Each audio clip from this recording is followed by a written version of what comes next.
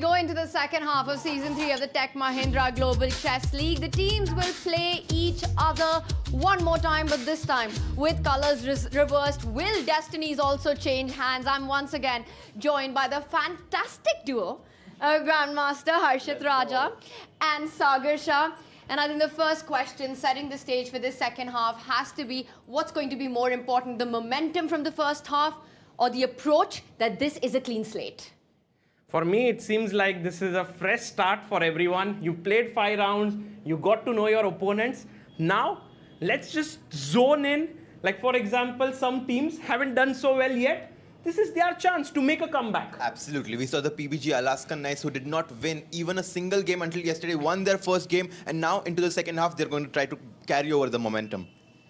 We're expecting a lot of different narratives now with the colors reversed. How will the teams respond to this new situations? Lessons have been learned, and this is where we are. We had the top 2 teams with a face-off. Something had to give, and it was the Triveni Continental Kings taking down the Mumba Masters. 12 match points right there. We've got 2 teams with 9 points, and then the Alpine SG Pipers, the American Gambits with 6, and PBG Alaskan Knights finally scoring a match victory.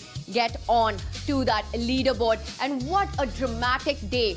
It was action all around. We had 3 incredible matchups yesterday, starting the day with a 9-5 victory of the Triveni Continental Kings over the Upgrad Mumba Masters. The Alpine SG Pipers went down to the PBG Alaskan Knights. We had a Ganges Grandmasters, a closely contested battle, neck-to-neck match coming down to 8-7 against the Fyers American Gambits. Incredible chess, lots of drama. What was the highlight for you? I think for me, the highlight was definitely the PBG Alaskan Knights getting the first victory and Gukesh Domaraju winning that beautiful game against Gukesh won his amazing game here. Fabi.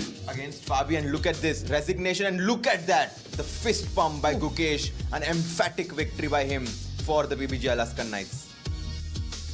And that smile on his face, and the smile on the face of his teammates and the coach, and wow, this is so beautiful here. I think this was the highlight of yesterday, and I hope that their story continues today, because they will be playing very soon today. They will be playing not just very soon today, but also later today, as they're playing 2 matches this evening.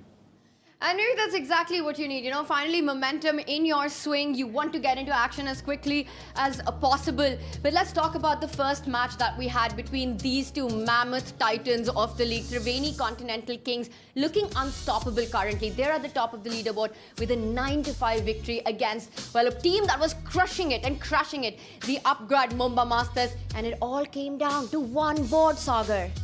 Yes, absolutely. It was the very, very critical game. And the Upgrad Mumba Masters, you know, they played so well. But there's this one guy who is like the Mumbai ka Don. I have to call him that. Alireza Firouzja. Bhai, what a guy. 5 out of 5.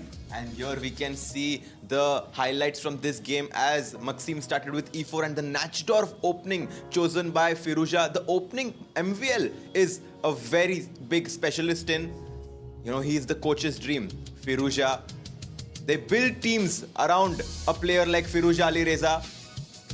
He's the clear trump card, the ultimate trump card here for the Triveni Continental Kings. He's taken down icon after icon, game after game. Latest, of course, in that victim list, Maxime Vachier-Lagrave from the Upgrad Mumba Masters. Player of the match, player of the tournament so far. 5 out of 5 on that icon board. The whole league is asking one question: can anyone stop Alireza Firouzja? Absolutely. And the guy does not eat his breakfast, so then there's no way to stop him. Because he's hungry to get more points for the Triveni Continental Kings, and it's going to be difficult to stop him. And well, one team that wants more match points, Harshit, to that is the Alaskan Knights. And they got on the leaderboard yesterday with a 12-8 victories against the Alpine SG Pipers. It was a make or break or do or die for Gukesh's team, and they got it done.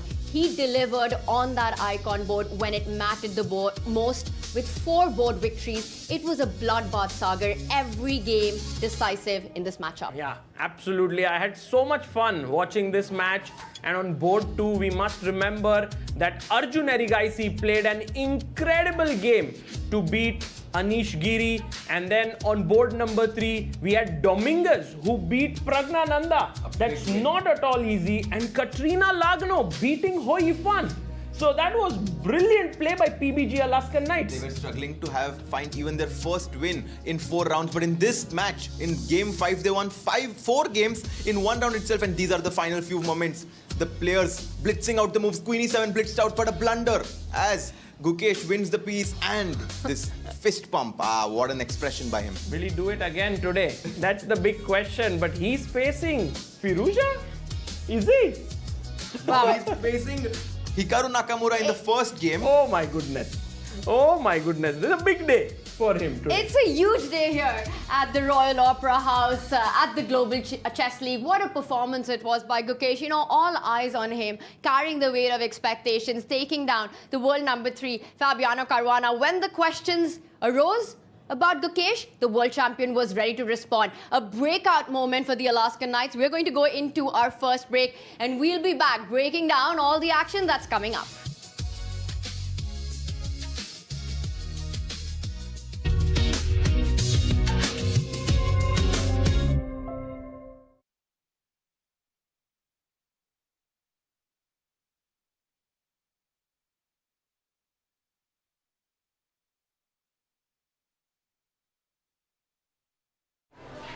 आज हम कुछ नया सीखेंगे। एक दिन school में football आया और फुटबॉल ने मुझे बताया, ये सर सिर्फ पानी का मटका उठाने के लिए नहीं बना, ये पैर डर के भागने के लिए नहीं बने, घुटने किसी के सामने झुकने के लिए नहीं बने,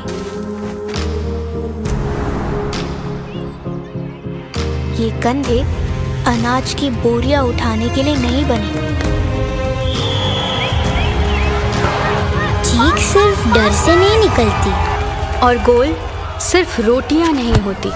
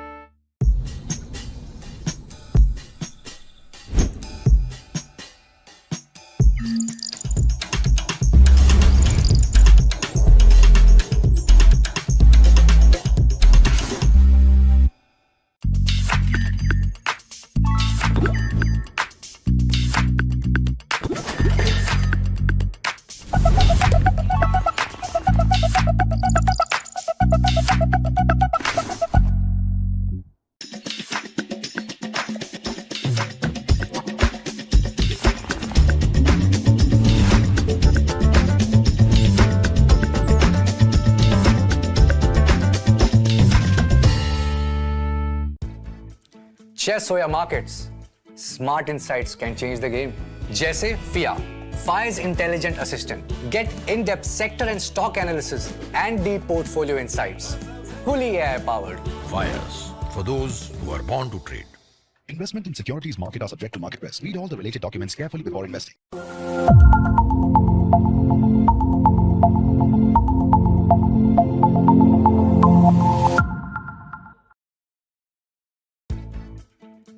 चेस हो या मार्केट, जीत उन्हीं की होती है जो दूर का देख सकते हैं। फायर्स एडवांस ऑप्शन चेन और 50 मार्केट डेप्थ के साथ मार्केट का हर मूव आपके सामने। Fyers, for those who are born to trade. Investment in securities market are subject to market risk. Read all the related documents carefully before investing. Come on guys, hurry up. अरे सुनना, And day 5 had incredible actions. We had the top 2 teams collide, eventually Triveni Continental Kings winning it. We had the PBG Alaskan Knights finally getting on the scoreboard with their first match victory. But that wasn't all the action. There was one more dramatic match left at the end of the day. Ganges Grandmasters taking on the Fyers American Gambits. An incredibly closely contested battle. Eventually, it was the Ganges Grandmasters with an 8-7 victory. Vishy leading the charge there, getting a very important point. But Sagar, there was drama on and off the board. And it happened on ENIAC versus Tavrula on the women's superstar board. And that could have changed the scoreline as we saw it. Absolutely, Tanya. It was so close there. And somehow the transmission of the moves had gone away. So at that point, the players had no idea how many moves were done, what the results were. Nothing was displayed on the television. And so ENIAC took a draw and her team lost. But Coach Srinath and Prachura, they made an appeal. The appeals committee sat late in the night. They went through, they spoke to all the arbiters, captains, everything, and then said the result stays because of certain reasons that they jotted down. And so the appeal did not go through and the result stays. And that's got to be disappointing for the Fyers American Gambits. You know, not an easy situation to deal with when you're not able to really understand where you are in the game. What move are you expecting the bonus time to be added, Harshit? What do you make of the conclusion that was decided by the appeals committee? I mean, to be honest, I think it's very hard for the appeals committee to make a decision because it's also not fair to play an entirely new match just because the DGT moves were not updated, and that's why it was a marginal yet a decisive victory for the Ganges Grandmasters. And one player who made it happen for the Ganges Grandmasters, who can't stop making it happen for the Ganges Grandmasters, is Javakir Sindarov, the youngest ever World Cup winner, and he is on fire here. In Mumbai, he's pretty much playing like the Mumbai local here, running match after match, and he took down Richard Rappo yesterday. For Javakir Sindarov, he's earned 15 game points for his team. He scored 4 out of 5. He's beaten Pragnananda, he's beaten Vidit, he's now beaten Richard Rapport, and that too in just 22 moves. He absolutely crushed his opponent. Yeah, it was the London system that was deployed by Richard Rapport, but here it was resignation by Richard as he was down 2 points, completely losing, and the player of the match, the MVP, Javakir Sindarov, signing. Oh, and here, look at this moment as Vishwanathan Anand steps out into the fan zone, trying to sign as many autographs and give pictures as possible. Yeah, I mean, look at the crowd here. People wanted to get Vishy's sign, and later on in the day when I met these people, they were ecstatic that they got Vishy's autographs. You know, it's such a nice moment for many of the people there who have been idolizing Vishy for years and years. Now finally to see him in front of their eyes. Yeah, what an environment, what an atmosphere it is here at the spectacular Royal Opera House. Fans, it's a packed theatre, packed auditorium to which the players are playing. And I think for the Ganges Grandmasters of Vishy Anand on the icon board to hold that draw against Hikaru Nakamura in that match, incredibly important to get that match victory at a very crucial stage of the tournament. And you know what? You didn't even have to look at the scoreline. You could look at Hikaru's face. You could look at his expressions to really tell the story of what was happening. Because I think for the Fyers American Gambits, this was potentially the one board they wanted their icon to strike on. Oh, definitely. And he got up to see what happened on that game as the Richard game concluded, and Hikaru shaking his head there as he knew he had to play for a win. But Vishy, too solid. Actually, from a position where he was better, Vishy managed to just hold Hikaru to a draw, and here Hikaru very disappointed that he could not contribute toward the team's. So many expressions on his La, face. look at that one. That's like saying, oh, there's no way that I can break through Vishy's fortress. You know, like Vishy played so well yesterday. Yeah. Incredible play. And that's what champions do, right? When it's required to really deliver. Playing against Hikaru in our pre-match discussion as well. I think for the fans as well, at least on paper, Hikaru, given his form, looked like the favorite going into it, given the time format, given the unique structure of the league. I agree. I thought Hikaru was the favorite here. But Vishy is playing so well since he beat Gukesh. I think he's feeling that energy, and I believe he lost that the first 2 games, but right after that, I think he picked up his pace, and I think now Vishy is definitely going to be someone to look out for on the icon board. Well, we're talking about Hikaru. He's going to be back in action really soon as our first matchup does feature the Fyers American Gambits versus the PBG Alaskan Knights. It's going to be Hikaru versus Gukesh on that top board, the top board clash. And to break it all down and perhaps get some insights into team strategy, Arohi is with the coach of the Fyers American Gambits, Grandmaster Srinath. GM Srinath from the Fyers American Gambits joining us today. Firstly, your thoughts on the big game, Gukesh versus Hikaru? Always exciting and even more special that I'll be watching it up from up close. So the last time that you all played the PBG, it was a close contest, all draws except for one on that board with Teodora. What are the thoughts today about that? It has been close contest in all the matches so far. The teams are so evenly contested. I imagine it will be another exciting and close contest. But wherever possible, we look to maximize the chances. Wherever possible, we will look to score more points. It's not just about the match points anymore, but also about the game points. So, talking about Rappo as well, he had a bad game last night, but he's been having a great tournament so far. Does that boost his confidence for today's game, making a comeback after yesterday's loss? A loss like that, especially with the circumstances of yesterday, doesn't do anything to boost anyone's confidence. But we will try our best to bounce back from it. All right, all the best for today's game. The reverse fixtures start today. Keep the spirits high. Thank you. We also have, thank you so much. We also have Swayams Mishra joining us from PBG Alaskan Knights. How the spirits in the camp after the win that y'all secured yesterday? Yeah, I think we are quite motivated, and it was a much required win for us. And I think the team is ready to continue the momentum as well. Did you all go for a walk last night as well? Absolutely, there's no doubt about it. No. Does it also help that yesterday you won your first game with white, today you're playing white again? Yeah, definitely. I think getting double white helps, especially for the players to continue the momentum after winning. So that's, of course, a good bonus for us. Well, the favorite today, Gukesh, you heard all the cheers for him today. You heard all the cheers for him last night when he won the game. Your thoughts on that one? Yeah, I think I've never seen so much the crowd being so much active and the fans loving it. I think everyone was rooting for us, and I'm thankful to the fans and the support and love they're giving to Gukesh and our team as well. Keep up the momentum and all the best for today's game. Thank you very much. Thank you. The first reverse fixture of the season coming up shortly. As of now, back to the studio.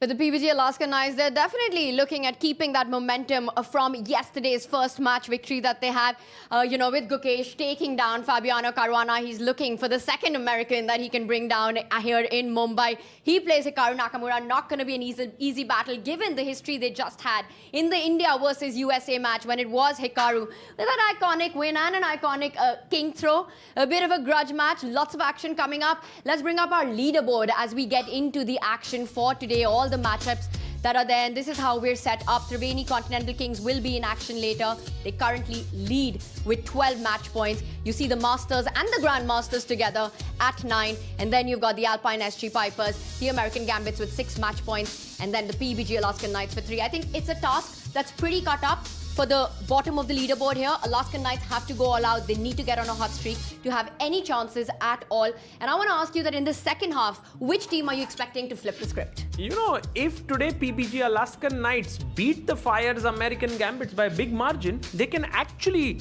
get away from the last spot. And this, I think, I was not thinking it would happen too soon. That's how close they are. Yeah. So one big win and they're back in the reckoning. This is definitely a big, motivation for them to leapfrog to the 4th position if they have a decisive victory. Will be very interesting to see how Gukesh and Arjun will continue their form from yesterday. It's a dramatic day of chess coming up. We've got 4 incredible matches lined up for you, and the fate and destinies of 6 teams here. And probably the most critical day given the standings as we looked at it. And what a day it will be. We will start with the Fyers American Gambits taking on the PBG Alaskan Knights. And that's the match we'll be breaking down for you on the other side of this break.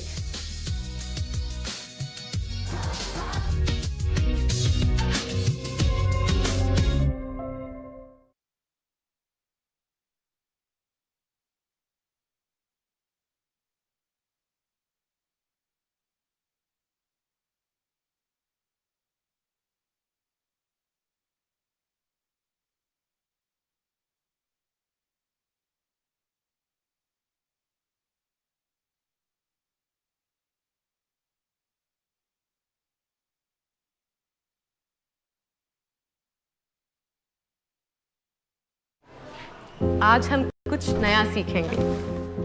एक दिन school में football आया और football ने मुझे बताया, ये sir सिर्फ पानी का मटका उठाने के लिए नहीं बना। ये पैर डर के भागने के लिए नहीं बने। घुटने किसी के सामने झुकने के लिए नहीं बने।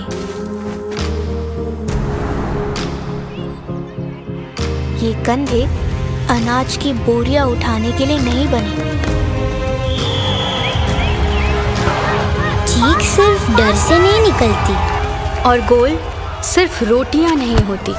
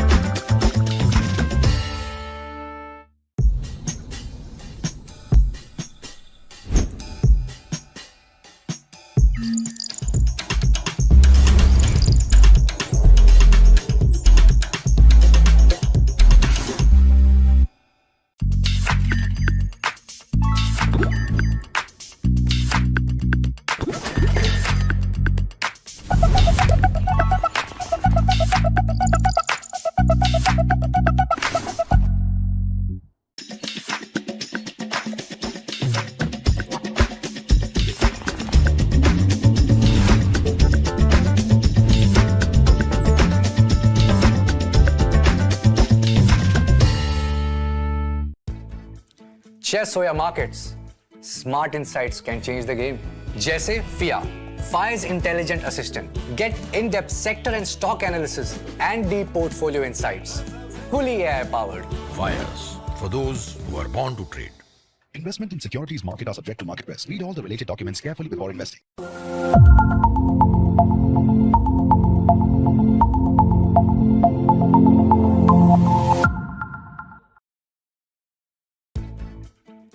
चेस हो या मार्केट, जीत उन्हीं की होती है जो दूर का देख सकते हैं। फायर्स एडवांस ऑप्शन चेन और 50 मार्केट डेप्थ के साथ मार्केट का। And we start the day with perhaps the most important match for our standings. It's the teams at the middle of the leaderboard and one that's struggling at the bottom. If either of these two teams want a clear run to fight for the top two spots, they have to do it now. It's the Fyers American Gambits taking on the PBG Alaskan Knights. Momentum is on the side of the Alaskan Knights here. How much of a role will that play, Harshit? Also speaking about the controversy that happened with the Gambits yesterday. I think it's going to play a big role, the momentum for the PBG Alaskan Knights. And I think this is a make or break match for both the teams. Only 5 games to go and the top 2 teams qualify for the finals. I think, Sagar bhai, this is going to be a very important match for both teams to win. Yeah, and I think the PBG Alaskan Knights will be feeling very confident here. So you can see here Volodar Murzin takes on Daniel Darda on the Prodigy board. And I think both of them haven't been in the best shape. So I am not sure who exactly to root for here or who's the favorite. But I think this will be a very close match. I think Volodar Murzin is going to be a favorite in this match as Daniel Darda struggles to find his form. And you're absolutely right about that. Volodar Murzin and Daniel Darda are the lowest performing prodigies of the tournament so far. Murzin slightly better than Darda with 6 board points and only 2 draws currently by Darda in this tournament. So this might be the day that he turns and flips that script. But it's going to be the same story. For the PBG Alaskan Knights, they can't stop on this board. They have to do it top to bottom simply because game points are also incredibly important for this team. Absolutely. And we come to the women's superstar board here. I have a feeling that the Bibi Sara versus Katrina Lagno match is super close. Meanwhile, on the Teodora Iñak and Sara Khadem match, I have a feeling that Iñak is a small favorite. Sara is yet to strike in this tournament. And after that controversy that we saw in Teodora's board, she's going to be very excited to bring home the full point. And going to the superstar men's board, we have Richard Rapport, who had a tough loss yesterday against Lenier Dominguez, who defeated Pragnananda. So I have a feeling that Lenier will be looking to continue that streak. And then we also have Arjun Irigaisi, who's going to be taking on Vladislav Artemiev. And these are the highlights from Arjun's crushing victory yesterday against Anish Giri. He beat him in 25 moves, Harshit Bhai. I mean, who can beat Anish so quickly? I mean, it's very rare. Anish being one of the most solid players on the circuit, he's extremely correct with his play, very principled approach. So having a miniature like that, and it felt like a vintage Arjun game. He went all out for it, and that's it. Handshakes it was, with Arjun getting the player of the match. That's got to feel good, you know. Your good friend gets it done on the top board, and then 4 back-to-back victories. Arjun really setting the tone for that match. But today, Sagar, it will come down to this board one more time. Gukesh did it against the world number 3 yesterday, but Hikaru Nakamura, you know, he's a wounded beast from what happened yesterday to his team. And a wounded beast is a dangerous one. Yes, but Gukesh has the white pieces. And I have a feeling that he will be really wanting to beat Hikaru. This is actually a super exciting clash, you know, guys. I would have loved to stay here and commentate on this one, but I'm going to go down and watch right in the playing hall. Also watch Hikaru's expressions, you know, like this is, look at him. He's a man with all sorts of expressions. There's disgust, anger, smiling face, happiness, all sorts of emotions. You know, I think we can have an entire stream dedicated to Hikaru Nakamura. Just a camera on him. You don't need the evaluation bar. You don't need to see what's happening on the board. The face tells the full story. I think in today's game, he's definitely going to try to change those expressions from expressions of frustration to expressions of joy, as he's going to try to bring 4 points for the Fyers American Gambits against the world champion Gukesh Damaraju. And what a match that will be for Fyers American Gambits. If they want a real shot to fight for the finals, they have to look at getting the job done against the team that has the lowest match points. That's the PBG Alaskan Knights. Brings me to my favorite part. I've got 2 flags in front of me as the teams are walking in right now. Hikaru Nakamura there. He's a man on a mission. That walk doing the talk. Richard Rappo. We saw Artemiev. We've got Bibisara, the former World Blitz champion. ENIAC and their prodigy board Murzin. They all look like they're coming with business on their mind. They know that this is a must-win match for them. Right, but look at the PBG Alaskan Knights. They are also looking upbeat here. And after 1 win with 4 losses, I think this is the time when they are feeling at their best. And yeah, it's time for us to tell our final prediction. What do you think, guys? PBG Alaskan Knights or the Fyers American Gambits? I am once a PBG Alaskan Knights fan, always a PBG Alaskan Knights fan, as I'm rooting for them again today. Well, I have a feeling that today the Fyers American Gambits might just break through. It will be a close match though. Will they fire up on all cylinders, or will it be the PBG Alaskan Knights proving to be a nightmare for the American Gambits? You know, our studio is divided on the prediction there. You tell us, who do you think takes this big battle? And when we return, we've set the stage for you. It's time to get the pieces flying across the board. We get back with all the moves.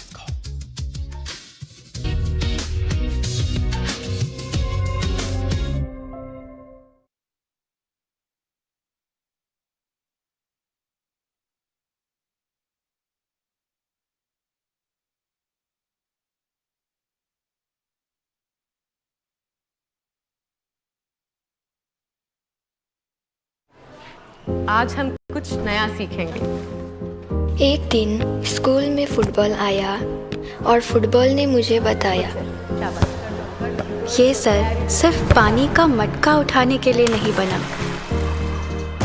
ये पैर डर के भागने के लिए नहीं बने। घुटने किसी के सामने झुकने के लिए नहीं बने।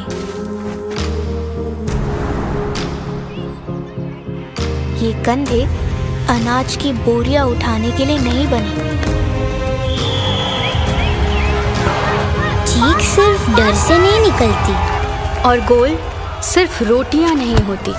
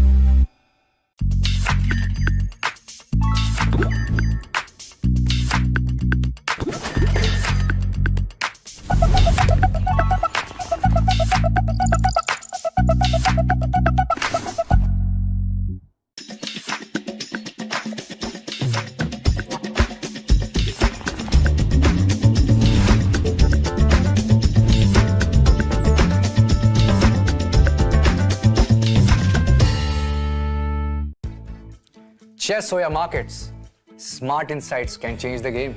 जैसे FIA, Fyers intelligent assistant. Get in-depth sector and stock analysis and deep portfolio insights.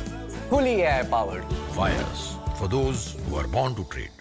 Investment in securities market are subject to market risk. Read all the related documents carefully before investing.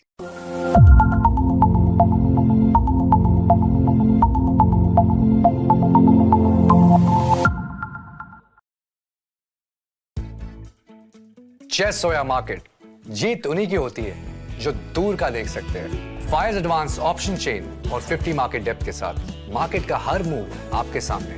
Fyers, for those who are born to trade. Investment in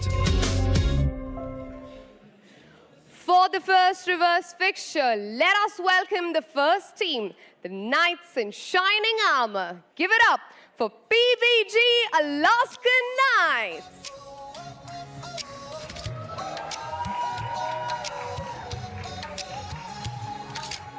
Spotlights burning through the night, legends stepping into the light. Crowds roar like a rising Introducing the players, Gukesh Dommaraju, Arjun Erigaisi, Lenia Dominguez, Katerina Lagno, Sara Kadem, Daniel Dada, along with their coach Swayams Mishra. And now up against them, let us call team number 2. Give it up for the Fyers American Gambits.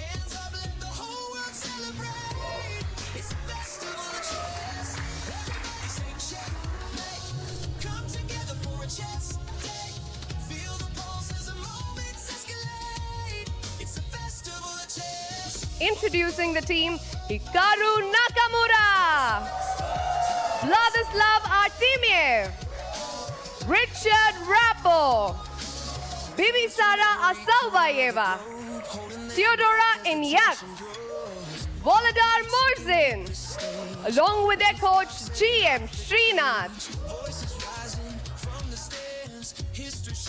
All the best to both the teams. Y'all can now take your balls.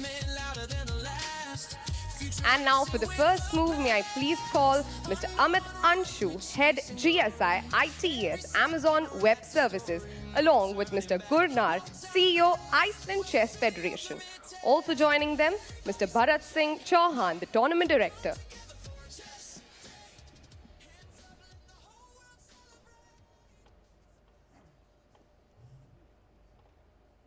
Fasten your seat belts, guys, as we are about to see the ceremonial move being played on the board of Gukesh Dommaraju, the current world champion, knight to a3, Tanya. That's the first surprise of this match, you know. That is not advisable. Do not try this at home, expecting Gukesh to put that knight straight back and play more towards the center. Hikaru probably happier with the ceremonial move. Oh, absolutely.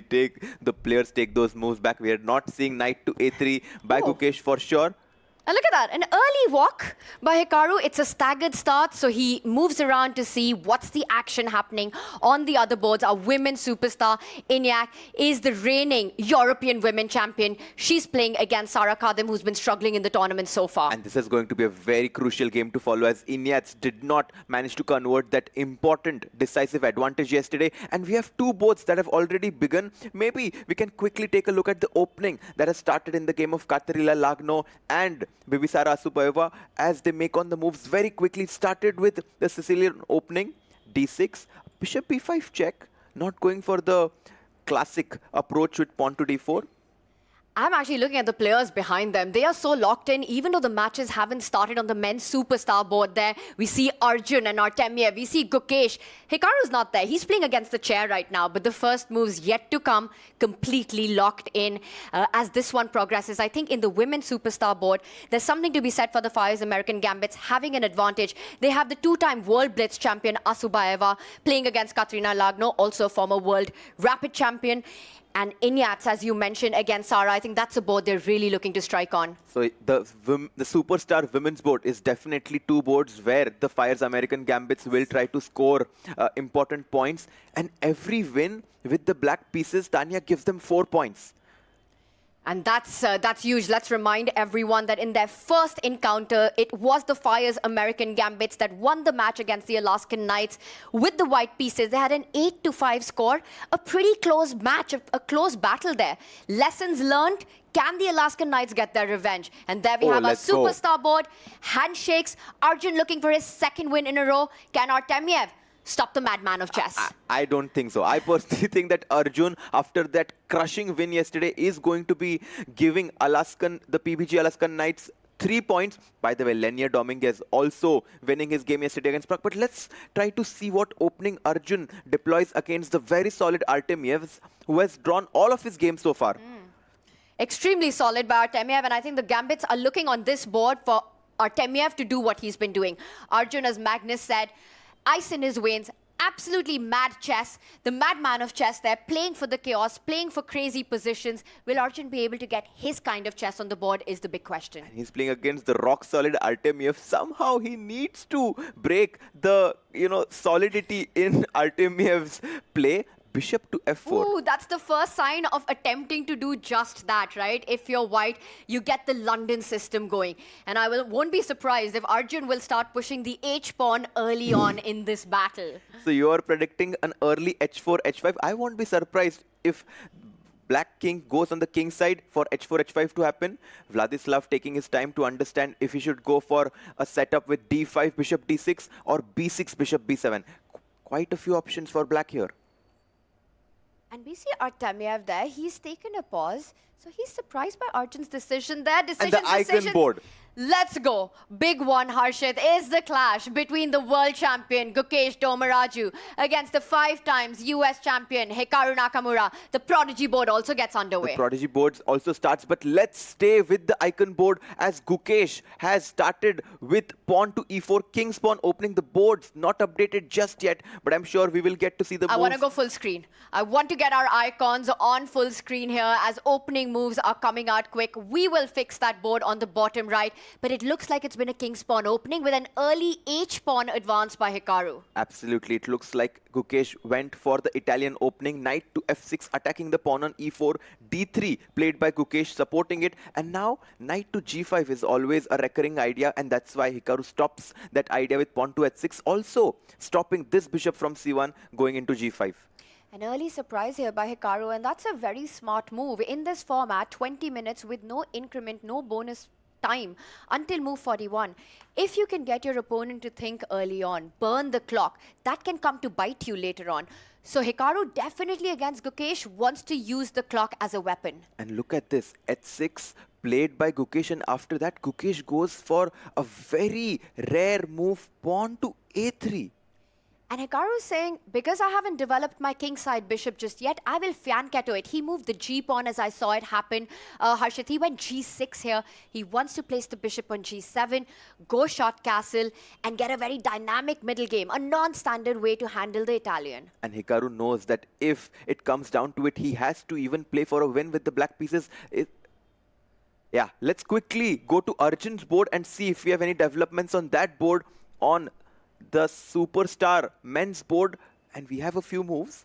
After bishop f4, Vladislav went for pawn to d5, e3, c5, challenging this central pawn chain of white, c3, defending it, and knight comes in to d7. This is the live position that we have on the board. So there's already a little bit of a tension in the center, but this is standard theory so far for Artemiev. He wants to get his queen out to that b6 square, start targeting the b2 pawn. Arjun continues with development. Artemiev with a different plan here. He consolidates the central pawns. He wants to line up his bishop on the b7 diagonal and then jump with the knight to e4. I'm a bit surprised by this, Tanya, because generally I liked your idea of going queen to b6 and bishop to d6, challenging this bishop on f4. But now, after b6, white playing bishop to b3, bishop to b7, this bishop on f4 suddenly looks extremely strong, and your move, pawn to h4. Whoa, whoa, what? Whoa! This is from a previous one. I don't believe this happened. That was a little bit of a glitch. Let's go back. Let's bring it back to Arjun, as you were mentioning that you were a little surprised. And we'll bring that up. Let's go full screen on our players as we try to fix this and get the games back up for you. But Arjun there on the think right now. Well, it's actually even Artemiev on the think right now. And I believe we've got the boards back with us. And it's Arjun's knight that jumps to the center of the board first. Yeah, and as I was saying, the bishop on f4 is completely unopposed. At some point, this move pawn to h4 to h5 is definitely going to be on the cards. Arjun with an early initiative for the PBG Alaskan Knights. So we've got the Italian on the first board between the icons. We've got the London on the second board between the men's superstar. Which other countries in play will we see? Which other cities will we see in action? Do we have any French? Or maybe the Spanish? I don't see any yet, but do you want to quickly check what happened on Gukesh's board, as we have a few moves on that board because the boards have been updated. We saw the move pawn to g6, knight c3, bishop comes into g7 as we predicted, h3, d6, bishop comes to e3, queen e7, queen d2. Is Gukesh wanting to castle long? He does, and very importantly, he stops Hikaru from castling because the queen and the bishop point. lined up against the h-pawn. That's a great point, Tanya. This prevents black from castling as the pawn on h6 will be on pre. Bishop comes into e6. Hikaru saying, you go queenside, I'm going queenside as well. No opposite side castling in this one. And Gukesh is like, I just tricked you. I castle short now and you cannot you cannot castle short anymore because the pawn on h6 is falling. If you castle long, b4 and this move a3, which looked so cryptic in the beginning of the game. Now look at that. You know, we got all those expressions by Hikaru yesterday. And again. He's got about 789 of those expressions. And I wonder this one as well. Can we add that to the book? You know, this, hey, you're going short castle. What do I do now? And Gukesh. Look at that. Yeah, he's trying to also take a look at what's happening on the other games because you don't want to castle long if your team is already doing well. You want to play something solid. And what does he do? Queen d7. He's keeping it flexible. He isn't committing which side he wants to go to. A little glitch there. The queen did land on d7. Harshit, Hikaru saying, I'm not going to show my cards just yet. I'm setting up for a long castle at some point, but I'm eyeing that king side. I'm eyeing that h3 pawn. Watch out for a sacrifice on it, Gukesh. And this ideas like pawn to g5, knight to h5 are definitely going to be in black's mind right now. Bishop takes e6. I like this because this bishop on e6 could have been a dangerous attacker for the black side. White chops off that bishop on e6 and now Hikaru needs to choose what to capture back with. He captures with the f pawn. And that's a very thematic capture in these openings where you do take the double pawns in the center, but you get an open F line and you control a lot of key squares as well. But this is Hikaru essentially saying, I'm ready for a fight in this one. He absolutely is. He's keeping the position flexible. He can go g5 at some point and just declare war on the white king if he puts his king on the queen side. I'm curious to see what's happening on the women's board. Sara Khadem is taking on Theodora Inyats, and we were mentioning that Inyats for the Fyers American Gambit is going to be looking to win this game with the black pieces. And it was a very unorthodox opening as after d5, Inyats went for pawn to b5. And it's exactly what you're saying, right? With the black pieces, when you're pushing for a win, you want a dynamic opening like this. A complete imbalance there in the pawn structure. As we see, black is already advanced all the way. There's the first trade that happens. The white knight comes out. There's an open B line created early on. As white continues with development, Theodora also says, I want my bishop to be fianchettoed. And I believe this is where we are currently on our live board. But there's already a castle that's happened. Some more moves? No moves just yet on the DGT boards, but no, this is the other game. Can we get the camera of Inyats, which is board 5? And there we switch, and you're absolutely right. This is exactly where we are on our live board. Inyats looking pretty relaxed. And she definitely has managed to throw Sara Khadem off guard early in the opening. All right, so still quite a battle, but an aggressive opening choice by the Fyers American Gambits on this one. I think they're looking for a strike here. Sara Khadem for the PBG Alaskan Knights has been struggling in the tournament. Oh, definitely. And let's quickly go to the game of Arjun Irigesi. Whoa, whoa, whoa. Exactly. Knight e5, knight takes. I was expecting Arjun to capture with the bishop. He took with the d pawn. Knight goes back to d7, queen g4, allowing a tactic. And after this move, pawn to g5, Artemiev gets up from his chair. Arjun's the king of chaos, but Artemiev is hitting that chaos button with this last move. Now, there are two pieces attacking that pawn. It can be picked up, but you're talking about tactics. Let's bring back our board because we need to explain what's happening here. It looks like a pawn sacrificed by Artemiev, but it's all around that knight jumping to the center of the board. If queen takes pawn, you trade the queens, you're super happy. The knight jumps to the center of the board. You've recaptured with a very healthy position here. But let's back up just yet right now. If you take with the bishop, you're hitting the queen. But there are certain ideas in this position that black has set up. And don't you capture the pawn on e5, which looks extremely tempting. Feels as if you're hitting the queen back on g4. There is this intermediate move, a Zwischenzug for white, which wins him the game. Bishop to b5 check, and this is all over. Because if you block with the queen, you lose it with the check. If you block with the bishop, I capture and your knight has to go back, and then your queen falls. And this is why, after bishop takes g5, there is this key move as bishop g5 happened. He plays it. And Artemiev shows the key move. Rook to g8. Rook g8, he finds it. Arjun Aragaisi is under pressure right now. He immediately responds. That bishop was pinned. He could not have taken the queen. Let's just back up one move really quickly here. Rook g8, bishop takes queen, rook takes queen. And suddenly the bishop doesn't have great retreating squares. The pawn on g2 is hanging. Then pawn on e5 is falling off. This would have been an Artemiev show. So Arjun defends the bishop instead on our live board. Can Artemiev double down on this pin? And the way to double down, Tanya, is to play this move pawn to h6, forcing the white bishop on g5 to make a decision. And as you said, if the bishop moves and captures the queen on d8, the rook is going to join the party, hit the pawn on g2, and this looks great for black. We expected Arjun to be putting a lot of pressure on Artemiev, but he's proving why he's one of the best blitz and rapid players of the world. Put pressure on the pinned piece. PP, on the PP. That's the theme. That's the idea that Artemiev has to follow here to try to push. Arjun, I think he just missed this g-pawn moving forward. He missed this idea by Artemiev of g5, and Artemiev, he's alive. He's alive. He's trying to consider his options here. Way between bishop to e7 and pawn to h6 both look quite decent. Can we quickly check Lanier versus Richard? Because we haven't had a look at this game, the Superstar Men's Board 3. And here we have it. Let's do it. And this one looks like it's come from a Sicilian, as we see potentially a knight off is what my guess would be, but a strange knight on e7 instead of the usual f6 spot. This is the live board. And the strategic points that I want to make here is that d6 pawn, a weakness for white to target. With this last move, the PBG Alaskan Knights, Dominguez Lenier setting up rook d1 to coming in, and Richard Drapo, in true Richard style, going for dynamics on the king side. And I like this. He realizes that he has this one weakness on the pawn on d6, and that's why he's creating some counter chances. f5, maybe f4, and trying to just set up some sort of an attack on the king side with knight g6, knight coming into h4.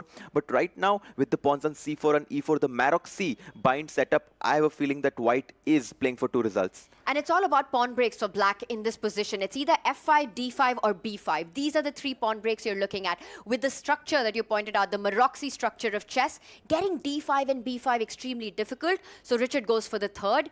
He defends the pawn that was under attack. But some decisions to be answered here. Lenier Dominguez, will the strategic plus points in this position trump the dynamism of Richard Drapo?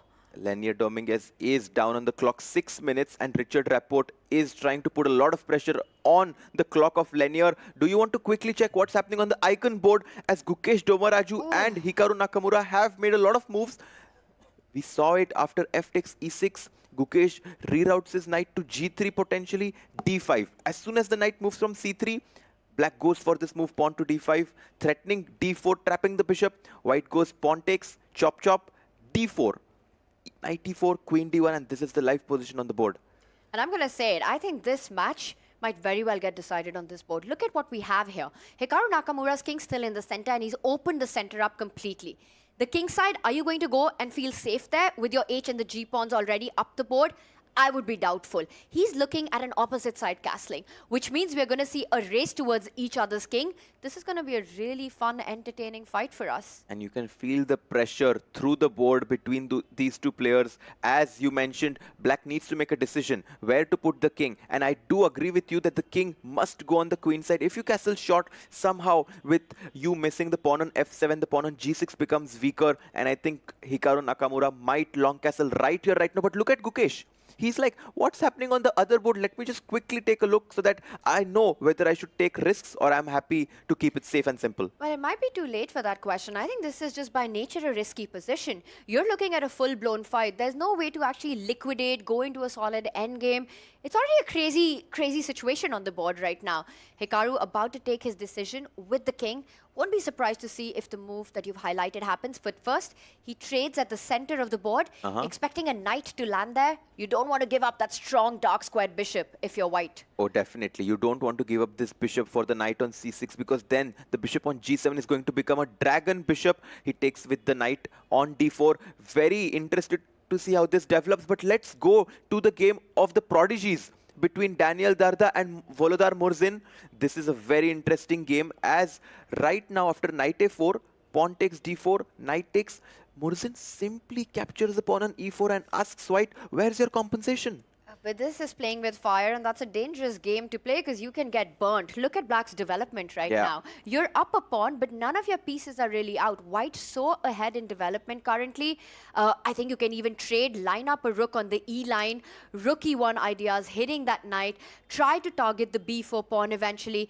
Yes, the evaluation bars, the engines might say, I'm up a pawn, I defend this to perfection. But for humans, they have to be incredibly precise, and that's the tough part. And both the players are struggling here. And this means that they're low on confidence. And Daniel Darda needs to step up for his team PBG Alaskan Knights if they are trying to make a complete comeback from the bottom of the leaderboard. Here he takes the bishop on e4, knight takes e4, played.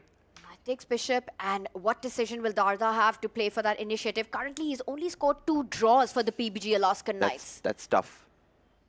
He needs to change that narrative. He needs to. Every board matters here at the Global Chess League, the Prodigy board. Things can get decided. I will say one thing. The way the games are shaping up, Harshit, yesterday the Alaskan Knights had a decisive result on every board. Every board, that's true. Do you think we might see that happen one more time? And we actually saw Daniel Darda losing yesterday, but we did see Arjun Erigaisi who stepped up for the team PBG Alaskan Knights. And can we go back to that board as Artemiev does not go for pawn to h6, and here we have the cameras. He goes for bishop to e7, and there is a move for which you have to be very brave. And if you cannot, synonymize brave with Arjun Erigaisi, then I don't think you've seen his games before, because you can just chop the pawn on h7.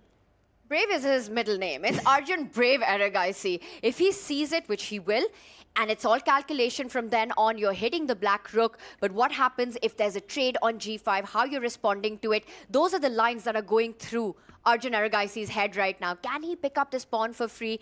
There is this g5 bishop. There are ideas like rook takes bishop, winning 2 pieces for a rook even in this position. And how are you evaluating this? There is a huge pawn deficit on the right flank for Artemiev. Does that make up for giving up 2 minor pieces? And I think this is what Arjun needs to evaluate. A position like this where he has given up his 2 pieces for a rook. But as you said, because white has this cluster of pawns on the queen side, the black king on e8 still being weak, f5 ideas in the future, this is actually significantly better for white. But for that, he needs to make this decision of capturing the pawn on h7. The other move, the other controlled approach is to simply take the bishop on e7. But that goes into an endgame, Harshit. That would mean rook takes queen, bishop takes queen, and we'll have a lot of trades. That just doesn't feel like an Arjun kind of move and an Arjun kind of position. He wants to make bishop takes pawn work here on the live board. And he's reaching out. He's about to make his decision. What will it be? No, he takes the bishop on e7. It is the more cautious approach. But in team events, sometimes it makes sense to have this cautious approach and not burn bridges, because he does not know exactly what's happening on all the other boards. Takes the queen on g4, and here we go full screen. Arjun takes the queen on d8. But the most testing line had to be the one that you had pointed out. Bishop takes pawn would have made this battle a very double-edged game. Right now, Arjun, he's saying, I put my king in the center. It's where it belongs. And currently, white, in fact, is up a pawn in this position. And there's another one that's hanging. Yeah, white is up a pawn. The pawn on h7 is falling. And maybe we were too critical about this approach of capturing the bishop on e7, because if you take the pawn on g2, rook comes to g1, and this actually looks like a pleasant endgame for white. So I think the decision of Arjun, especially in a team format, was very smart. All right, well, we will keep an eye out on this endgame. It's going to be a grind from here on. Let's go over to our icon board Let's go. right now and get an update on that, because that is all action all around. It's fire on the board. Look what's happened. After knight takes pawn, Gukesh's last decision, Hikaru says, I want to keep maximum pieces on the board. He retreats the knight only to go forward with his own pawn to drive Gukesh's knight away from the center of the board. But doesn't this move basically tell us the story that the black king is never going to go on the queen side? Because now this bishop is too strong on this diagonal. But here we came in on the perfect moment because white has a crazy idea, Tanya. I don't know what story it tells us, but this game is going to be an absolute blockbuster. Because look at what we're seeing right now. You're mentioning a crazy idea. It's got to be something around Hikaru's king at the center of the board. Exactly. It's because the black pieces are a bit underdeveloped here. White can advance forward with his knight to e5. Yes, you have attacked my knight, but I have attacked an even more important piece of yours, the queen on d7. If you take my knight on e5, oh, this looks too strong. The bishop on e5, you can't really take the knight on e5. If you don't, if the queen goes back, knight comes into e6. Did he find it? That would be devastating. Oh, he goes bishop e5. Also a good move. Good move, but a different piece there. The knight move looked incredibly strong. And look at Hikaru. He's just refusing piece trades. He's not allowing the knights to jump for the PBG Alaskan Knights just yet. He comes back, avoiding the bishop trade. But does That's a question mark. It does get a question mark, and Gukesh needs to come back with his knight to e2. Backward moves tend to be the hardest ones to find, but here it's very important for him to do it, and he does it. And I will say this, you know, Gukesh Domaraju, he is very aware of the pressure around him, the noise around him. Whether it's Hikaru, Fabi, Magnus, there are a lot of statements that have been made about Gukesh being the world champion. And there's always this feeling the youngsters have, especially Gukesh currently, that they want to prove themselves right now. He wants to, this match means more to him. Playing against the likes of the top three, the holy trinity of chess, that's Magnus, that's Fabi, that's Hikaru, to get those wins, to prove that he's a deserving world champion. Well, he did take down one of them yesterday, Fabiano Caruana. He has the opportunity to take down another one, Hikaru Nakamura, right here, right now. He brings in his rook to e1, developing. I like this move. And actually, his advantage is growing, Tanya, because the pawn on g6 is very weak. The pawn on d5 is also a bit weaker because it cannot be supported with this move, pawn to c6. And now, time to jump in with your knight to f4, hitting the pawn on d5 and the pawn on g6. If you go g5, take this and you get the h5 square for your knight. I love that idea that you're pointing out. And he does it. Two weaknesses, and Gukesh is on it. He plays, what is that saying? Two birds, one stone. You get the knight in, you're hitting both of them at the same point, basically provoking Hikaru to make more weaknesses on the king's side. Will he be forced to push pawns? Has Hikaru taken too much risk with his pawn advances at the start of the game? I think he has. And can we get that view with all the 6 boards just to tell you what's happening in the evaluation on all the games? And here we can see the white players are doing quite well on the first 3 boards, Tanya. Gukesh with the big advantage, Arjun slightly better, Lanier also slightly better. So where is the Fyers American Gambit trying to score a full point? That's the top row for you, on which PBG Alaskan Knights seem to have the upper hand out of the opening. But look at that bottom center board right there. It's the one where we see Inyak. We spoke about this. Perhaps it's the women's superstar boards where the American Gambits feel they have the edge. I think this is the board. Theodora Inyats needs to win it with the black pieces. Can we go to that board? Board 5 between Theodora Inyats and Sara Khadem. And here we have it. Here we have it. Why is black doing better here? It's that bishop, the gem and glory in black's position. The fianchettoed bishop on an open diagonal. Very difficult to challenge it. Notice how the black knight is ready to jump to the b4 square as well. A beautiful spot, can't be kicked out of there. The b3 pawn weakness. Somehow in these positions, if you're playing white, for Sara, she should have had a central advance going already. You want your e4, you want your f4, you want to push in the center. She hasn't been successful in achieving that, which means out of the opening, black has all the trumps, while Sara has struggled to get her own counterplay. Black is playing on the queen side, and you are right, white has to play in the center, but it feels as if black is leaps ahead on making progress on the queen side. And with this move, rook to b8, bishop d7 at some point, Inyats is getting a significant advantage here. Is there any update on the icon board? Because I don't want to miss anything on that one. I don't think anyone wants you to miss anything on that one. We should stay here. We should get this up right now. After the knight jumped forward, Hikaru says, I will just consolidate my center, makes a small move, passes the ball. And now black is potentially trying to set up this connect 4 with the move pawn to d4. And maybe it's not a bad idea, Tanya, to stop this idea of pawn to d4 and go with this move pawn c3.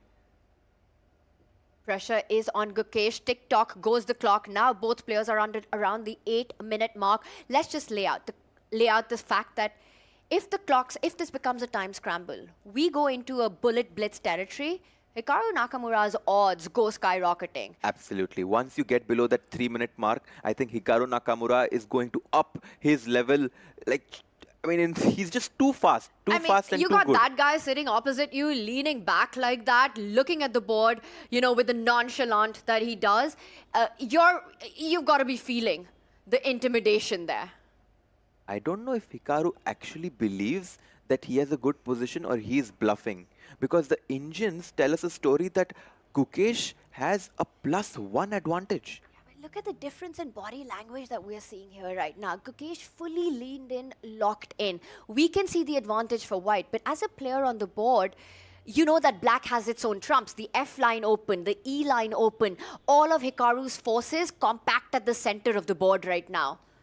And you could see Gukesh's eyes widening as he knows, he senses that his advantage is here, right here. Queen to c2 maybe, putting more pressure on the pawn on g6. We need to bring this rook on a1 into the game.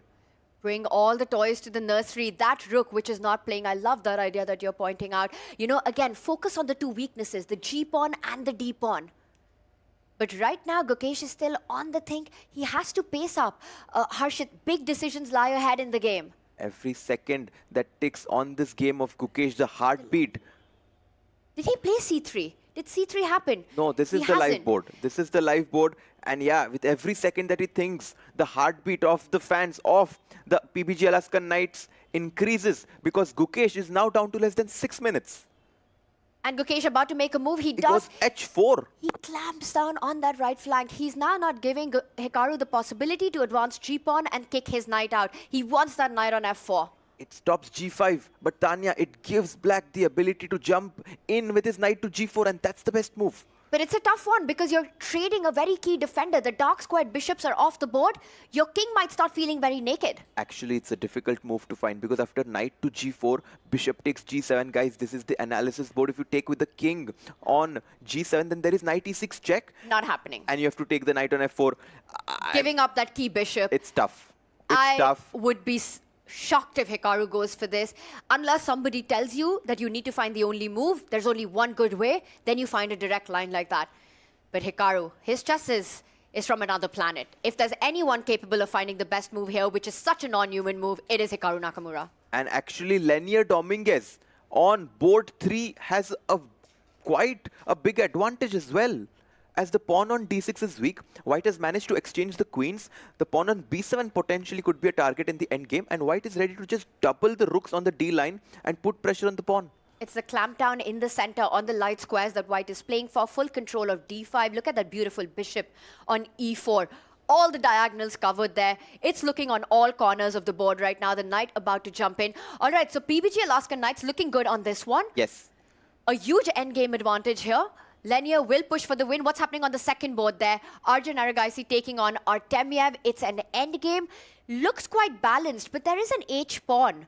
If the rooks come off the board, is that the way, the path to equality here for black? Yeah, he does it. You should definitely take the rook on g5, pawn takes g5, and I have a feeling that this game is going to end in a draw, very likely, unless Artemiev makes a substantial mistake. So I think this is the key moment right here that we should focus on, because Hikaru Nakamura on the icon board needs to find this move, knight to g4, and the concept of taking the knight on f4. But as Hikaru's thinking, let's get a quick update on our lower three boards there. The Women's Superstar and the Prodigy board. The match could pretty much get decided on these. Let's start from the Prodigy board. It's very equal. Actually, Volodar Murzin is a pawn up, but in this endgame, I predict the game to end in a draw. But if anyone is better, it's Murzin. All right, but let's say this one in the balance, these kind of positions have a lot of tendency towards fizzling out right now. It's an open game. So if this ends in a draw, let's go on to our women's superstar board. Inyats against Sara Kadam in this one. And I have to say here, the Fyers American Gambits, they're dominating. Yes. Actually, can we go to board 5? Board 5's camera, that would be great. And yes, here we have it. Bishop to d2 was the last move played by Sara Kadam, and now black can play this move knight to c4, bringing this knight into the game, attacking the bishop on d2.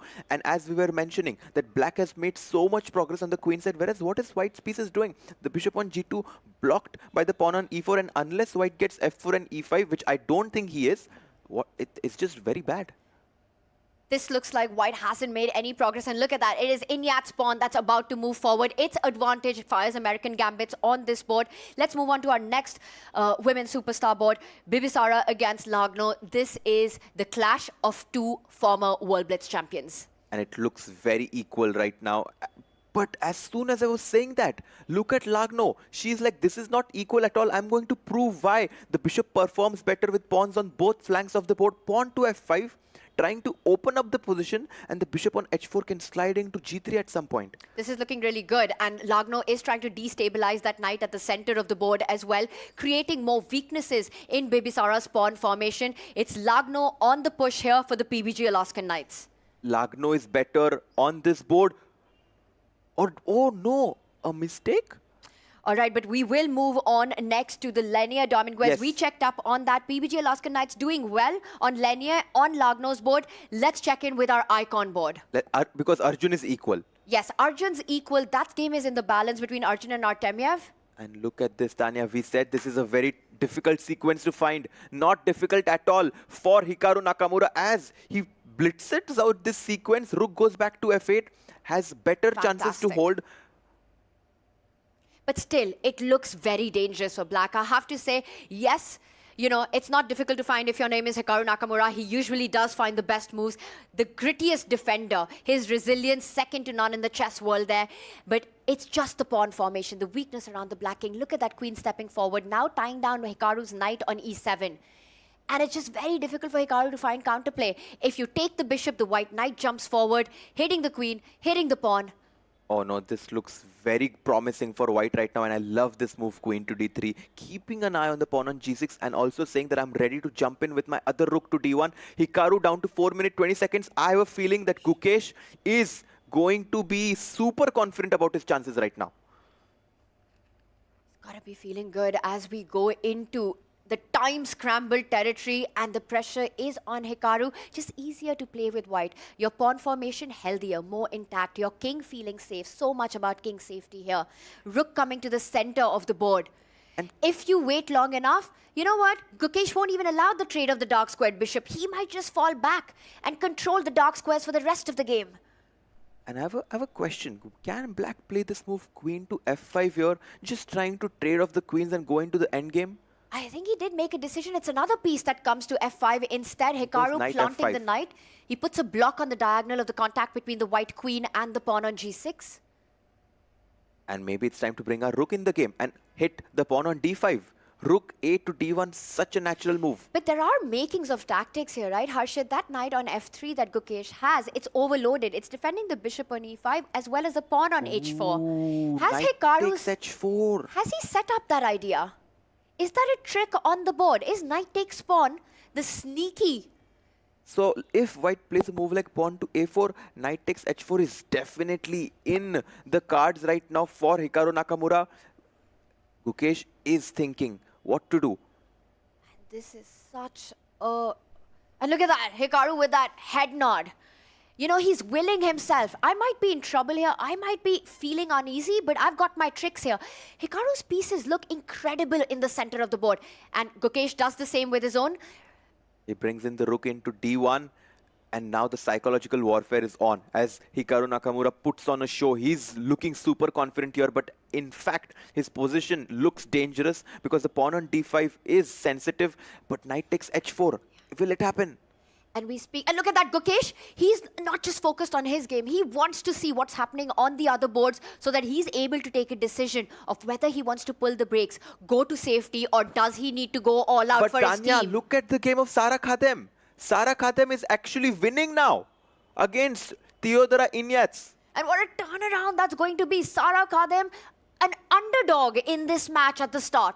Theodora was the one who was pushing it, but now Sara hits the bishop. And she's a pawn up. Oh no, she's not a pawn up because black has this extra pawn on h7. But does it even matter? Because white is ready to go king g2, rook to c6. And the board where we predicted the Fyers American Gambits to do well, it's actually the PBG Alaskan Knights who are doing really well. Well, you might have just called the future. You said pawn up. I think she's about to be a pawn up with that a6 pawn looking incredibly weak. It might be time to just get your rook into the game. It's only a check on the first rank. The white king will be safe. Notice how the black queen and rook disconnected. One is on one side, the other on the other side. No coordination. So Enyak says, I need firepower, gets the pawn up. And I love this move, queen to f3. Sara Kadem saying that I know you want to put pressure on my king on g2. I won't allow that. You know what? I want to actually trade the queens because if you do, who's going to protect the pawn on a6? No one. Sara Kadem with an advantage here. Let's go back to our icon board there. The big clash right now. Ooh, mistake. As soon as we came on this board, Gukesh puts his bishop on f4, but this allows a tactic. Can we go full screen on Hikaru Nakamura? Oh, rook takes e1. Both players having a blind spot. But there were tactics around the h pawn hanging. It wasn't so clear because it would leave a calculation to be done with g6 weakness as well. And we do have a result, a quick result coming in that Lenya Dominguez and Richard Rapport does in fact end in a draw. So it's 1-1. It's 1-1 so far for the PBG Alaskan Knights and the Fyers American Gambits. Let's head back to our icon board. And we've got one more result coming in. Another draw. Bibisara draws her game against Katarina Lagno. So it's 2-2 currently. And I think there is a reason why the players from the PBG Alaskan Knights are making quick draws because they look at the board of Sara Kadem, board number 5 here, and they notice that she's completely winning here. Look at that rook on c6. The way it's completely killed Theodora's queen to defend that a-pawn. And the worst thing you can do in chess is to use your queen for a defense of a pawn. Yeah. It's tied down there forever. The black queen, let's highlight that. No bright future for this one. No bright future at all. She has 15 seconds on her clock. Inyats. And Arjun Irigasi is completely winning. What? Can we go to Arjun's board? A blunder. A huge blunder by Artemiev in this equal bishop endgame because bishop h7 and who's stopping the g-pawn? The point might be no one because that g-pawn is going to deflect black's king into defense, but it might not be in time. The white king will use the left side to actually infiltrate by his own king. We've got a result here. Yes, Sara Kadem wins. She gets the first win for the PBG Alaskan Knights there, and what a performance by a player who's been struggling just when it matters. Sara delivers, being the dark horse in that game. And just by this one win that their team had yesterday, the spirits are high in the PBG Alaskan Knights camp here as Arjun Irigasi is about to promote his g-pawn towards a new queen. He's winning on the board. He's winning on the clock as well. Look at that. The moves are coming in fast and quick. Arjun, he's calculated this till the end. He's about to win a bishop. He's about to win a piece right now. Artemiev, gives desperation. Up his bishop. He gives up his bishop for the queen, but now white is just up an entire bishop. He can go king to g4, king to f5, and this is going to seal the victory for the PBG Alaskan Knights. Well, it will all come down to the icon board and it will come down to the prodigy board there. Let's not forget 4 points for a black victory. So it still might not be the job done, but they will get, well, 1.5 foot in to get that match win. And this is just clinical now. Arjun, that king one to pawn, d2. that e4 pawn is enough to win the game. And I think a final few moves that are going Let's to be go played. full screen. Let's go full screen as we see the end of this one play out. And right after that, and that's it. And It's resignation. hatchet. The PBG Alaskan Knights get the second win in this match. What a comeback this team is proving to be. Let's quickly go to our icon Let's board. go. And there we see in the background Grandmaster Swayams Mishra, all smiles for his team. And you could see Gukesh there glancing over to the results of the other boards, and he should be very happy to see that even Hikaru has made a big mistake. White has a tactic. Bishop takes h6, and look at Gukesh. Can we go full screen? Look at him. His eyes are widening, and I've seen this. Whenever his opponents make a mistake, Gukesh has this expression. He's about to do it. I think he's reaching out to the bishop. He takes that pawn. Boom. And you can't recapture it. The queen would have jumped to the g6 square. That would have been game over. And now Hikaru pushes the pawn. The white queen lines up against the black knight. Knight comes into e4. Now the bishop on h6 is falling. It's time to drop back your bishop to f4 to also protect the knight on e5. Only move. And currently, Gukesh is up a pawn right Also, now. yeah. He falls back with the knight. He's Also a good also move. up on the clock currently. So that is so important when you're playing against a speed demon Rook like comes Hikaru. into e6. The rook jumps to a lateral defense. And we might see another victory by Gukesh Look at as he that. pushes his pawn to h5. And what a move. Gukesh taking a look at the other boards. And ignore the double question mark. This is such a provocative move here by Gukesh, putting full pressure on Hikaru. With the amount of time that they have on the clock, this is a fantastic move. But Hikaru, he is one of the best defenders, the best defender in the world. Look at that. Ooh, what a move. Tricky, tricky. Your queen is falling, your rook on e1 is hanging, and Gukesh must be He very missed confused. it. He missed this move. And Gukesh, he gets his composure back, captures the pawn at the center because the rook gets pinned. But knight f3 check. He sacrifices an exchange. Gukesh does. Hikaru will pick that rook up, and it's all about king safety. Hikaru Nakamura's king is under big fire right now. He plays queen to e6, and now it's time to play queen 8 check to win another pawn on a7. And it's going to be one with a check, but he doesn't care about pawns. He's going for the king. He made a blunder. He made a blunder.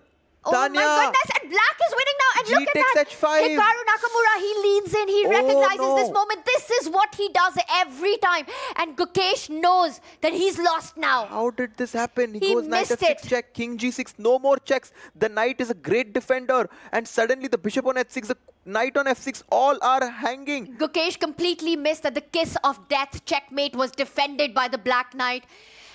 And is this the moment the whole match is about to turn around now? And look at Hikaru. The moment he takes his opportunity, he seizes it. He's not letting go of it. Completely in control now. It might, luckily... He's up a rook. He's up a whole an rook. entire rook. And look at that. And resignation. Hikaru Nakamura wins. Wow.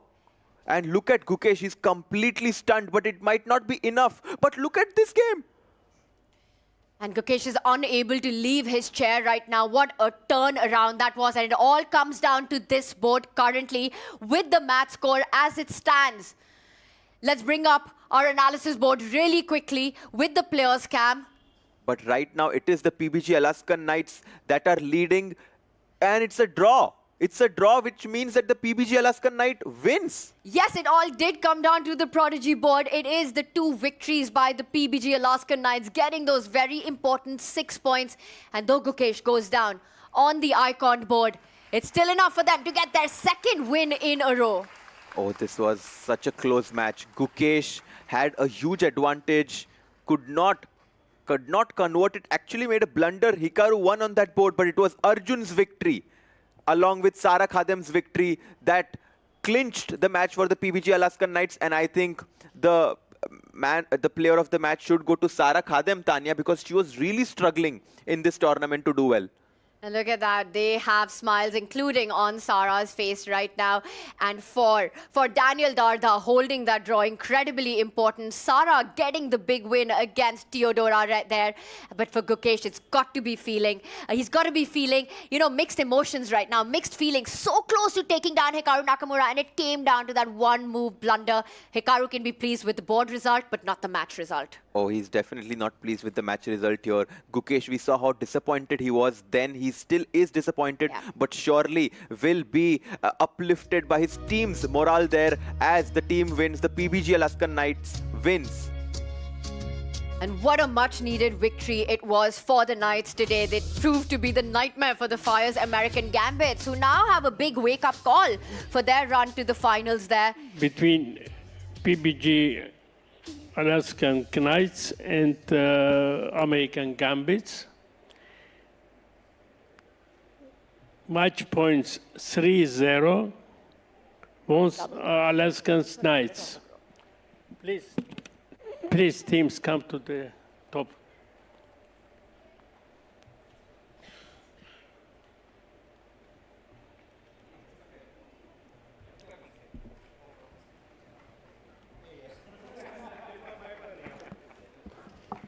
And you can see a smile on the face And of Hikaru. game points is 9 instead of 7. 9-7. Won Alaskan Knights. Okay? Now we invited teams to make hand-shaking procedure. And here you can see the handshakes between all the team players here. PBG Alaskan Knights with a 9-7 victory against the Fyers American Gambits. The final moments here as the players walk out. The fans, of course, waiting right there. They will be signing autographs.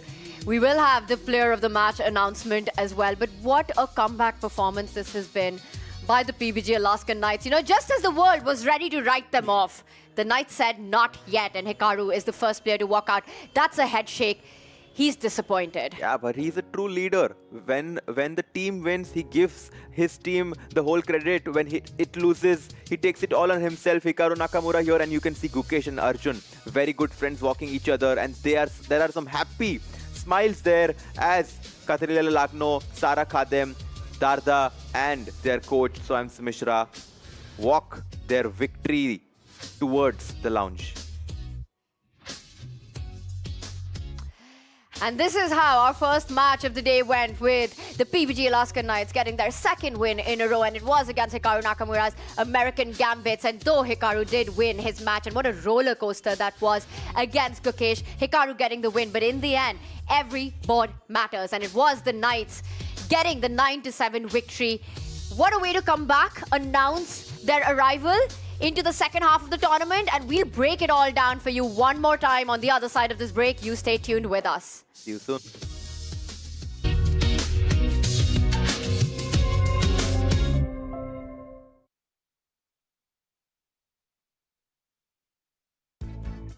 Chess or markets, smart insights can change the game. जैसे FIA, Fyers Intelligent Assistant. Get in-depth sector and stock analysis and deep portfolio insights. Fully AI-powered. Fyers, for those who are born to trade. Investment in securities market are subject to market risk. Read all the related documents carefully before investing.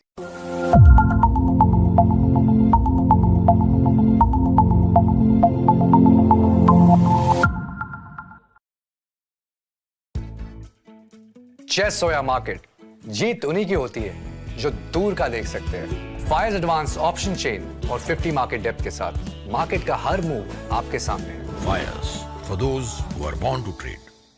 Investment in securities market are subject to market risk. Read all the related documents carefully before investing. Come on guys, hurry up. अरे सुन ना, एक break ले लेते हैं. Guys, I'm telling you, तुम लोगों को सही से ट्रैकिंग नहीं आता. But that's okay, you can learn. रोज का ढक्कन देना. तो ये रेड वाला है, सही वाला देना. वे ढक्कन. पहले तो सही पानी पीना.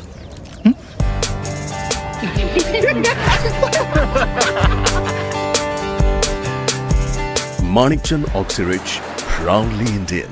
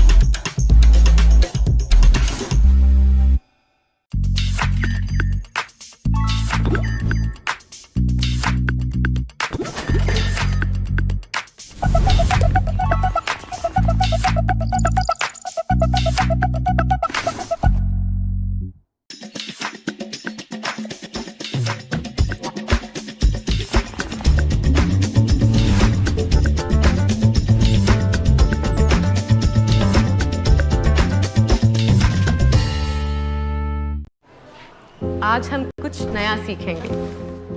एक दिन स्कूल में फुटबॉल आया और फुटबॉल ने मुझे बताया, ये सर सिर्फ पानी का मटका उठाने के लिए नहीं बना. ये पैर डर के भागने के लिए नहीं बने. घुटने किसी के सामने झुकने के लिए नहीं बने.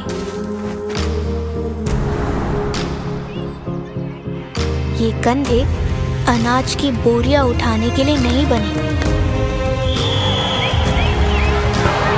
ठीक सिर्फ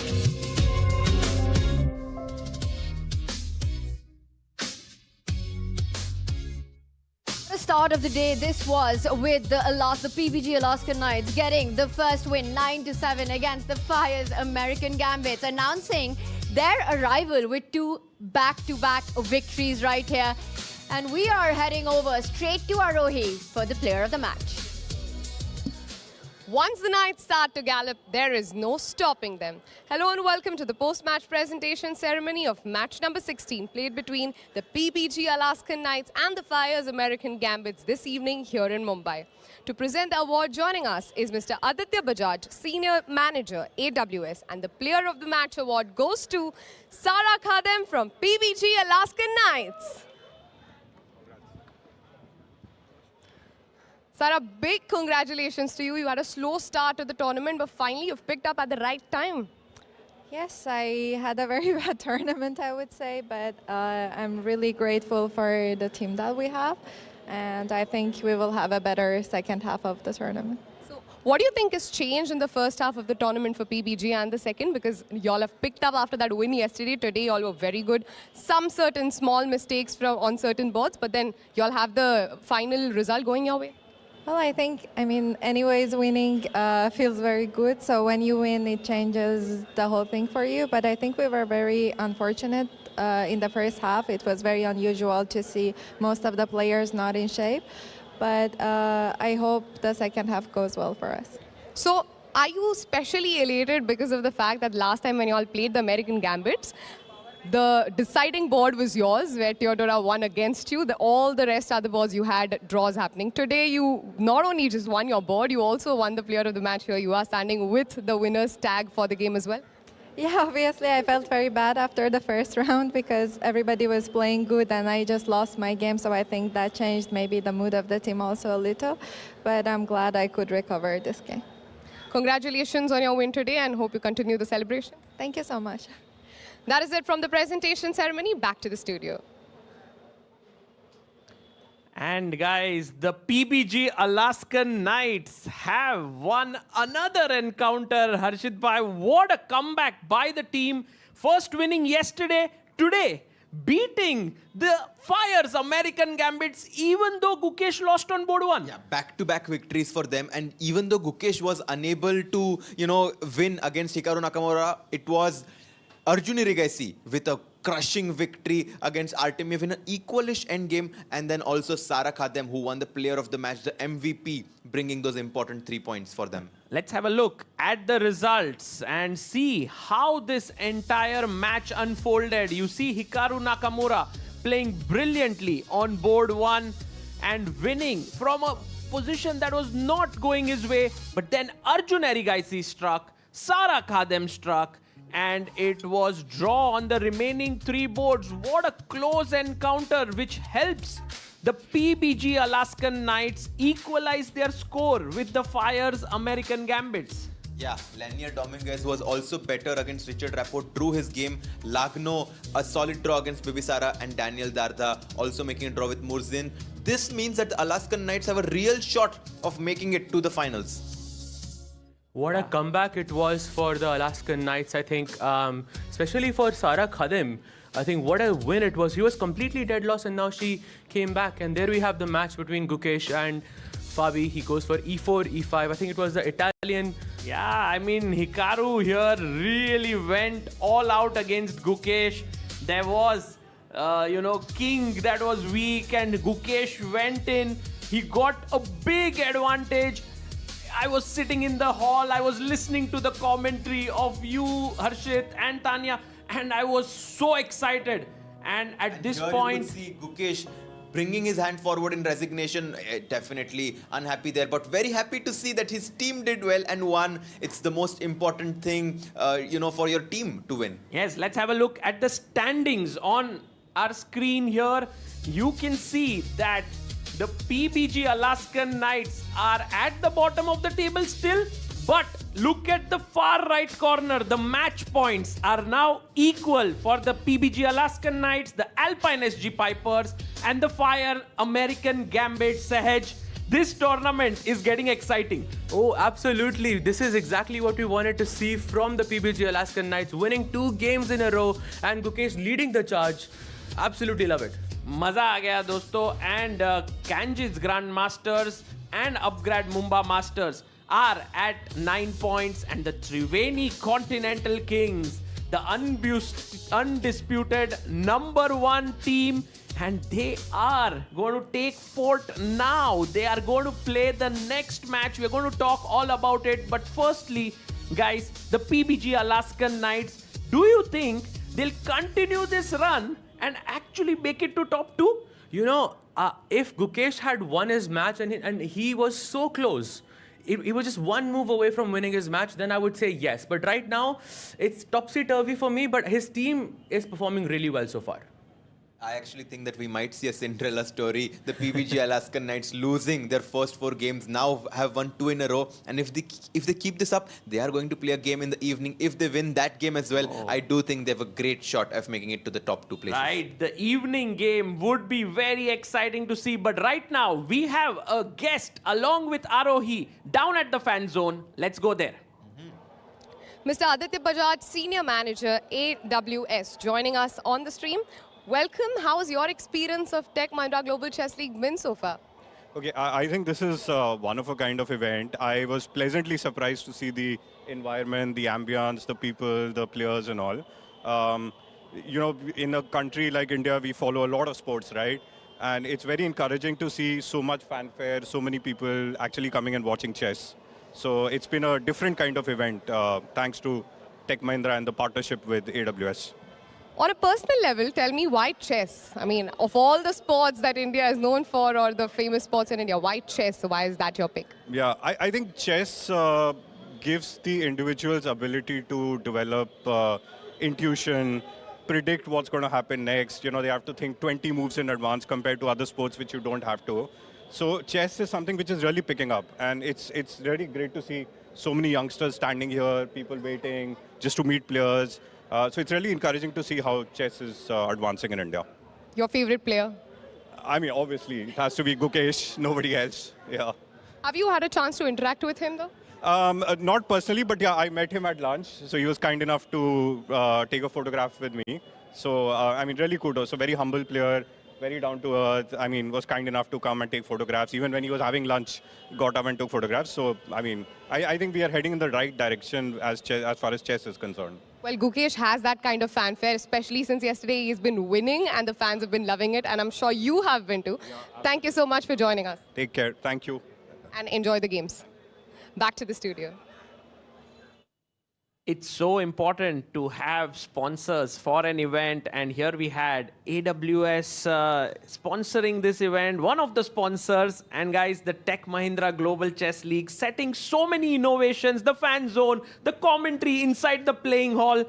Are you guys enjoying it? Oh, I'm absolutely loving it. It's so good to see the synergy between the tech world, which is coming into chess, and supporting it to grow. We have it here at the Royal Opera House. The players are having this perfect, you know, atmosphere of playing where the spectators can watch them live, listening to us. So many interactions. Maza aa raha hai. Right, and Sahaj bhai, I believe you also are having a wonderful time here. Absolutely. Out of 50, the top 15 players, we have 13 of them in the same place. इससे better क्या हो सकता है? It's amazing, guys. It's time for us to take a short break, and on the other side, we'll be looking at more of those top players in action.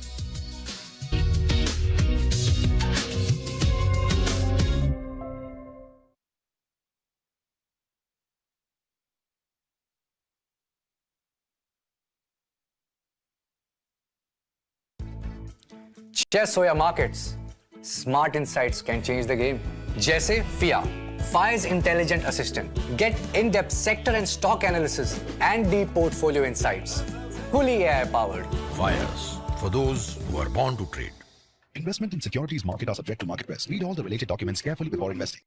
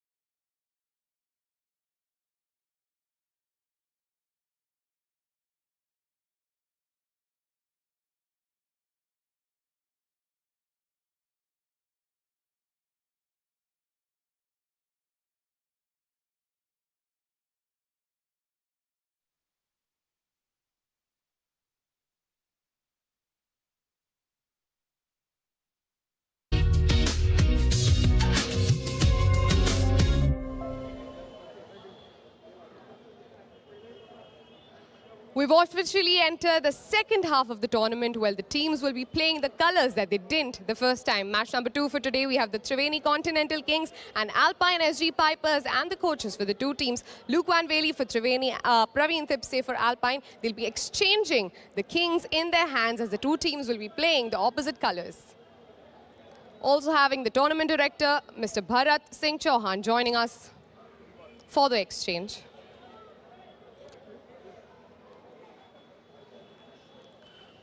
Hello, welcome back.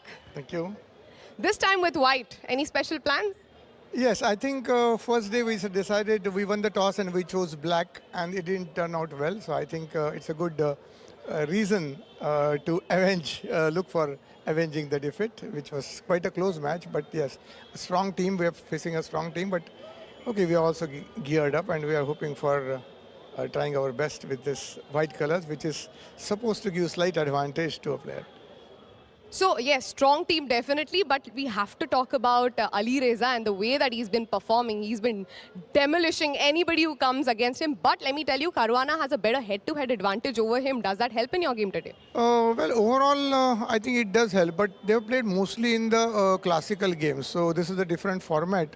And for Fabiano, it's a first league, so he has not been used to playing without increment.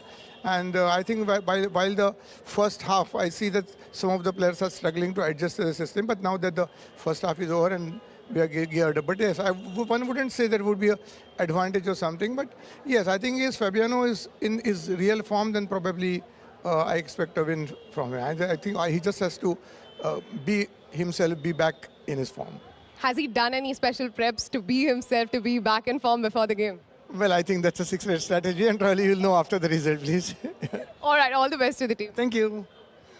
Can we also have Luke Van Wely joining us for Triveni Continental Kings? This time, reverse psychology or straight?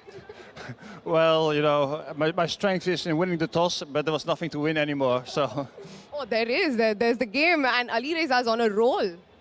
Yeah, for sure. Alireza is on a roll, and well, he's very motivated, and he's 5 out of 5. Nevertheless, you know, you always have to be careful, you know, because he's playing Caruana. So let me give you a stat. Today, you're going to play against a team that has 3 candidates players, 1 world number 1, UEFA. How is the team approaching this? Well, we know that the Alpine, there's a tough opponent. On paper, it's the strongest opponent, and we're playing with black. So, but we have momentum, and we have momentum for a good reason. And our main goal is actually to keep this momentum going, which is not that easy. Because of how good the other boards are, do you think you're going to focus more on the Prodigy board today? Not really. I mean, all boards are equally important, and well, of course, if Alireza keeps on going, the other guys, they just have to follow the leader. But I mean, we also have Sujina, who is actually a very promising player, and well, I'm looking forward to her matchup with Hu Yifan. So are we. All the best for your game today. Thank you very much. That is it from here. Back to the studio. And guys, the Alpine SG Pipers won the toss. Actually, there was no toss. They played black last time, so they have the white pieces this time. It's going to be quite an important game that's there. What do you guys feel? Harshit, white pieces, small edge to them? I mean, this is a very big opportunity for the Alpine SG Pipers to prove why they are such a strong team. I mean, they have 3 players in their team who have qualified for the candidates. It's Fabiano Caruana on the icon board, Anish Giri on the superstar board alongside Pragnananda, and this is definitely a big match for them. I think between Fabi and Alireza, I think Alireza has been on a dream run with 5 out of 5. And Alireza, if he continues this run, it will be very hard for Alpine SG Pipers to, you know, make a comeback. I'm leaning towards Triveni Continental Kings, but I'm not sure. We are going to break down this match very deeply in the next few minutes. But before that, we're going to have a look at the match that just concluded. The Fyers American Gambits and the PBG Alaskan Knights, the Prodigy board.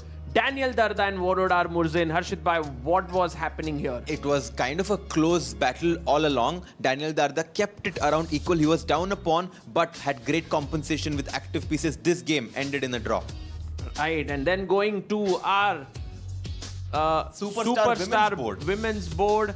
Here we had quite a lot of excitement, and in fact, Sahaj, Sara Khadem became the MVP thanks to her victory over Teodora Iniak. Absolutely. I think Teodora had fantastic opening preparation. She got almost a winning advantage with the black pieces, but something went wrong, and then I think because of time pressure or some other reason, the position became equal, but she could not hold on to it. And Sara just somehow took over and did not give a chance after that. And I think she fully deserved the MVP spot here.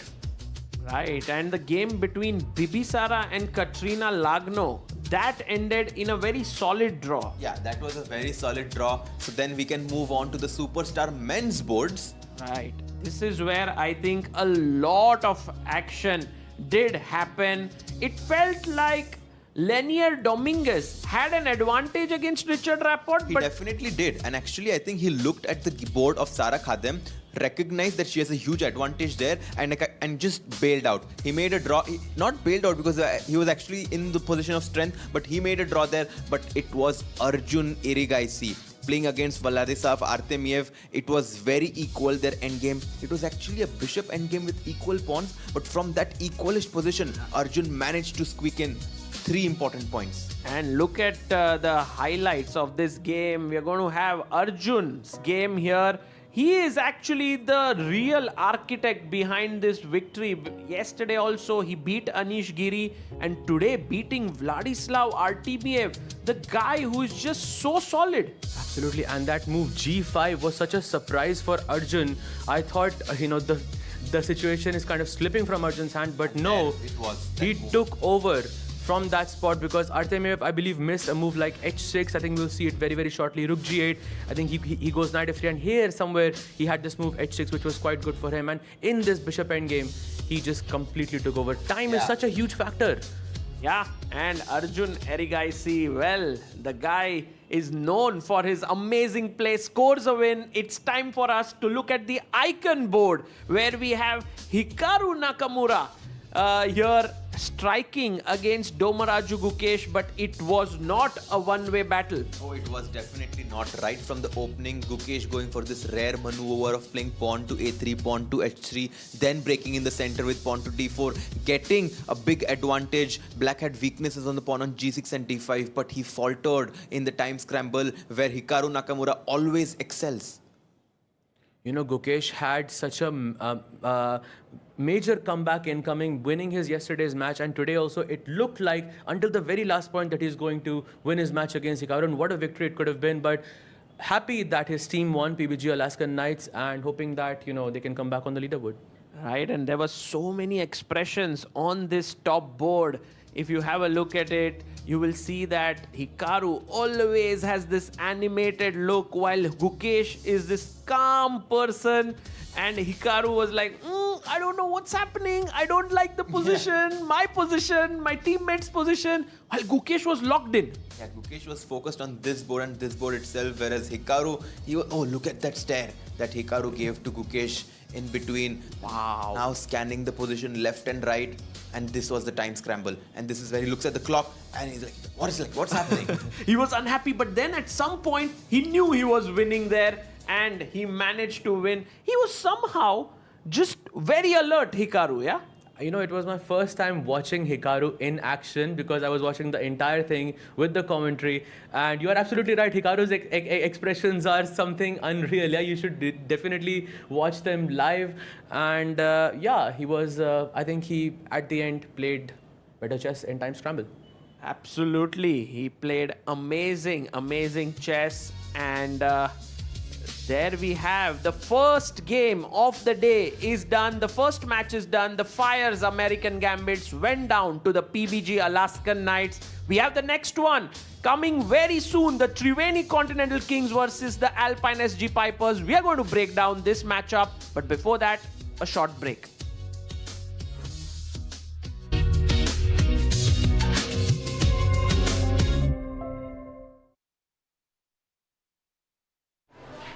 आज हम कुछ नया सीखेंगे। एक दिन school में football आया और फुटबॉल ने मुझे बताया, ये सर सिर्फ पानी का मटका उठाने के लिए नहीं बना, ये पैर डर के भागने के लिए नहीं बने। घुटने किसी के सामने झुकने के लिए नहीं बने।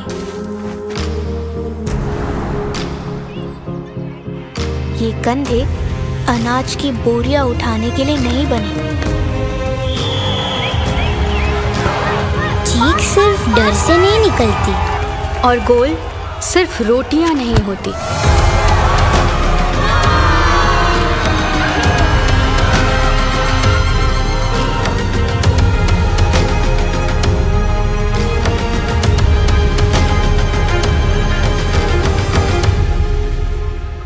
सर, आपका गोलकीपर से लेकर दी बॉल तक के पीछे का सीक्रेट क्या है?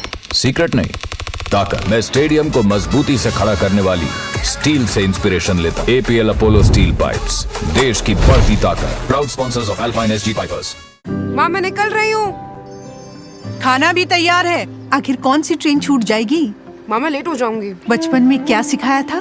खाने में समझौता नहीं, जिसे मंजूर ऊंचा उठे वो बड़ा जाए बहुत ही दूर। तुझे बहुत दूर जाना है, उड़ जा उड़ जा, तुझे बहुत दूर जाना है। खाने में समझौता नहीं, अच्छा खाना शुरुआत से ही। इंडिपेंडेंस। सर, आपका गोलकीपर से लेकर दी बॉल तक के पीछे का सीक्रेट क्या है? सीक्रेट नहीं, ताकत। मैं स्टेडियम को मजबूती से खड़ा करने वाली स्टील से इंस्पिरेशन लेता। APL अपोलो स्टील पाइप्स, देश की बढ़ती ताकत। Proud sponsors of alpine SG pipers.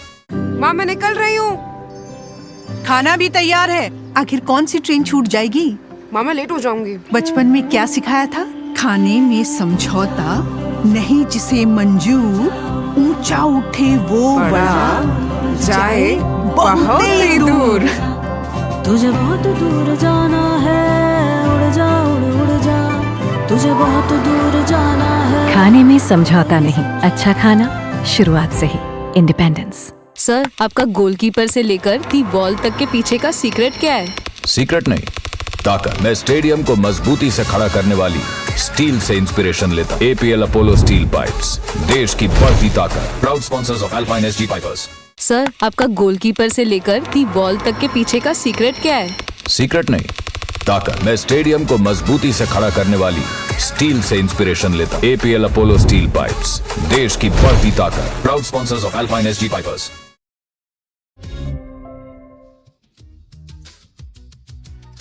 And we have the Triveni Continental Kings taking on the Alpine SG Pipers in the second match of the day. This one is going to be the big one. The Triveni Continental Kings are on the top of the leaderboard. We are now going to break down this match and try to figure out who are the favorites in this one. Let's go and check the Prodigy board. We have Leon Mendonça playing for the Alpine SG Pipers, taking on Mark Andrea Morizzi. Guys, your thoughts on this one? For me, I think maybe Morizzi has a slight advantage, but anything can happen in this match. What do you think, Arjun? I think that Mark Andrea Morizzi is a favorite, but I like rooting for the underdog, so I am going for the Alpine SG Warriors in this one. Alpine SG Pipers for Harshit Bhai. What about you? I am going for the Triveni Continental Kings. Let's go. Wow. What about you? For me, it seems like Leon Mendonça. For sure, he's actually playing really well. Okay. He's in his zone. Let's go to the women's superstar board now. We have here, oh my goodness. I want to first check out the game between Nino Batsiashvili and Alexandra Koschenyuk. Last time they played, Nino was the one who came out on top. What do you think today, guys? I think Nino has been in crazy form in this event. Even though Alexandra Koschenyuk is the more experienced player, but I'm going to go with Nino Batsiashvili on this one. Okay, Nino for Sahaj Bhai. What about you, Nino Harshit? for me as well. Wow, both of you going for the Alpine SG Pipers. But guys, the chess queen, Alexandra Koschenyuk, must not be underestimated. She may strike back this time. And then we have the clash that I think is an amazing one. World number 1 versus world number 2. Ho Yifan versus Zhu Jinner. And they are both from the same country of China, and I'm sure while growing up, Hao Yifan was a big inspiration for Zhu Jinner, but I do think that we are going to see the pass of the batons here, and I'm going to be rooting for Zhu Jinner in this one for the Triveni Continental Kings. Can I do both? Because Yeah, you I'm can. rooting for a draw here. So I'm going to do both ones over here. Let's go. That makes a lot of sense. I have a feeling that Ho Yifan must be taking this game very personally here, because Zhu Jinner is someone against whom she wouldn't want to lose. So I think I'm going with Ho Yifan on this one. Let's go to the male superstar board, the men here. Whoa, we have the Indian boys on board number 3, Pragnananda and Vidit Gujarati. Let's start with that one, Sahaj bhai. Oh, it's very hard to say between Prag and Vidit, but Prag is playing with the white pieces, so this is so difficult. Kar lo bhai, kar I'm gonna lo. go with Prag for the Alpine Wow, that's a Pipers. bold one. And I do think that Prag should be a small favorite, but as I said before, I am rooting for the underdogs, the Alpine SG Pipers. So Prag. Sorry, Triveni Continental Kings Vidit Gujarati. So, Harshit bhai choosing Vidit, my guess here is that it will be a draw, just like in the first time they played each other, it was also a draw. And then we go to the next one. We have Anish Giri versus Wei. Bhai, kya lagta hai? I don't even know, but Wei did win their previous encounter with the white pieces, but Anish has white this time. He's super solid. I think we can all agree on this. It's gonna be a draw. Anish Giri and Wei cannot produce a result, I feel. This will be a draw, but if a result comes, I think we'll all be very surprised here. But man, we are going to talk next about the biggest clash that we are all waiting for to see if on the icon board, Firouzja Alireza can take down Fabiano Caruana from the Alpine SG Pipers. What are you guys' feelings on this one? Well, someone has to stop Firouzja at some point, right? Will it be Fabi here? You think so, Sahaj? I feel that Firouzja is on a dream run, and I already have my flag up here for Arre, bhai, inhone to Firouzja. Triveni. Let's go, bhai. Alireza For Firouzja. Fabiano. Oh, Harshit bhai, very good friends with Fabi, rooting for him. My guess here is that Firouzja gets to 6 on 6 and becomes, he's already Mumbai ka Don. He might become Mumbai ka Mahadon. Bhai, absolutely. And I think with the black pieces, he's a super dangerous opponent.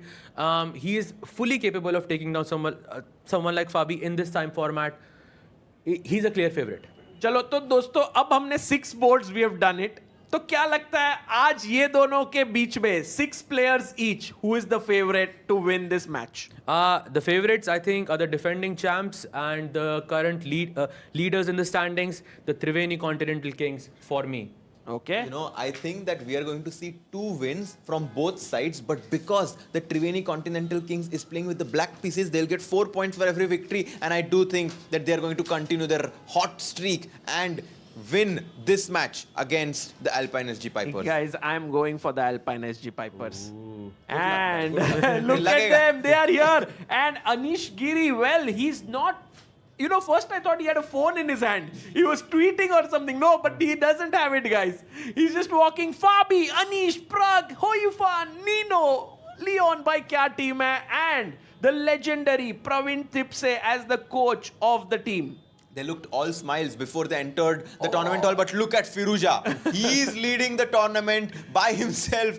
Wei, Vidit, Zhu Jinner, the chess queen, and Marc-Andrea Morizzi, followed by the team coach, Luke Van Valley. The leaders of this tournament right now are going to be trying to extend their lead here. भाई लोक van valley हमेशा 2 flag लेके आ जाता है वो. All I'm saying is that जब आपका icon player is winning all of their matches, that's such a huge boost for the rest of the team. I agree. It's like वो burden आपके ऊपर नहीं रहता. And look at Alireza, that walk.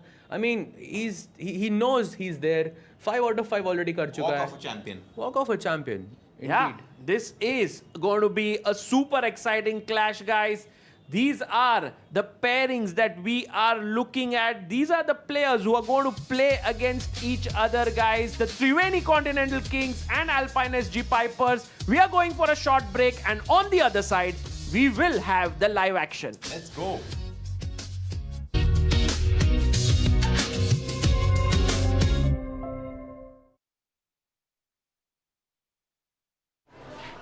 आज हम कुछ नया सीखेंगे। एक दिन स्कूल में फुटबॉल आया और फुटबॉल ने मुझे बताया, ये सर सिर्फ पानी का मटका उठाने के लिए नहीं बना। ये पैर डर के भागने के लिए नहीं बने। घुटने किसी के सामने झुकने के लिए नहीं बने।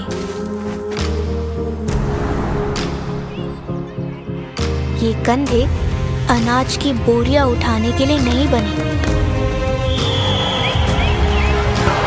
चीख सिर्फ डर से नहीं निकलती और गोल सिर्फ रोटियां नहीं होती।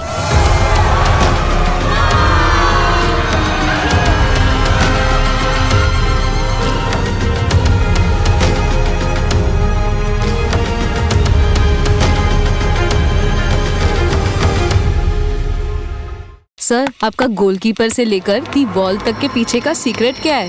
सीक्रेट नहीं, ताकत। मैं स्टेडियम को मजबूती से खड़ा करने वाली स्टील से इंस्पिरेशन लेता। APL अपोलो स्टील पाइप्स, देश की बढ़ती ताकत। Proud sponsors of alpine SG pipers. माँ, मैं निकल रही हूँ। खाना भी तैयार है। आखिर कौन सी ट्रेन छूट जाएगी? माँ, मैं लेट हो जाऊंगी। बचपन में क्या सिखाया था? खाने में समझौता नहीं, जिसे मंजूर ऊंचा उठे वो बड़ा जाए बहुत ही दूर। तुझे बहुत दूर जाना है, उड़ जा उड़ जा, तुझे बहुत दूर जाना है। खाने में समझौता नहीं, अच्छा खाना शुरुआत से ही। इंडिपेंडेंस। सर, आपका गोलकीपर से लेकर दी बॉल तक के पीछे का सीक्रेट क्या है? सीक्रेट नहीं, ताकत। मैं स्टेडियम को मजबूती से खड़ा करने वाली स्टील से इंस्पिरेशन लेता। APL अपोलो स्टील पाइप्स, देश की बढ़ती ताकत। Proud sponsors of alpine SG pipers. माँ, मैं निकल रही हूँ। खाना भी तैयार है। आखिर कौन सी ट्रेन छूट जाएगी? माँ, मैं लेट हो जाऊंगी। बचपन में क्या सिखाया था? खाने में समझौता नहीं, जिसे मंजूर ऊंचा उठे वो बड़ा जाए बहुत ही दूर। तुझे बहुत दूर जाना है, उड़ जा उड़ जा, तुझे बहुत दूर जाना है। खाने में समझौता नहीं, अच्छा खाना शुरुआत से ही। इंडिपेंडेंस। सर, आपका गोलकीपर से लेकर दी बॉल तक के पीछे का सीक्रेट क्या है? सीक्रेट नहीं, ताकत। मैं स्टेडियम को मजबूती से खड़ा करने वाली स्टील से इंस्पिरेशन लेता। APL अपोलो स्टील पाइप्स, देश की बढ़ती ताकत। Proud sponsors of alpine SG pipers. Sir, आपका गोलकीपर से लेकर दी बॉल तक के पीछे का सीक्रेट क्या है? सीक्रेट नहीं, ताकत। मैं स्टेडियम को मजबूती से खड़ा करने वाली स्टील से इंस्पिरेशन लेता। APL अपोलो स्टील पाइप्स, देश की बढ़ती ताकत। Proud sponsors of alpine SG pipers.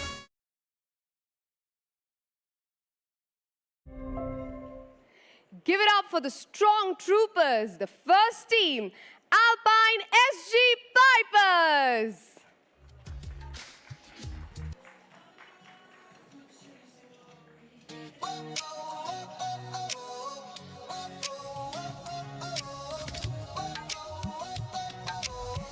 Give it up for the players, starting with Fabiano Caruana, Anish Giri, Pragnananda, Hui Fa, Nino Batsiashvili, Leon Mendonça, along with their coach Praveen Tipse. It's now time to call the Kings to take center stage. Please welcome Triveni Continental Kings. No time to rest. This is the ultimate test. Everybody say check, mate. Come together for a chest day. Hands up, let the whole world celebrate. And now introducing the players, Alireza Firouzja, Wei Vidit Gujarati, Zujina, Alexandra Kostenyuk, Makandria Moritzi, along with their coach Luke Van Whaley. All the best to both the teams. You can now take your boards. And now for the first move, may I please call upon Mr. Kulin Tanna, CIO, INOS Alpha, along with Bharat Singh Chauhan, the tournament director. And we have a massive clash here between the Triveni Continental Kings and the Alpine SG Pipers as our guest for the day makes the move E4 Sahaj Bhai. Ooh, E4, I think a good choice. Will Fabi actually go with that choice as well? It's his favorite. It's his favorite move. We will see the women superstar board is where the action will begin. The Chinese #1 and #2 player Ho Yifan and Zhu Jiner. And here you see Nino Batsiashvili and Alexandra Koschenyuk. We have the moves that have begun. E4 and knight f6 in Nino's board, and E4 with the How You Fun's board over there, playing the Italian system. Knight f6 happens and she goes d3. Very quiet setup, very similar to the game of Gukesh and Hikaru, with a slight difference that h6 की बजाय उसने bishop c5 खेला है. Right. Let's have our digital board coming up here. Ho Yifan versus Zhu Jiner. We can go from this one forward. It is the Italian, as Sahaj Bhai has mentioned. These are generally very slow moving games, very strategic. Pawn push आगे होगा कि नहीं, d4 का, bishop g5 आएगा कि नहीं. Many questions here. Let's have a look at Nino versus Alexandra Koschenyuk. यहाँ पर क्या लग रहा है भाई? London system आ गया है. Absolutely my favorite, and also with knight b2 move order, that's the best one you can have. But Koschenyuk goes for this bishop e7, which is traditionally believed to be a bad opening, but आजकल engines की वजह से it is being played more and more. I'm guessing Koschenyuk wants to have a game, does not want to trade those bishops with bishop d6, and to have a game. Knight has jumped in, and whenever the knight jumps, the G and H pawn start to roll down the board. So this is going to be a huge attacking game that we are going to witness between Nino Batsiashvili and Alexandra Koschenyuk. And while the women superstar boards are going on, let's join in our men's superstar board. The arbiter comes into the Wei versus Anish Giri game. And Anish opens with pawn to d4. Absolutely. The two candidates playing against each other. Yes. And there we have Prag versus Vidit. This is an all-star lineup. E4 played by Prag.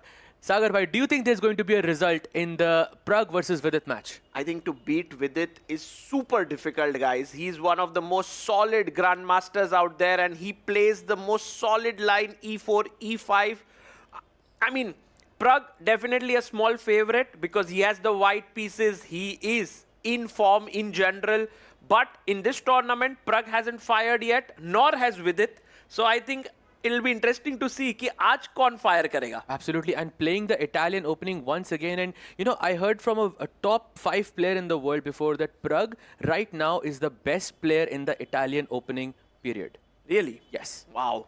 Which is, I think, a huge statement. And if Prag wants to strike, this is the best way, right? So yes. An opening where he feels the most comfortable in. He goes h3, कुछ g4 के plans हो सकते हैं. Maybe he wants to go short castle. Very important point यहाँ पे सागर भाई. Black should not go h6 because then g4 is a real threat.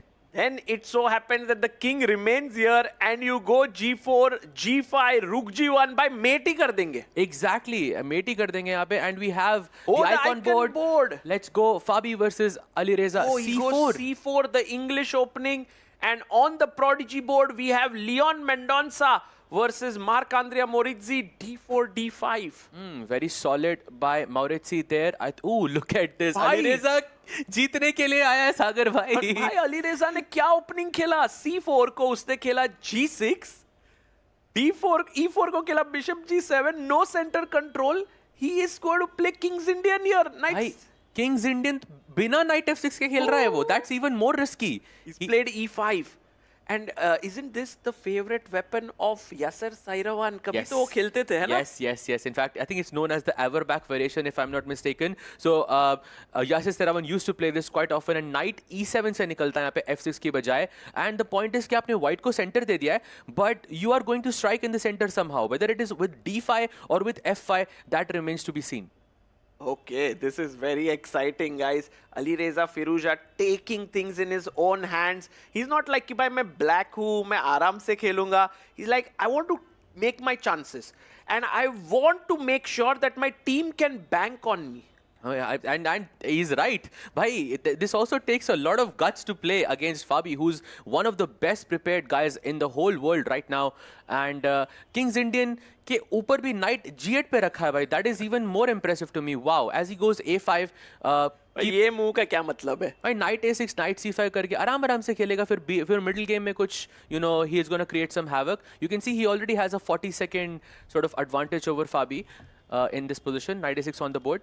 Guys, as Sahaj Bhai just said, to do this against Caruana is very risky because if Fabi gets an advantage, he often plays like a machine. And then Firouzja could very well be staring at his first defeat if he doesn't play well, but he is high on confidence. And जब आप confidence very high होता है आपका confidence, you can take these risks. Absolutely, because he knows 5 out of 5 already scored कर चुके हैं. We are halfway through this, global chess league over here, and he knows he has defeated all of these players before, so he can do it again. Let's see now. Bishop comes out to e3. Fabi, this is a good chance for him to press with the white pieces. Meanwhile, guys, I want to show you something that's very interesting that's happening on board 2. Anish Giri versus Wei Yi. So यहाँ पे, if you see what's happening here, Sahaj bhai, break this down. d4, knight f6, knight f3, d5. ठीक है, c3. So this is Le Quang Liam's London system, yeah, where he goes bishop f4, but he pushes c3 first. मार दिया. तो c5 पे d5 मार दो, and c5 को आप defend कर सकते हो b4 से. And he did not. He played bishop e3, knight came out, pawn to b4. Anish is like, I'm a pawn up. Bishop e7, g3. The knight came here to attack the bishop. Now the bishop moved ahead. If you take here, I'll happily take with the pawn or the queen. So he went e5. And now you see both the knights are defending this pawn. And he kicked one of the knights. Wow. I think a great move there by Anish. He goes E takes D4, pawn takes G4 आया, D takes E3. So many trades are happening back to back.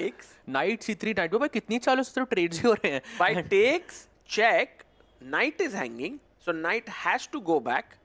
And now rook D1. This is still Anish's preparation, guys. Absolutely. You look at his time, almost a 3-minute advantage. He goes knight takes D5, bishop E6. He's also so well prepared. Look at rook H5. Wow, guys, did you just see that? The rook lift has come in. The knight is looking this way. यहाँ से भी disco हो सकता है, यहाँ से भी disco हो सकता है. Absolutely. एक चाल queen D7 खेल दिया, knight F6 check is just GG. That is game over. My goodness, guys, very, very dangerous position. Right now, Wei is treading on thin ice. उसको बहुत ही accurately खेलना होगा. The bar is even.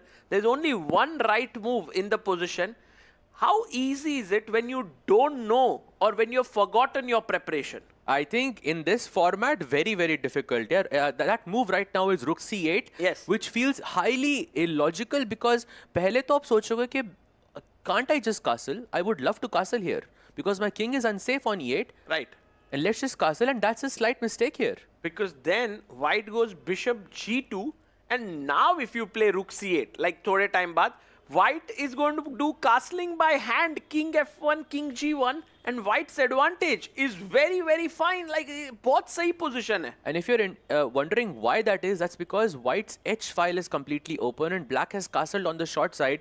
So the king's safety is a bit in question right now. I have my rook, my queen, and my knight all eyeing on the h7 pawn. The queen can just hop in with queen f4, and that looks very, very scary for Wei Yi here.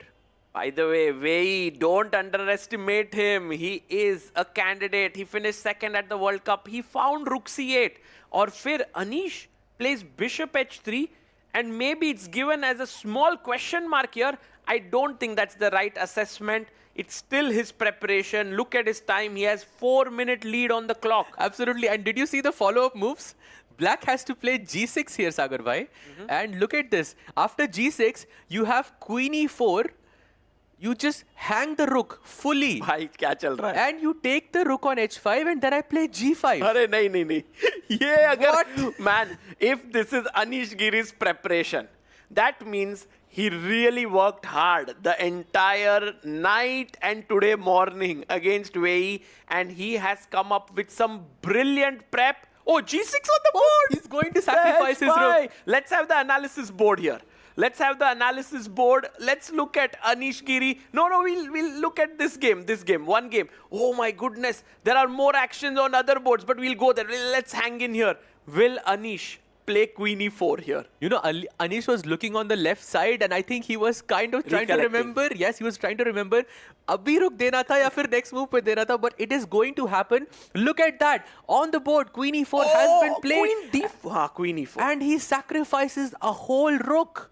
Guys, this is not double question mark. I would even go to this double exclam. Beautiful move by Anish Giri here. AG here for really putting pressure on Wei. I mean, if you hang the whole rook, of course it's pressure. Yeah. Black has to go GH5, but there is no escaping this. If you don't take on H5, I think my rook on H5 is going to be a very dangerous piece to conduct the attack on the king side. Maybe you can go short castle, but then still the king side is so weak. Wei is right now stunned. He usually doesn't have many expressions. He is so worried right now. Guys, if you look at the body language of both the players, you will see Anish hardly focusing on the board, exuding confidence, while Wei is a bit nervous. He's looking at the clock. Oh my God, I'm down to 12 minutes and all of this. This is very interesting. We will come back to this one because there is one board, Sahaj Bhai, where there are fireworks happening. Nino Batsyashvili versus Alexandra Koschenyuk. Board 5, look at where the black king is. Wait, was there a Greek gift in this position? Yes. There was a Greek gift indeed. Let's start from the beginning here. We had the London system. We did see ki knight upar aaya. And then we said the pawns will roll. Take, bishop. Oh, H4 and bishop takes H7 check. Is that what happened? Yes. Oh, Boom. wow. Boom. Apparently it was... And it was a blunder. Wow. It takes knight G5 and now she had to go back. Alexandra Koschenyuk had to go back, but it's such a dangerous and a risky move to play because firstly queen takes D5 is a check and then you go king H8. Absolutely, and you might wonder that white has these queen E4, queen D3 type of ideas to put pressure on the H7 square, but there's just bishop F5. That one bishop does a wonderful job of guarding the entire position, and Sagar bhai, the same thing applies if after king G8 I go queen H5 immediately. Yes, if I go here, queen to H5, the bishop is coming here, and this is also very good position for black, but you know what? Alexandra Koschenyuk got worried. She thought my opponent, she believed Nino. She came up. Wow. So maybe, you know, Nino's form in this event and this sacrifice, I mean, you will believe it, yeah, more or less. And now the gambit, which was a blunder, is now a brilliancy, basically. What a moment this is in the game. And the Alpine SG Pipers are now ahead in this match, not in terms of points, but in position. They have a great position here. Nino Batsyashvili. And look at this, guys. This is the playing hall. If you are in the auditorium there and you are watching this, just have a look at this beautiful 6 boards that you can see in front of you. The icon board in the middle. And look at the number of young kids there. The Triveni Continental Kings. Fans are here. Guys, wave to the camera. Just all of you, so many of them here. I think it's amazing. Absolutely. The defending champions, Triveni Continental Kings. And for Alpine SG Pipers, I just want to take a moment because Nino has sacrificed a bishop. And if we can go back to Anish's board, the male superstar board too, he has sacrificed a rook again. उसने क्या खेला? Queen E4 खेला था. Then Wei got a bit worried. And he played king F8, which is still a good move. And Anish goes queen F4 without taking much time. He has a 7-minute lead on the clock. It's move 18, and Anish has not spent much time thinking about this game whatsoever, which leads me to believe that this is still his preparation. You know, guys, we often talk about opening prep, theory, and how chess is becoming predictable. But even at this top level, even with guys like Anish and Wei, if you dig deep enough, there's still gold waiting to be explored. Absolutely, and Anish is, showing us the way for that. Where is the gold? Because if Black goes pawn takes rook in this position, Sagar bhai, there is queen h6 check, and it is game over. So that rook right now is basically poisoned. So अगर आप मारते हो तो check, and suddenly if king goes here, it's gone, and if you go this way, it's still gone because now you lose the queen. Absolutely, and the queen and knight combination, the most dangerous combination in chess in action here. After queen f4, he's thinking, let's go to our icon board now. Alireza Firouzja, by the way, guys, look what he is doing. He is weaving his magic here. We left off the game. Let's back up a bit. Bishop e3, bishop h6. He traded his bad bishop क्योंकि ये सारे pawns यही bishop के color पे है. Absolutely, because once you trade off the bishop in this structure, white के dark squares काफी weak हो सकते हैं. Right. The square on c5, the square on d4, the square on f4, and so on and so on. So it was very important to take away the dark squares, and look at that, an inaccuracy by Fabi going g4, and Alireza goes knight d7 and reroutes his knight to the queen side, putting some pressure as white has castled on the queen side as well. And look at this, f4 by Fabi. He is here to win the game.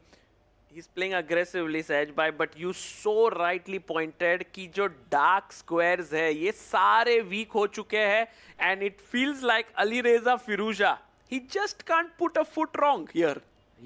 Every move he's making is turning out to be the right one. Every opening decision he's making. I mean, Fabi has no opening advantage anymore. If you guys remember that Alireza took a massive risk in the opening by playing the King's Indian while putting his knight on g8, not on f6, which is usually gives your opponent a sizable advantage. That advantage is gone, and Alireza is now fighting for the win. Yes, Alireza is slightly better, or you can say at least practically has the easier position to play here, because look at this white bishop. It's blocked by its own pawn here. So while he's doing that, Anish Giri has got a winning position on board too, guys. Unbelievable here.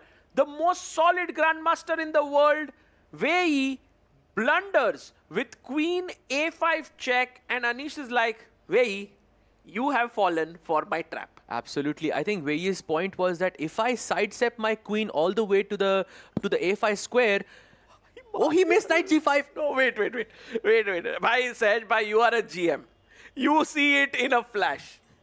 Please break this down. Why is this game over? Basically, I think the queen and the rook are too far away from the king, and white's pieces, the queen and the knight on d5, the knight on f3 are just joining the attack with a tempo very, very quickly. I feel that Anish does not have this exact position in his preparation, but he knows that it's a blunder. So he's going to take some time to think about, the follow-up. By the way, look at how Anish is thinking here. Look at his body language. Like, can we go full screen on Anish? He's completely locked in right now, trying to calculate all of the possibilities where he can find a win, because he knows that win is there. It's there. He knows he did not check this move in his notes, which means the engine doesn't recommend it. If the engine doesn't recommend it, should be a bad move. And there you have to find the refutation on the board. Sahaj bhai, from your personal experience, is it easy or tough? This move, I think initially your mind will go towards queen h6 check, because we are wired to think in this way. First you look at checks, then you look at captures, then you look at threats. These are the direct ways to sort of think in chess, and queen h6 is the only check available for Anish. So this is what his first move should be. But once he calculates his knight f6, king e7, he will realize that there is not much remaining in this position anymore, and then his mind will shift towards, okay, what threat can I generate here? And that move is knight g5 here. Knight to g5, guys, threatening the bishop. If you take the knight here, I simply take here, and there's no one who can protect this mate. A small trivia to all the people who are watching this: what do you play here as white? White to play and win. There are many ways. Anish hasn't made a move yet, or has he? By the way, to those, I mean, we're going to wait for them to answer, right? Yes, there is Absolutely. a beautiful move here, and I think you see it, Sahaj bhai. I think there are many ways to win here, but yeah, there is one which is completely seals the deal, and that is knight e6 check. And you lose the queen. So that's the reason why there are certain moves that don't work after knight g5. Maybe if I try to defend my bishop here, that runs into another brilliancy. Knight takes pawn. Okay, this is crazy. I cannot lie. There is no chance that I looked at knight takes f7. That is not an easy move to see, and I have reason to believe this is what Wei missed. Check here and mate. Wow. Wow. Bhai, itni sundar position. This is so beautiful. Will Anish Giri manage to finish it? And rightly, he's taking his time here. This is a big edge for the Alpine SG Pipers with Anish in a winning position, Nino in a winning position, and perhaps this is what it takes to beat the leaders in the tournament. Yes, let's have a look at the 6 boards. There you see the 2 boards in the middle of your screen, Anish and Nino winning. And both of them down in material as well. Nino having sacrificed a bishop and Anish having sacrificed a whole rook, yet they are both winning. All of the other boards look more or less balanced to me. Maybe the top left corner, the icon board, having a slight advantage with the black pieces. But even if Alireza wins this, it's not going to be enough, Sagar bhai. Someone else has to strike, but let's see if there are more twists and turns here as we go to our board number 3 between Ramesh Babu Pragnananda and Vidit Gujarati. Sej bhai, Vidit has been very creative here. He's brought his rook on the 3rd rank. It's well positioned. Knight is well placed. Do you think that black is the one who's trying to press here, or is it white? Good question. I think probably white, because black does not have the light colored bishop in this scenario, which is super important, because just like how in Roy Lopez or the Spanish, we have the Spanish bishop, in the Italian, we have the Italian bishop, which is the bishop on b3, and that basically is the soul of your position. It's the entire power, and you need the light bishop for the black side as well in order to challenge it. He does have his pieces very well placed. The rook on g6, knight on d5, queen on d7. But I think that bishop on b3 is too powerful here to be worried about some kind of an attack. So mainly Vidit has to be very careful here, because, you know, one thing that the Triveni Continental Kings can't afford now is another board going down. They need to find places where they can hit somewhere, and perhaps there's one board where they are doing it at least to some extent, and that is the Prodigy board between Leon Mendonça and Marc Andrea Morizzi. It does feel here that black is slightly better because of the f4 pawn weakness. I think you have summed it up really well. The king side pawn structure is really bad for white. The f4 and the h4 pawns. Also, the pawn on d4 is isolated, so that is also something you have to keep an eye out for Leon here. Here, I think black can, go for the win, and that is good news for the Triveni Continental Kings. And one more player who might do the trick for Triveni, Zhu Jinner on board 4. Now, this game is looking very even, like, the Italian slow game that we were talking about. But don't you feel, Saj bhai, that somehow the black pieces look slightly better positioned than white? Look at this queen on b1. Yeah, and look at those rooks, the d1 and e. That e2 rook has nothing. It cannot even go to d2 or e1, so that rook is a bit paralyzed. The queen on b1, as you mentioned, is not the best piece in the game as well. I think Zhu Jinner should have the practical edge here. Right, so Zhu Jinner slightly better, Marc Andrea Morizzi slightly better, but the advantages of the Alpine SG Pipers are much bigger. We need to go to Anish Giri game. Has he found knight g5? Oh, he finds it. Absolutely, the answer is yes, and Wei responds with knight to d8, and there he goes. Oh my god, look at this move by Anish. Anish playing like an engine today. Wow, and look at this checkmate. If you go rook g8... Okay, pehle to rook mar raha hai, barabar? Right, there is rook is hanging. I think this is just GG. If you go rook g8, knight h7 check. Bye. King e8. Okay. Knight df6 check. Okay. King e7. Yeah, and let's ask our viewers. Exactly. Yes, guys, socho mate in one. Kaise ho raha hai? How to checkmate in one? Don't think about taking that rook. Yes. It's not a mate. It's very tempting to take the rook. I agree with you, but do you see the mate? It is so good. It is so beautiful, actually. Bahut sundar mate, and there we see people there. Triveni team, guys. It maybe this game is not going your way, but there could be others that can come back. But here, there's this incredible move, Rook D7, boom bam mate. Wow, that is insane. And by the way, Sagar, I took a look. There is an even more beautiful mate here. क्या बात है? There is, बताओ. after king e7, white can go queen takes e6 check. अरे bye. King takes e6, g5 check. Oh. And if you go king e7, then rook d7 is mate. That's using all your pieces. Exactly, all your resources. And if king e5, there is a pawn mate, yeah, with f4. This is beautiful. Man, that just goes to show how dominating Anish Giri's position right now. We won't be surprised if Wei Yi resigns here. Also, guys, you cannot go king g8 to defend your rook here because of check. King goes here, and now knight takes h5, attacking the rook, and a mate on g7 incoming soon. Exactly, and you cannot move the rook for the same reasons because the knight will take on h7, and that would just be winning here for Anish. Right, so this one, Anish is winning. And by the way, Vidit Gujarati on board 3, he is beginning to sort of press here. Pragnananda's last move, questionable. Wait, is that bishop on b3, the Isn't it Italian hanging? bishop is hanging. Oh, but I have knight c5 most likely. Oh, ये देखो भाई, अगर ये मारते हैं, knight jumps in. This is Prag's big trick, okay? Absolutely. So we can't take the bishop. You have to move your knight somewhere. We have to move our knight. Let's say knight f4.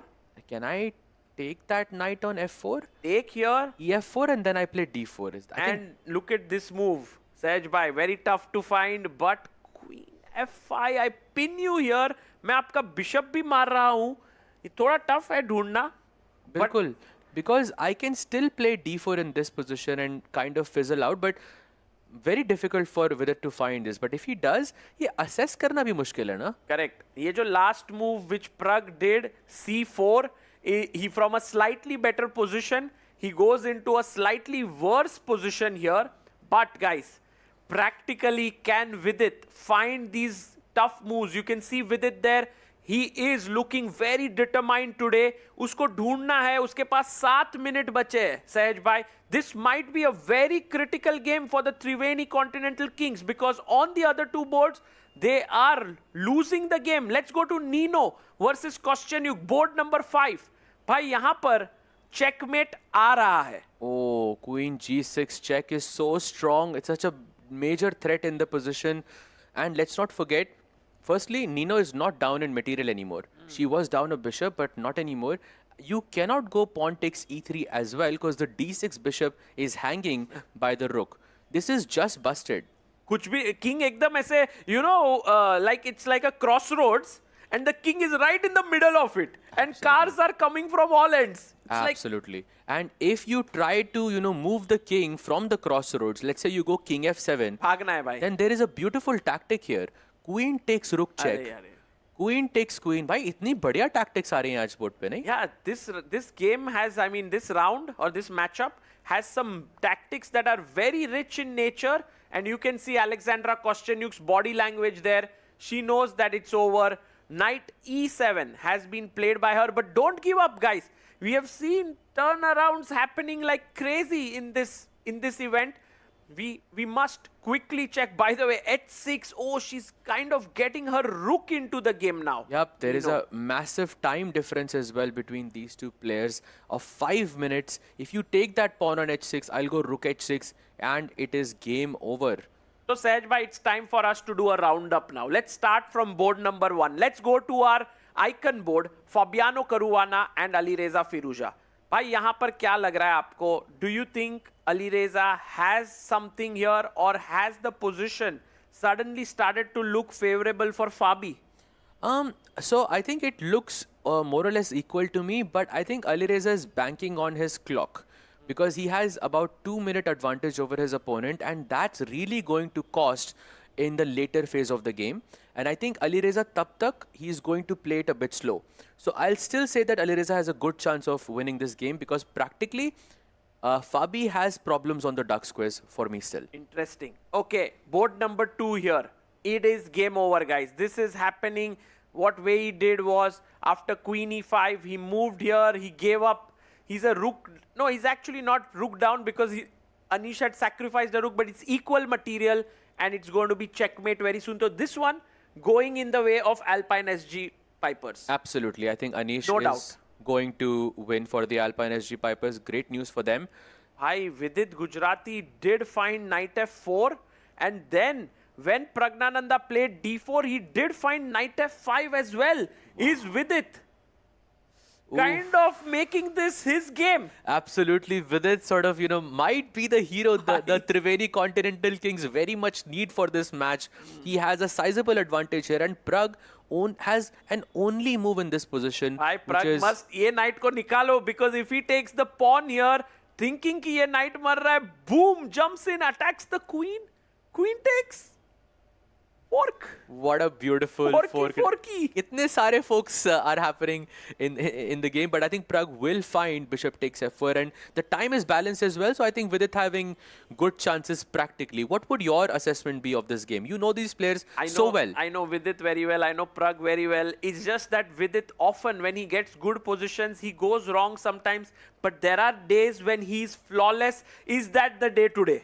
आज दिन है या नहीं वो ये देखने की दूरी है, but Vidit went wrong by taking here. There was another move, knight h4, which was slightly more preferable. It's very complicated, but guys, suffice it to say that the position is equal here right now, so we leave it at that.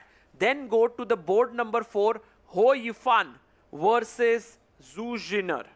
I'm going to say that this match is most likely going to end in a draw, although I do like how Yifan's position a bit more here. अभी क्योंकि queen activate हो सकती है. Exactly. The queen is active with b2, c2, both of these squares. The rook also has found activity on the c file. So I think some practical chances for Hao Yifan here, but I think objectively this should be a draw. Okay, so equal here on board 4, and board number 5.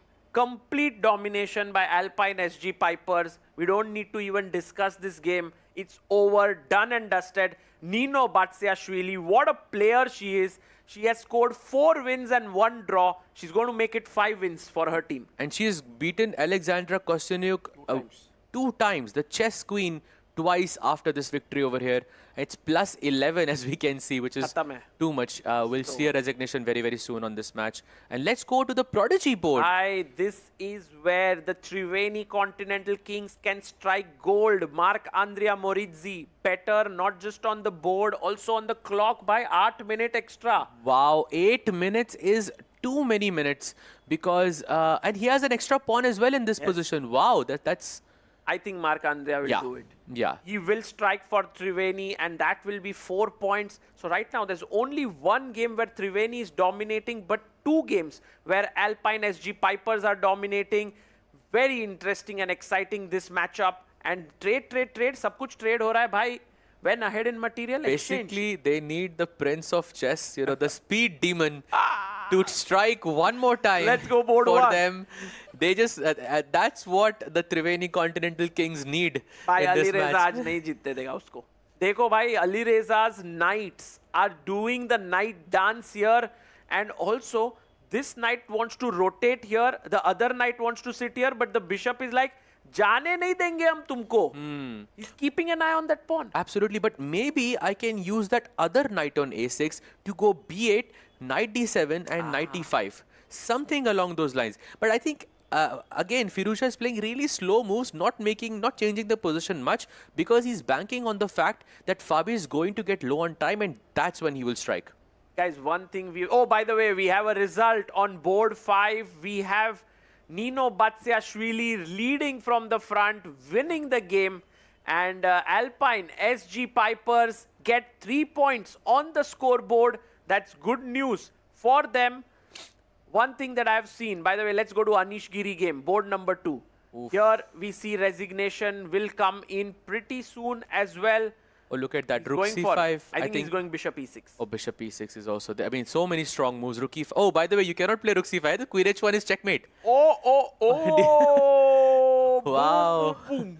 Let's not go there. Yeah. Let's not touch the rook. We'll give some checks. Maybe we go bishop e6. I think that's quite normal. Because once ye mara, if you take with the queen, rook e5, you lose the queen. Absolutely. So bishop e6, a very safe choice there. So one thing, Sahaj bhai, which I have seen in Triveni Continental Kings is that if one or two of their players are in danger, the other players rise up to the occasion. I have a feeling that today they might fall a bit short. Yes, maybe Marc-Andrea Morizzi will rise, but who's the next one? The prince of chess. I think he's Ali. going to go 6 Ali out will of do 6. it. Absolutely. I think he has the perfect position for it. I think Fabi having half the time of Fabi. So it's definitely, we cannot count him out just yet. Guys, Wei is going to resign here. We are going to go next to that board, the icon board. 6-0 will be the scorecard. Okay, our director Saab is like, let's go now. Let's not wait. Because Alireza Firouzja, although has 3 extra minutes on the clock, Fabi has more space. But a question mark. I think he's expanding. Maybe he wants to go G5 and gain some ho space. Ho gaya. Game number 2 is done. Sorry, Sahaj bhai. Had to cut you on that because 6-0 is the score. Wow, Alpine, SG Pipers, I think playing wonderfully. And look at that last move. Bhai, Anish ne dono rook sack kare aaj. He sacked the first rook on H5 and the second rook on D8 to win the game. Wow, that's so pretty. So pretty. King takes Mara yahan par. Queen takes F8. And if Queen comes here, bhai, bahut sare ways to win hai. But I guess this should get the work done. Exactly, you just go into the end game. And pawn endgame jeet lo. You have too many pawns here. It should be winning. And where he resigns there, I think a great win for Anish and the Alpine SG Pipers. Maybe we should go to the game of Vidit versus Prag very quickly to just see what's happening here. Draw हो जाएगा ऐसे लग रहा है भाई. Knight F6 check. अरे बहुत Knight बड़ा F6 threat है. check. The royal folk is incoming. King हटा दो भाई, Vidit Move भाई. the king. Move the king with it. Vidit bhai moves his king. King H8 sidestepping. Although, it just feels that black structure is much better than white. Yeah, absolutely. Because white also has, white has more space, but black has more connected pawns. Oh, you were right. Alireza Firouzja on board number 1 seems to have. No, it's not. Oh, nothing happened. I thought. Oh, there was a chance. Yeah, there was a chance. He went back. He took here. No, it wasn't. The engine went crazy for a second. That's why I went like, oh, what happened? 95. Fabi right now is a pawn up, but he gives back the pawn. Okay. Yeah, but Fabi also has less than 2 minutes on the clock with 9 moves to make. This is exactly the type of position where Firouzja can strike. Yes.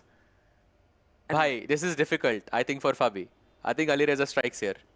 You think right now, although the position looks slightly better for white? Yeah, simply because of the time. You will, I think, start to panic in this scenario. Fabi ka plan is B4 खेलूंगा मैं. Right, that's why I want to go rook a8 in this position and to not allow b4. So again, slow moves, don't give your opponent any initiative, and when your opponent hits that below 45-second mark, that's when you strike. Sahaj bhai, Zhu Jinner on board 4 is winning now.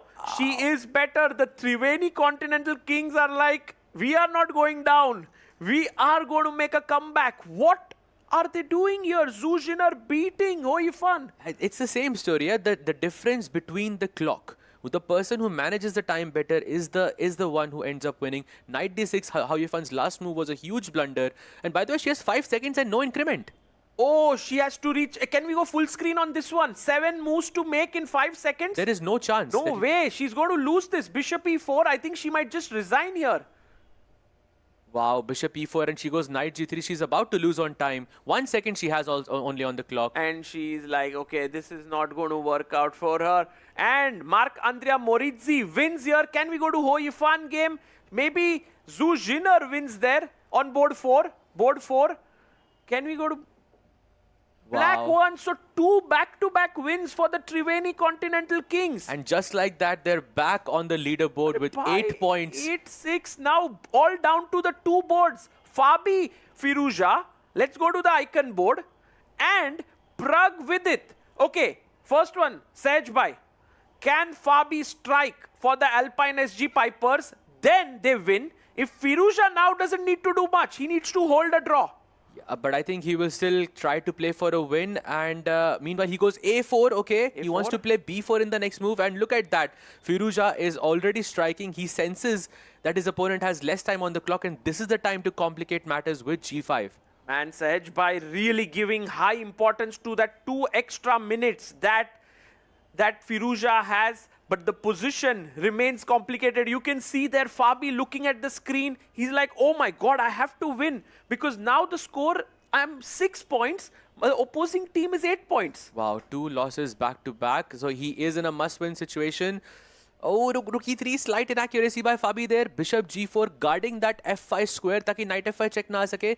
Is it time to play b4? Oh, and he does it. Fabi is pushing forward. His pawns are moving ahead. Can he beat Alireza Firouzja? Meanwhile, very quickly checking Pragnananda and Vidit. भाई यहाँ पर आपको क्या लगता है? Can Prag push here? He's slightly better against Vidit, but looks like it might end in a draw. I think Prag can push here for sure, because some pressure on the back rank, and those pawns on c5, d4 look a bit dangerous to me. Maybe knight c4 and d5 is what I'm thinking, but I'm not sure if it works. Oh, he pins it here. Prag pins the b pawn. If Vidit holds it here, that would be a huge thing for the Triveni Continental Kings. Yeah, he has 15 seconds more, so he's in a good place to kind of hold the position down, but tough spot for Vidit here. He has to go rook b2 perhaps.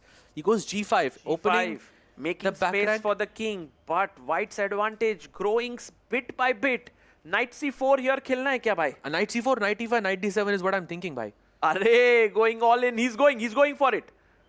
He goes for the knight. Is it knight c4? Yup, played on the board. And by the way, that's a mistake. Oh, that's wrong.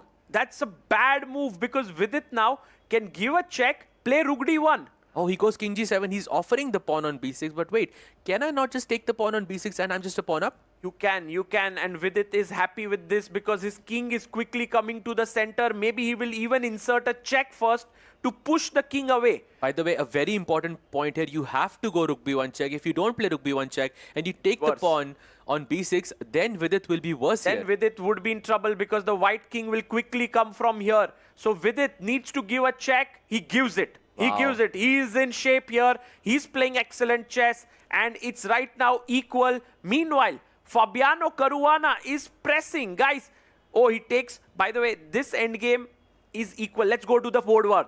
Fabi versus Alireza. Yeah, by the way, Prag and Vidit most likely going to draw this match. We are not sure, but Fabi gave us 34 seconds. And Firouzja has 1 minute.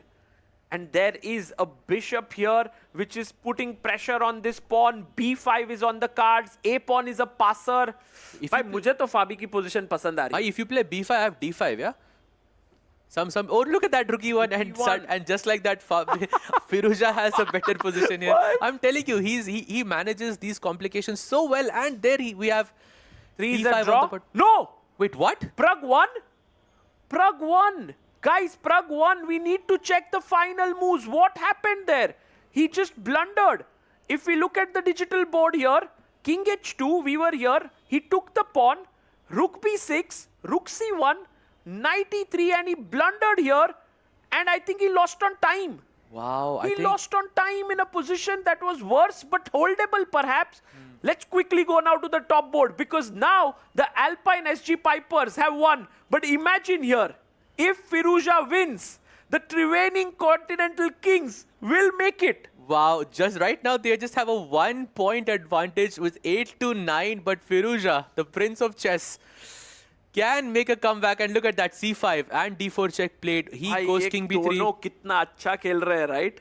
Yes, एकदम बार को बराबरी पर रोक के रखा है दोनों ने. बिल्कुल, बिल्कुल. And he goes rook b8. You want to push those pawns a6 or b6, but thoda risk लग रहा है because black can sack with knight b6. He goes rook h1, taking control of the open file. Right now, guys, objectively, it is better for Fabiano. And look at the Triveni team. They are all looking at the board. They are hoping, Alireza, please do it one more time. एक बार और हो जाए भाई.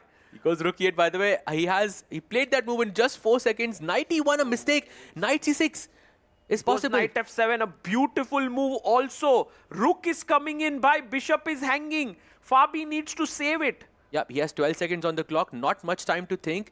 Move the bishop somewhere, and black is going to play rook e3 check instantly. Played it. Rook e3, rook comes in. This is such a risky position. White pawns are rushing down. Black knights are coming in. भाई क्या होगा यहाँ पर? 2 seconds में फिर से खेला उसने Alireza ने, and look at that, Fabi having 7 seconds on the clock. Oh, what's the move? My heart can't take this, guys. This is high stress. If you are in the auditorium, you are having one of the best experiences of your life. Watching these two gladiators fight, Gukesh it. It's equal. It's still equal. And it's winning. Oh, Alireza was winning. No. He goes Gukesh too. That was the best move. Ace. Oh. And now Fabi is winning. Yep, he is just going to promote. Oh, Fabi is winning. Fabi is winning. Firouzja has no time. Wow, Fabi has to play really fast though. We cannot count him out. 8 queen is possible. Oh, he makes a queen and he puts down the piece. Wait a second. He goes Rook C2 check and King B1. He can. Oh. King E5. What? He's coming in with his king? He goes no King D4. way. What is he doing? Why ho kya raha hai? Why? Rook mar diya. Check. Is he Knight- going to win on time? Knight D2 has to be played and he gives up. Oh, bait King C3 was a draw there. Oh, no. I can't believe Alireza is queen down and still fighting. Unbelievable. Queen D6 only move and played by Fabiano Caruana there. What a player. What are these two guys doing? A draw is enough for Fabi. Fabi, take a draw. No, he doesn't. Your team wins it. He doesn't take a draw. He goes for the win. And I think... And Alireza Firouzja bangs the table. He's like, I've lost this. Fabiano Caruana is doing the unthinkable here. He's going to beat Alireza. Yeah, the moves have stopped. But on the digital board and a smile on the face, Fabiano Caruana wins this. Wow. And the Alpine SG Pipers have done it by. Wow, fully deserved. Fabi reclaiming that spot by unbelievable. Look at Anish Giri coming to Fabi and saying, man, Fabi, you earned my respect. How did you do that? He earned all of our respect with that match. I mean, can you believe he was a queen down for like 10 moves and still there were only moves to be played? What a match. Man, you know what, Sahaj? It's a big, tough task for us to decide the player of the match here. Will it be Fabi who beat Firouzja? Will it be Anish who showed unbelievable prep? Or will it be Nino who beat... I think we should go with Fabi. No one has beaten Alireza. I completely agreed with you. Like Fabi, it has to be Fabi. We can announce that they are this match's winner. Alpine SG Pipers.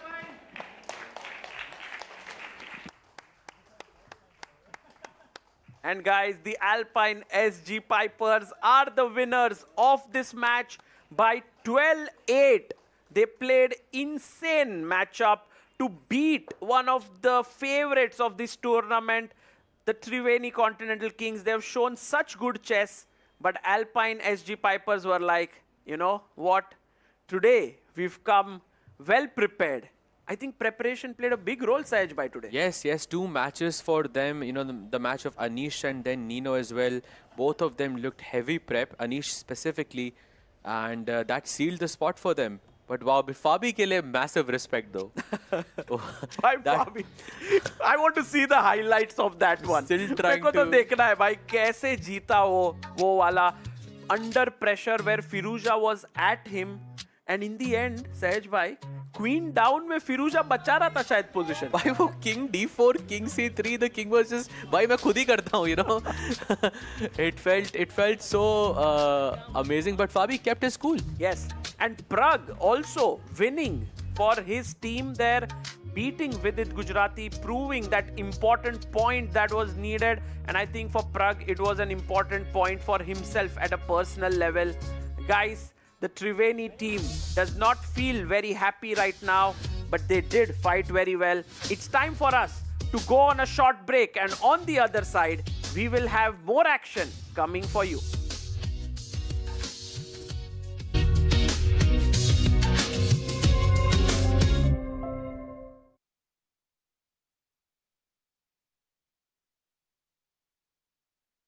माँ मैं निकल रही हूँ। खाना भी तैयार है। आखिर कौन सी ट्रेन छूट जाएगी? माँ मैं लेट हो जाऊंगी। बचपन में क्या सिखाया था? खाने में समझौता नहीं, जिसे मंजूर ऊंचा उठे वो बड़ा जाए बहुत ही दूर। तुझे बहुत दूर जाना है, उड़ जा उड़ जा, तुझे बहुत दूर जाना है। खाने में समझौता नहीं, अच्छा खाना शुरुआत से ही। इंडिपेंडेंस। सर, आपका गोलकीपर से लेकर दी बॉल तक के पीछे का सीक्रेट क्या है? सीक्रेट नहीं, ताकत। मैं स्टेडियम को मजबूती से खड़ा करने वाली स्टील से इंस्पिरेशन लेता। APL अपोलो स्टील पाइप्स, देश की बढ़ती ताकत। Proud sponsors of alpine SG pipers. Sir, आपका गोलकीपर से लेकर दी बॉल तक के पीछे का सीक्रेट क्या है? सीक्रेट नहीं, ताकत। मैं स्टेडियम को मजबूती से खड़ा करने वाली स्टील से इंस्पिरेशन लेता। APL अपोलो स्टील पाइप्स, देश की बढ़ती ताकत। Proud sponsors of alpine SG pipers. माँ, मैं निकल रही हूँ। खाना भी तैयार है। आखिर कौन सी ट्रेन छूट जाएगी? माँ, मैं लेट हो जाऊंगी। बचपन में क्या सिखाया था? खाने में समझौता नहीं, जिसे मंजूर ऊंचा उठे वो बड़ा जाए बहुत ही दूर। तुझे बहुत दूर जाना है, उड़ जा उड़ जा, तुझे बहुत दूर जाना है। खाने में समझौता नहीं, अच्छा खाना शुरुआत से ही। इंडिपेंडेंस। सर, आपका गोलकीपर से लेकर दी बॉल तक के पीछे का सीक्रेट क्या है? सीक्रेट नहीं, ताकत। मैं स्टेडियम को मजबूती से खड़ा करने वाली स्टील से इंस्पिरेशन लेता। APL अपोलो स्टील पाइप्स, देश की बढ़ती ताकत। Proud sponsors of alpine SG pipers. Sir, आपका गोलकीपर से लेकर दी बॉल तक के पीछे का सीक्रेट क्या है? सीक्रेट नहीं, ताकत। मैं स्टेडियम को मजबूती से खड़ा करने वाली स्टील से इंस्पिरेशन लेता। APL अपोलो स्टील पाइप्स, देश की बढ़ती ताकत। Proud sponsors of alpine SG pipers. आज हम कुछ नया सीखेंगे। एक दिन स्कूल में फुटबॉल आया और फुटबॉल ने मुझे बताया, ये सर सिर्फ पानी का मटका उठाने के लिए नहीं बना। ये पैर डर के भागने के लिए नहीं बने। घुटने किसी के सामने झुकने के लिए नहीं बने।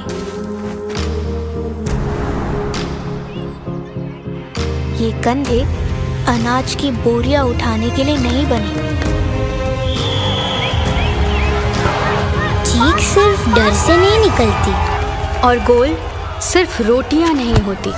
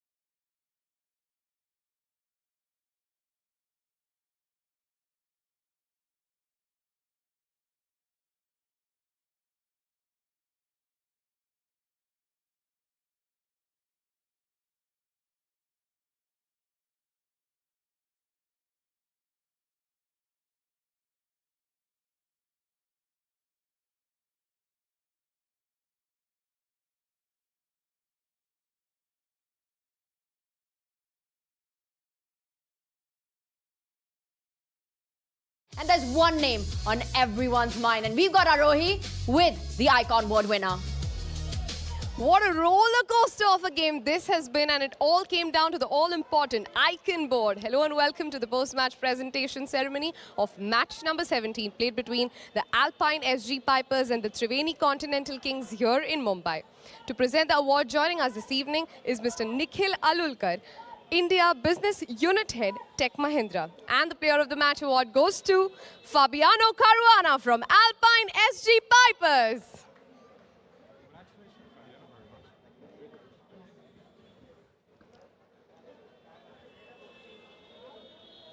We should call you the Fabulous Caruana because that's how the game was. I mean, how did you do it? Tell me that.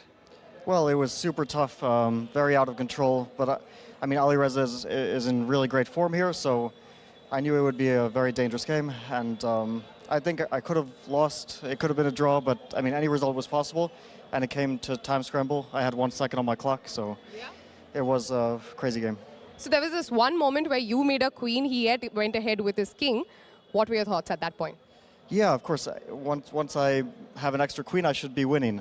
But I have 2 seconds, and he's still trying to checkmate me. So it wasn't so easy. I was still a bit confused about the position. I don't know if I kept things under control, to be honest. But I was mostly just trying not to lose on time. You know, before the game started, did you have this in mind that Alireza hasn't yet lost a game? He's won all 5 on 5. Was that on your mind? Yeah, of course. It's impossible not to think about that. That he's winning all his games, and he beat me in the first half.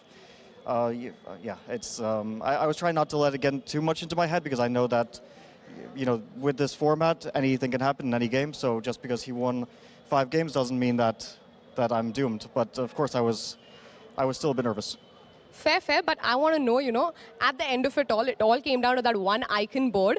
Not just y'all, I don't know what you were thinking, that's what I'm going to ask you, but everybody here, we were on the edge of our seats because we were as invested in the game as you were. Did you know that it was all down to you? No, I couldn't even check all the results. I didn't know. I thought that my team was doing well because I saw that Anish was winning early on, and I saw that Nino had a great position. So I was like fairly happy with the match situation. But you know, anything can happen in the last seconds. Like winning positions can be reversed very quickly. So, and I didn't have time to check the results. You know, I was only looking at my board and my clock. Well, all's well that ends well. Congratulations on your win. I won't keep you from the celebration. Thank you. That is it from the presentation ceremony. An amazing win for Alpine SG Pipers. This one, we'll be on to the next one. Back to the studio.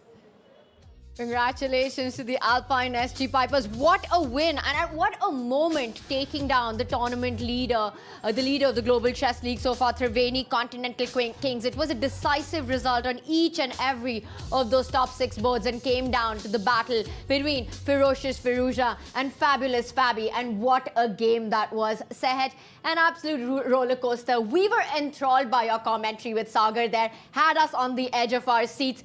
It could have gone either way. We were on the edge of our seat ourselves. We were not sure what's going on. I mean, Alireza was down a whole queen, and yet Fabi had to find only moves. That never happens in chess, Harshit. Oh, absolutely. I mean, this is the kind of chess you have to play to beat someone like Firouzja, Alireza. That was not enough, though, for Firouzja Alireza, as he will still be on the top of the leaderboard, but for sure a big win for the Alpine SG Pipers. And I want to talk about our player of the match a little bit because when you're playing against a guy like Firouzja, who's unstoppable, 5 out of 5, I mean, he's been on an absolute rampage for the Triveni Continental Kings, showing zero regard for reputation here in Mumbai.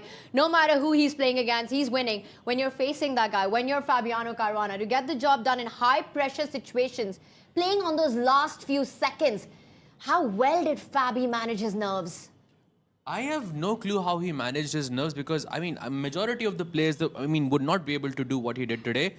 I'm not even sure if Fabi can do what he did today again many times because, I mean, this was an absolute treat to watch. But yeah, I think I'm very happy that he was able to get the win for the Alpine SG Pipers and take down the tournament leaders as well on the same day.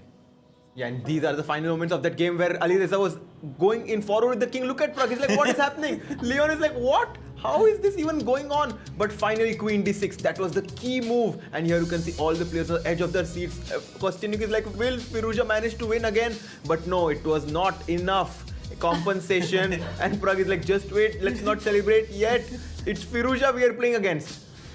And even Prag and Mendonça couldn't believe what they were seeing happen right there. In the last few moments, And the final handshake there by Alireza Firouzja as he gives up, but just the facts ahead that he kept the game going. And look at that celebration from Anish Giri. Yeah. He's got the fist bump. You know, his good friend Fabiano, they're getting the job done for the team, and it's all smiles. How incredible it was that Firouzja kept fighting like a king, taking the charge till the very end. It wasn't good enough, but that's what champions are made of as well. What a game to be proud of by both of them. He fought like a lion, Firouzja, but Fabiano managed to take him down. It was the top 3 boards from Alpine SG Pipers that managed to win. They took the momentum on their back to make sure that the Alpine SG Pipers take down the leaders, Triveni Continental Kings. You know, when Anish comes to the board and gives you like a pat on the back, you know you've done a good job.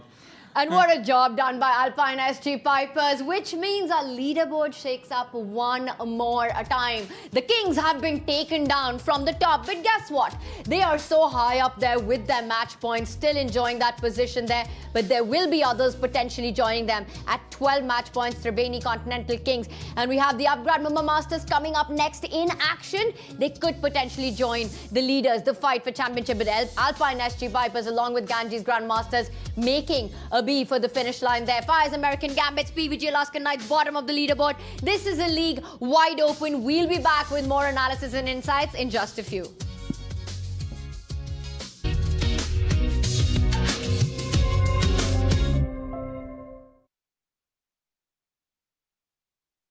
माँ मैं निकल रही हूँ। खाना भी तैयार है। आखिर कौन सी ट्रेन छूट जाएगी? माँ मैं लेट हो जाऊंगी। बचपन में क्या सिखाया था? खाने में समझौता नहीं, जिसे मंजूर ऊंचा उठे वो बड़ा जाए बहुत ही दूर। तुझे बहुत दूर जाना है, उड़ जा उड़ जा, तुझे बहुत दूर जाना है। खाने में समझौता नहीं, अच्छा खाना शुरुआत से ही। सर, आपका गोलकीपर से लेकर दी बॉल तक के पीछे का सीक्रेट क्या है? सीक्रेट नहीं, ताकत। मैं स्टेडियम को मजबूती से खड़ा करने वाली स्टील से इंस्पिरेशन लेता। APL अपोलो स्टील पाइप्स, देश की बढ़ती ताकत। Proud sponsors of alpine SG pipers. Sir, आपका गोलकीपर से लेकर दी बॉल तक के पीछे का सीक्रेट क्या है? सीक्रेट नहीं, ताकत। मैं स्टेडियम को मजबूती से खड़ा करने वाली स्टील से इंस्पिरेशन लेता। APL अपोलो स्टील पाइप्स, देश की बढ़ती ताकत। Proud sponsors of alpine SG pipers. माँ मैं निकल रही हूँ। खाना भी तैयार है। आखिर कौन सी ट्रेन छूट जाएगी? माँ मैं लेट हो जाऊंगी। बचपन में क्या सिखाया था? खाने में समझौता नहीं, जिसे मंजूर ऊंचा उठे वो बड़ा जाए बहुत ही दूर। तुझे बहुत दूर जाना है, उड़ जा उड़ जा, तुझे बहुत दूर जाना है। खाने में समझौता नहीं, अच्छा खाना शुरुआत से ही। इंडिपेंडेंस। सर, आपका गोलकीपर से लेकर दी बॉल तक के पीछे का सीक्रेट क्या है? सीक्रेट नहीं, ताकत। मैं स्टेडियम को मजबूती से खड़ा करने वाली स्टील से इंस्पिरेशन लेता। APL अपोलो स्टील पाइप्स, देश की बढ़ती ताकत। Proud sponsors of alpine SG pipers. Sir, आपका गोलकीपर से लेकर दी बॉल तक के पीछे का सीक्रेट क्या है? सीक्रेट नहीं, ताकत। मैं स्टेडियम को मजबूती से खड़ा करने वाली स्टील से इंस्पिरेशन लेता। APL अपोलो स्टील पाइप्स, देश की बढ़ती ताकत। Proud sponsors of alpine SG pipers. आज हम कुछ नया सीखेंगे। एक दिन स्कूल में फुटबॉल आया और फुटबॉल ने मुझे बताया, ये सर सिर्फ पानी का मटका उठाने के लिए नहीं बना। ये पैर डर के भागने के लिए नहीं बने। घुटने किसी के सामने झुकने के लिए नहीं बने।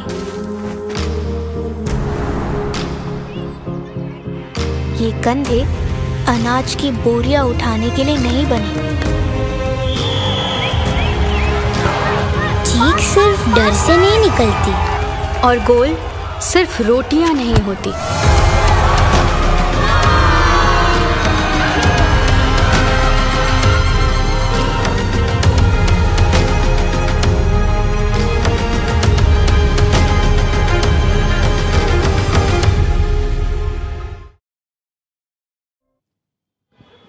Going to be the Mumba Masters taking on the Ganges Grandmasters. What an epic clash this will be. And we've got Arohi with the team coaches to get their thoughts before the epic clash. The Masters and the Grandmasters, we have them playing each other today. The Upgrad Mumba Masters, we have Hari Krishna and Vishnu Prasanna for the Navita Solar Ganges Grandmasters present here with us. Also along with them, Mr. Gopakumar Sudhakaran, the Deputy Chief Arbiter. And now may we please have the exchange of the Kings.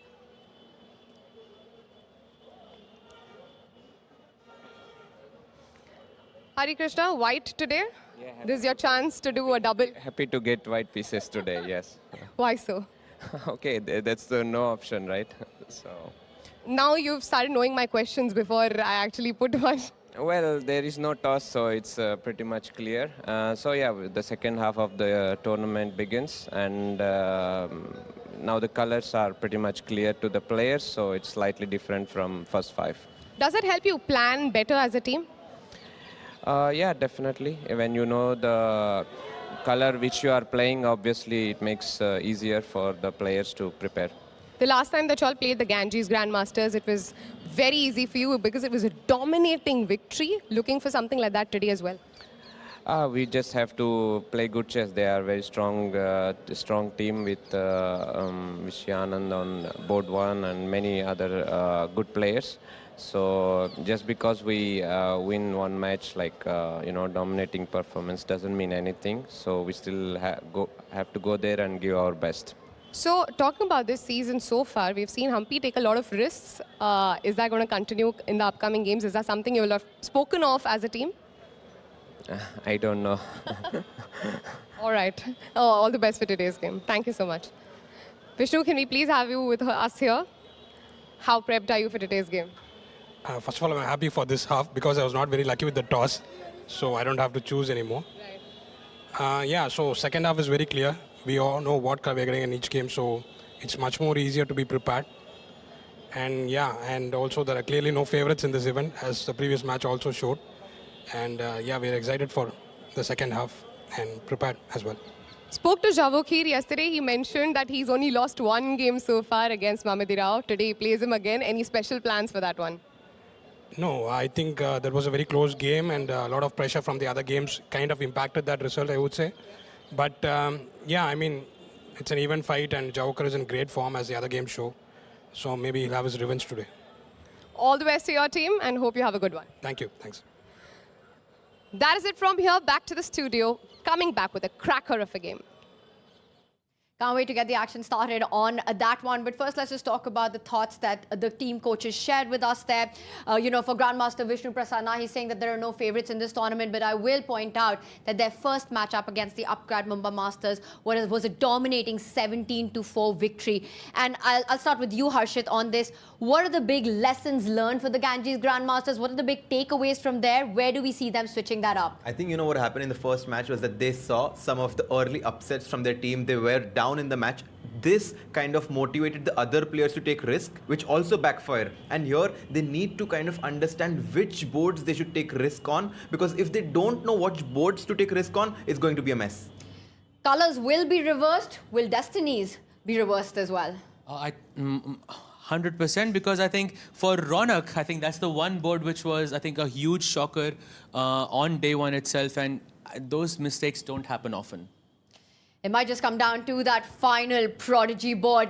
But let's backtrack to what Vishnu was saying about no favorites. And this was our previous match, because going into it, it felt like the Kings were a massive favorite. And then it became the Alpine SG Pipers taking them down in this one. What did we make of this clash? It was Maurizio who got the point for the Kings.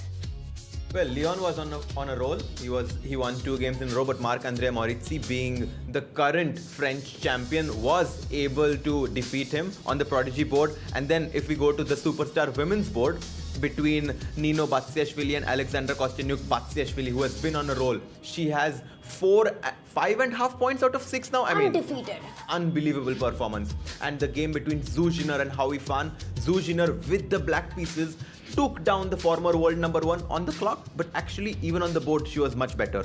And also going to the Superstar men's board, the Prague versus Vidit match I think was a huge shocker, because Prague playing sort of that Italian, such a slow game, but at the end, he got with it on time and the board as well. And moving to Anish versus Wei Yi, this was an absolute treat to watch because Anish blurted out some 20 move preparation and completely dominated with a double rook sacrifice.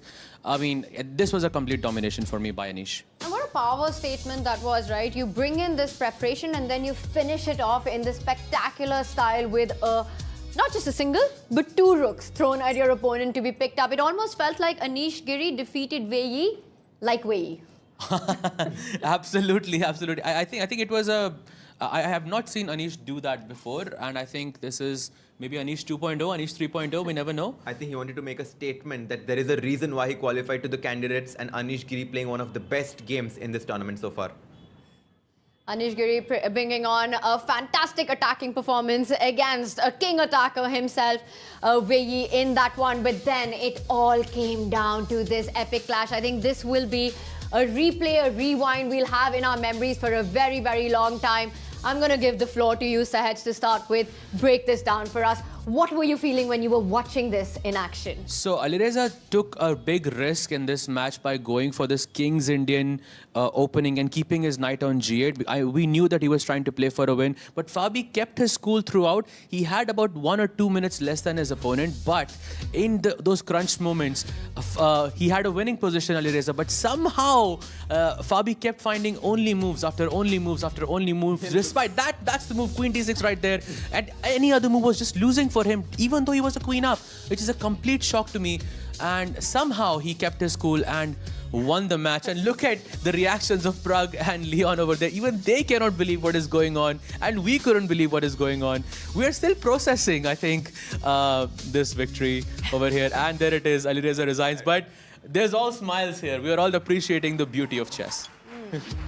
I love how you put that. I think exactly what you said. Even the players, after an incredibly nerve-wracking end, Fabi finding that only queen move to not only win the game, but to not be lost in that position. Bringing that queen with just 2 seconds on the clock. Just the nerves, the pure control the players showed. And for Alireza at the end, you know, hands in the air, handshake, smiles. I think he also has to give it. Fabi, you were the real king in this one. Yeah, you deserved it. There is a reason why you have to come to the Royal Opera House to watch games like this. You know, you're on the edge of the seats. If Fabi did not manage to convert that and Alireza won, Triveni would have extended their lead by how much? 6 points? Yes, something It like would that. have gone to 15 match points, which would have almost made it insurmountable for the rest. So I think a lot of players, a lot of teams were actually rooting for Alpine SG Pipers to do well in this one. Absolutely. And I think this is also a statement from the Triveni Continental Kings that if you want to beat us, this is what you have to do again and again and again. I really like how you put that you can't count on one board. Your icon player has to show up. It's top to bottom. Expect decisive results. If you have to come at the king, you better play like a king. And that's what Fabiano Caruana did, which leaves us with a fantastic leaderboard right now. There's still 2 matches coming up. So we're expecting big shakeups. But right now, this is where we stand. Harshit, what catches your eye? I think Upgrad Mumba Masters next match is what catches my eyes, because if they win their game with a good margin, they are going to take the pole position. Right now you can see they are on 9 match points, but 56 game points is what they are currently on. So if they win their match, it's for sure that they are going to take the lead in this tournament, and I think that's the reason why this next game between Upgrad Mumba Masters and the Ganges Grandmasters is going to be one to follow. You can't miss that action. For these 2 teams, it is an opportunity to join the Triveni Continental Kings at the end of day 6, right there at the top of the leaderboard. Remember, it's a fight to finish at top 2 to fight for championship. And that's the big battle coming up. The Upgrad Mumba Masters up against the Ganges Grandmasters. It will be Maxime Vachier-Lagrave taking on Vishwanathan Anand. We are 2 matches down, 2 coming up. Don't go anywhere. We'll be back with more analysis.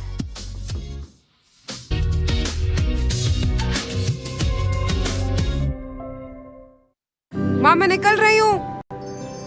खाना भी तैयार है। आखिर कौन सी train छूट जाएगी? माँ मैं लेट हो जाऊंगी। बचपन में क्या सिखाया था?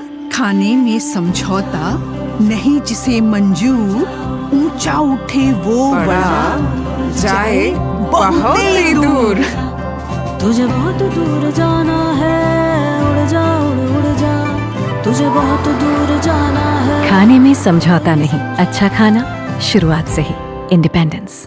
सर, आपका गोलकीपर से लेकर दी बॉल तक के पीछे का सीक्रेट क्या है?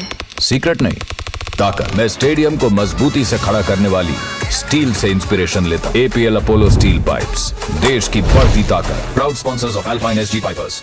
सर, आपका गोलकीपर से लेकर दी बॉल तक के पीछे का सीक्रेट क्या है? सीक्रेट नहीं, ताकत। मैं स्टेडियम को मजबूती से खड़ा करने वाली स्टील से इंस्पिरेशन लेता। APL अपोलो स्टील पाइप्स, देश की बढ़ती ताकत। Proud sponsors of alpine SG pipers.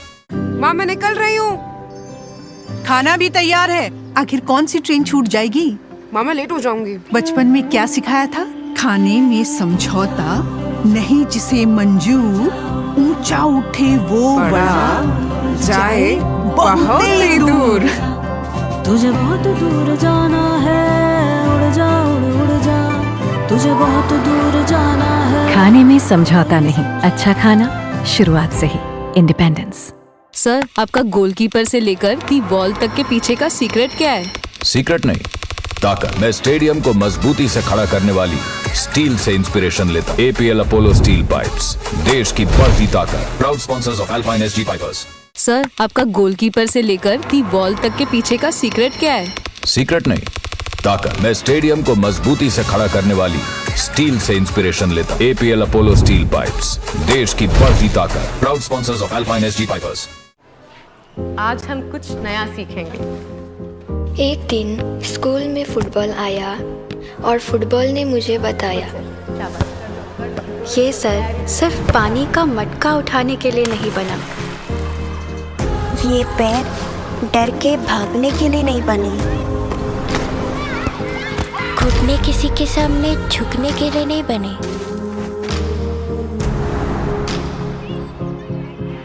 ये कंधे अनाज की बोरियां उठाने के लिए नहीं बने। चीख सिर्फ डर से नहीं निकलती और गोल सिर्फ रोटियां नहीं होती।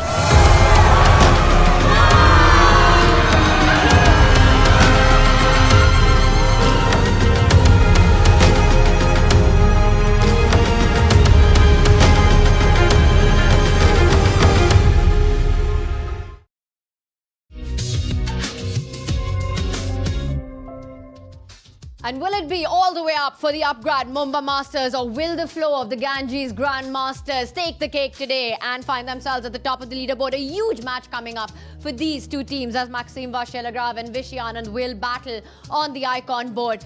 And to break it all of that down, I've got Grandmaster Sahaj Rova and Grandmaster Harshit Raja here with me. And I want to ask both of you, Harshit, Sahaj, let's start with what happened to them in their previous clash. A 17-4 whitewash by the Upgrad Mumba Masters playing with the black pieces that day. How is this going to turn around for the Ganges Grandmasters? Or will we see another dominating performance? I mean, it all started by this big blunder, this oversight by Ronak Sadhwani against Daneshwar Bardia. He placed his bishop to A3, losing it for free, and this is the matchup that I'm talking about. And Ronak Sadhwani is definitely going to be trying to avenge that result, and that's why on this board I am going to be going with Ganges Grandmasters Ronak Sadhwani to take home this full points. I think I will support that statement, and I'm going to go with Ganges Grandmasters as well. Ronak is going to make a comeback. Vamos. Let's go. For Ronak Sadhwani, it is a personal grudge match, but that's the storyline on some of our women boards as well. So let's take a look at the superstar matchups that we've got. It's not just the Prodigy board.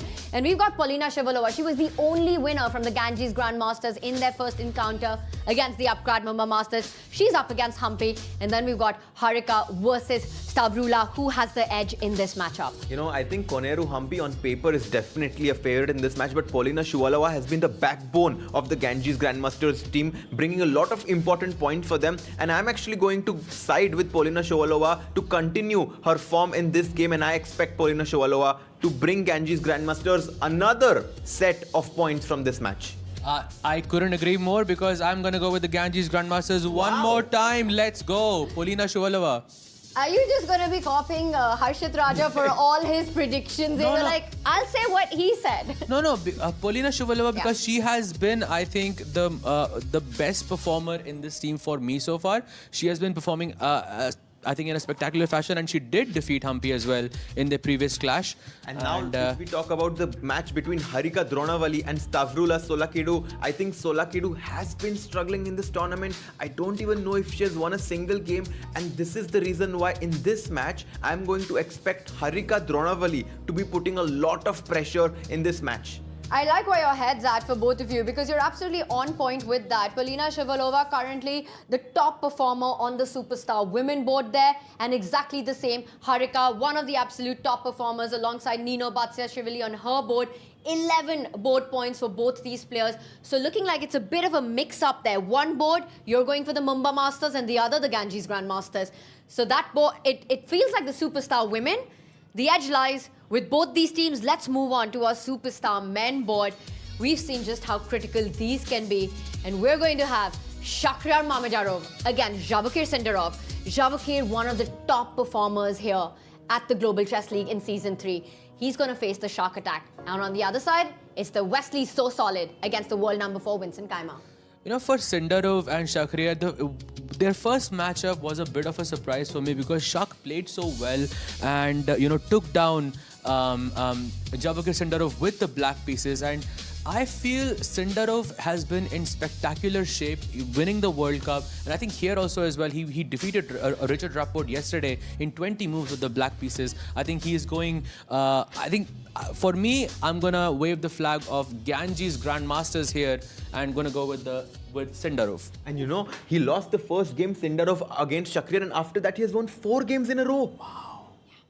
And that's why we are going with him again to win this match. And then in the match between Wesley So and Vincent Keimer, if you can go back to that graphic, I have a feeling that this game is going to end in a draw. And that's why I'm going to wave both of the flags, as we expect this game to end in a peaceful result. Lots of flags going on here, but then that means that you're giving, on our Superstar Men board, the advantage to the Ganges Grandmasters. A draw between Wesley and Vincent. Shak, Javakir, you think the edge is with Javakir, just given the momentum that he has on his one side. He lost the first game to exactly the guy he'll be facing right now, but has been unstoppable since then. Has been on a hot streak. Can Shak do what he did in their first encounter there?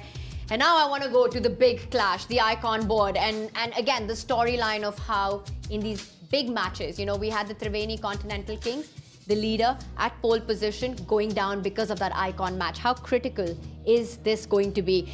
Do you believe that it might come down to the clash between Vishy or Maxime, or will they rally on the other boards and keep this solid? No, this is the icon board, and I think this is the most important one for both of these teams over here. In the previous match, MVL did get the better of Vishy, but I believe that's also because Vishy doesn't play as much anymore, and it was the first round on the first day, but now Vishy is fully warmed up, and for me, Vishy is the stronger player, and I'm going to wave the flag of the Ganges Grandmasters over here. I'm going to wave the flag of Upgrad Mumba Masters, actually, as I do still think that Maxime Vacher-Lagrave has been playing super well in this tournament. When it comes to rapid chess, he's definitely one of the favorites.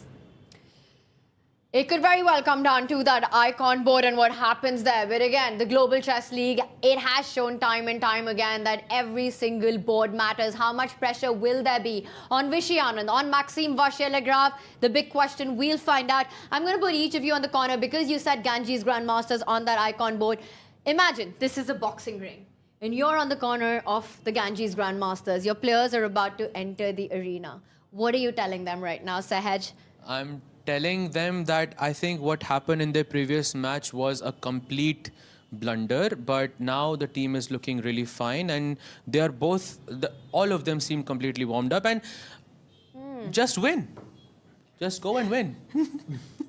Stay calm and keep winning is what Sahed's advice to the Ganges Grandmasters will be. They have found their form in the last couple of matches, after a tough start, really coming back. If they win, they will join Triveni Continental Kings on the top of the leaderboard. I'm putting you on the side of Upgrad Mumba Masters because you were waving the green flag. What are you telling your army right now? I'm just telling them, guys, keep doing what you're doing because they have been playing super well. And all the boards, they have very good camaraderie between the team. One thing I would love to tell all of them is keep an eye on what's happening on the other boards because it's very important to see what's happening on all the games. And here you can see the Upgrad Mumba Masters making their way into the arena. Harika Dronavali, Daneshwar Bardia, who has been a hero for them, led by their team coach, the super strong Hari Krishna. I love it. Harshit and Sehaj locker room talk with the players seems like it's done as we see the players make their way through to the arena, which means we're just moments away from liftoff. We can hear the crowd go wild as they see the legend, the 5-time world champion Vishy walk past right behind him. It is the young, the German #1, world #4, Vincent Keimer, and Sinderov, the boy who's been on fire, Polina Shivalova. What a performance by her so far. Then we've got Stavrula, followed by Ronak Sadhwani, who will be on the prodigy board. And finally, captain there, coach there, holding the flag for the Ganges Grandmaster, Vishnu Prasanna. It truly feels like the Ganges have found their flow in the last few days. For sure, I think. And this is why I'm going with the Ganges Grandmaster victory today, because I feel things are working well for them. And when you have Sindarov and Vishy in the same team, you are the favorites. It's fascinating that you say that, especially after a 17-4 loss, the belief that you have in their team. And of course, again, there's been a big turnaround by the Ganges Grandmaster in the last few games. If you had to point where you're looking at striking top to prodigy board, what is it going to be for you, Sahaj? I think board number 3 between Mamedyarov and Javakir Sindarov is the one place I'm looking to strike 100%, because Sindarov with the black pieces is an absolute beast. And then Shuvalova as well against Humpy, because Shuvalova has been in the form of, I mean, she's been in the best form. So Sindarov and Shuvalova for you, and what are you looking at? The Upgrad Mumba Masters, where are they making the points? I'm looking at the icon board between Maxim Oshalagraf and Vishy, and also the board between Harika and Stavrula, because Stavrula has been struggling in this event, and that's why I'm hoping that Harika can put enough pressure on her to topple her. Love it. We've set the storylines. We've set the stage. Who are the favorites? Who has the edge? One thing's for sure. This is going to be an epic, epic clash.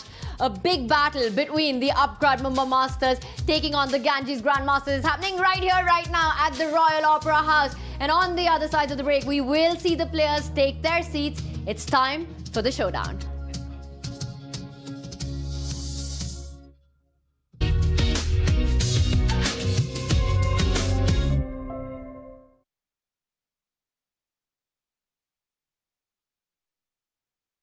You Mumba, new champions of season 2015. Table tennis season 6 winner, you Mumba TT. Bharat का अपना solar, Navitas Solar, India's finest module manufacturer. We bring the power behind every winning move. Bharat का अपना solar, Navitas Solar, India's finest module manufacturer. We bring the power behind every winning move.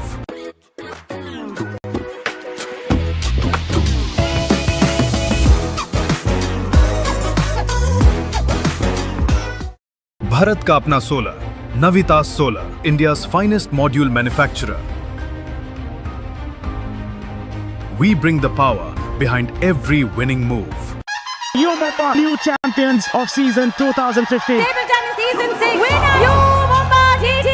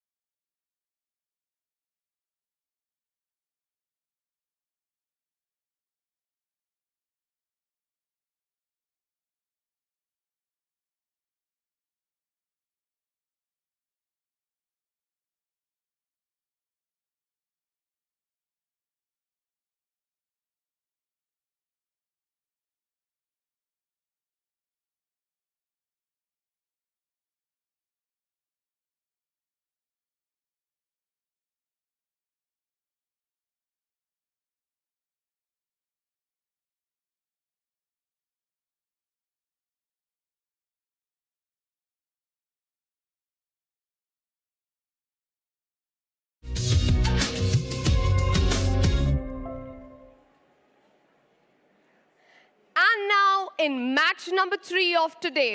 Please welcome the home team, Upgrad Mumba Masters.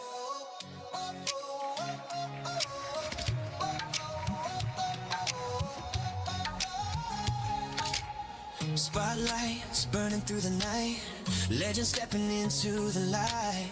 Crowds roar like a Please put your hands together for the players. Maxime Vasholograph, Wesley So, Shakriyar Mamedirao, Koneru Hampi, Harika Dronavalli, Badia Daneshwar, along with their coach Hari Krishna. And now give it up for the team that flows powerfully, the Navita Solar Ganges Grandmasters. It's a festival of chess. Everybody say checkmate. Come together for a chess day. Feel the pulse as the moments escalate. Please welcome the stars, Vishwanathan Anand, Vincent Kaima, Javokir Sindarov, Polina Shuvalova, Stavrula Solakidu, Ronak Sadvani, along with their coach Vishnu Prasad. Please give it up for both the teams. All the best. You may please take your boards.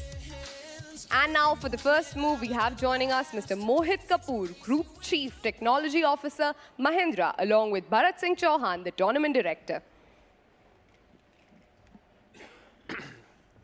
Guys, get ready for a big clash here at the Royal Opera House. We have the Ganges Grandmasters led by Vishy Anand on the right of your screen.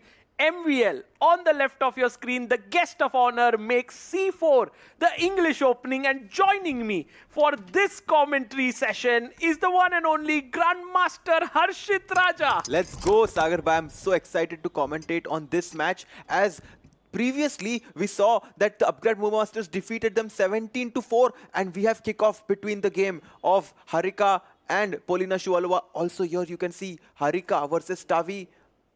Yes. G3 being played. Harika goes for a very quiet move, but let's start with Hampi versus Polina Shuvalova on the board number 4, and here we see the knight comes out to F3, and then we had B3 by Hampi. She did lose to Polina Shuvalova the last time they played. That was the only loss for the Upgrad Mumba Masters. Rest all the games they did well, either a draw and 4 wins. And I like this strategy by Hampi, keeping it solid, just playing a long game, because when it comes to strategic chess, there are few players in the world of women's chess who are better than Hampi. Agreed. Let's go to Harika's game. Harika playing with the white pieces, goes for G3. It's like Hampi going from the other side, Harika going from this side. G3, C5, Bishop G2, and now we have a Sicilian kind of a position. We actually do. We have a close Sicilian where white opted to develop his bishop on the fianchetto side. On the king's, bishop comes to G2, and white's idea generally is to push F4 and launch a quick attack, and I think it makes sense to try and put pressure on Stavi on this board. Right, and so while we are seeing the women superstar boards, let's head over to the male superstar boards. On board number 2, we have the game between Wesley So and Vincent Keimer as the arbiter comes in. A handshake there, and Wesley opens with pawn to E4. And on the other one, oh, this one is a cracker of an encounter, Harshit Bhai. I completely agree. I think this game is going to be the one we keep our eyes closely attached to, as knight F3, D5 and B3. Shaq going for the same opening like Hampi.